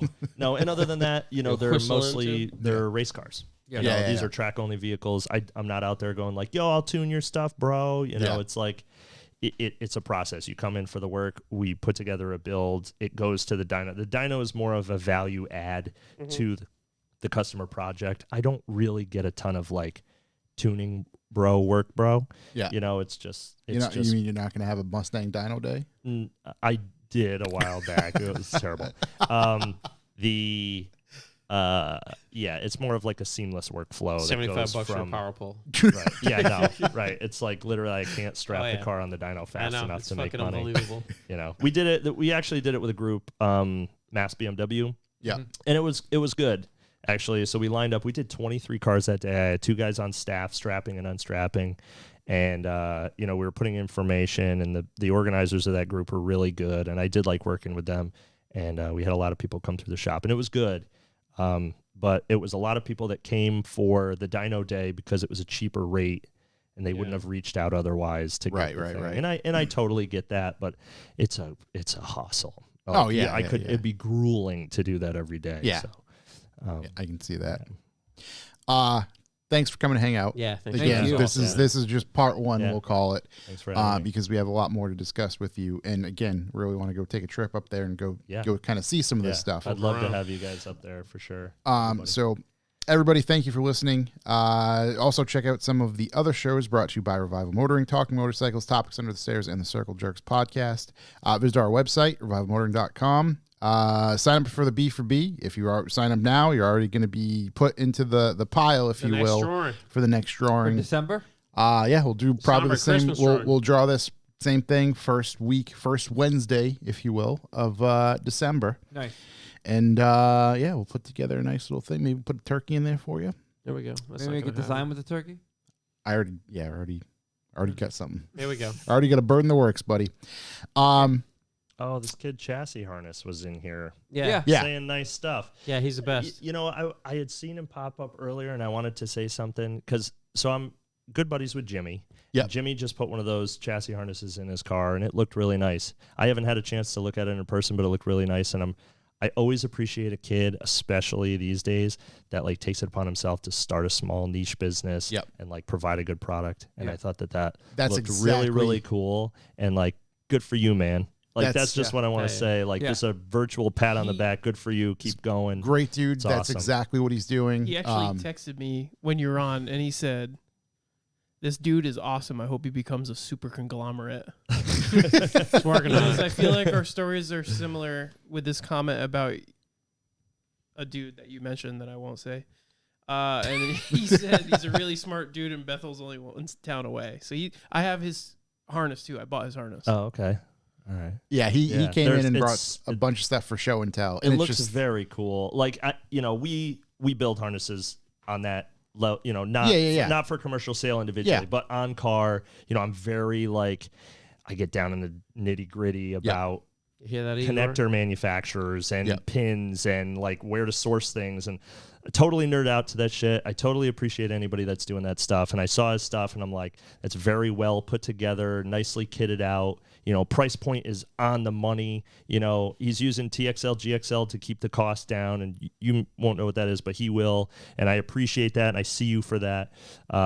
So cool. Yeah. Very cool. And I hope he hears that I said nice things. Oh my God. You want a funny story proud real of him. quick? I know we're going to go super long. I forgot to tell this last week. So he's a great dude. So great that I seen him at Lock City last event. He's like, oh, you want a water or something? I'm like, yeah, you know what? I'm a bit parched. Sure, I will partake in a water, good sir. So he's like, okay, they're right over there, and points. So I'm like, oh, okay. So I'm yondering down over. So he asked you if you wanted a water and sent you to get one? grab one? Right. He was going in the other direction. I was going that way, whatever. So I'm like, yeah. And I know what car he drives, but it didn't dawn on me what truck was his. So there's his car with the Cadillac, I believe, that he was towing his car with right there. Yeah. So I go to the car on the left, which is a blue Ford F-150 pickup truck. And I open the rear door, swing open the rear door like I fucking own the place. And there's a gentleman sitting in the front seat that I don't know. And he doesn't know why I'm in his truck. And I'm just like, I'm here for the water. And he's like, water? I'm like, he said it was in the back seat. He's like, you can look, there's no water in the back seat. You got the wrong truck. So to whoever this gentleman was, I apologize. I just walked away with my fucking head in my hands, and that was that. That was too good. That's hilarious. That But guy- yeah. That speaks to the community of Lock City, though. You can look if you want. Yeah. There was All no family over There's there. gonna be one back there. Yeah, I know. He didn't draw on me and fucking take me out, which was great.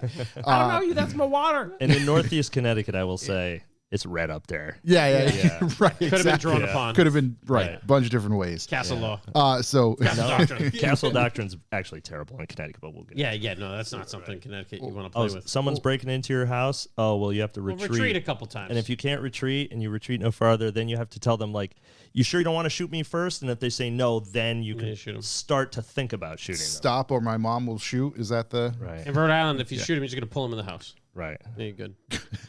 Rape in their eyes. That's what you saw. Not a legal expert. On that note, Do not take advice. don't do anything we say, Yeah. and we'll talk to you next week. Later. Goodbye. See ya. Thank you.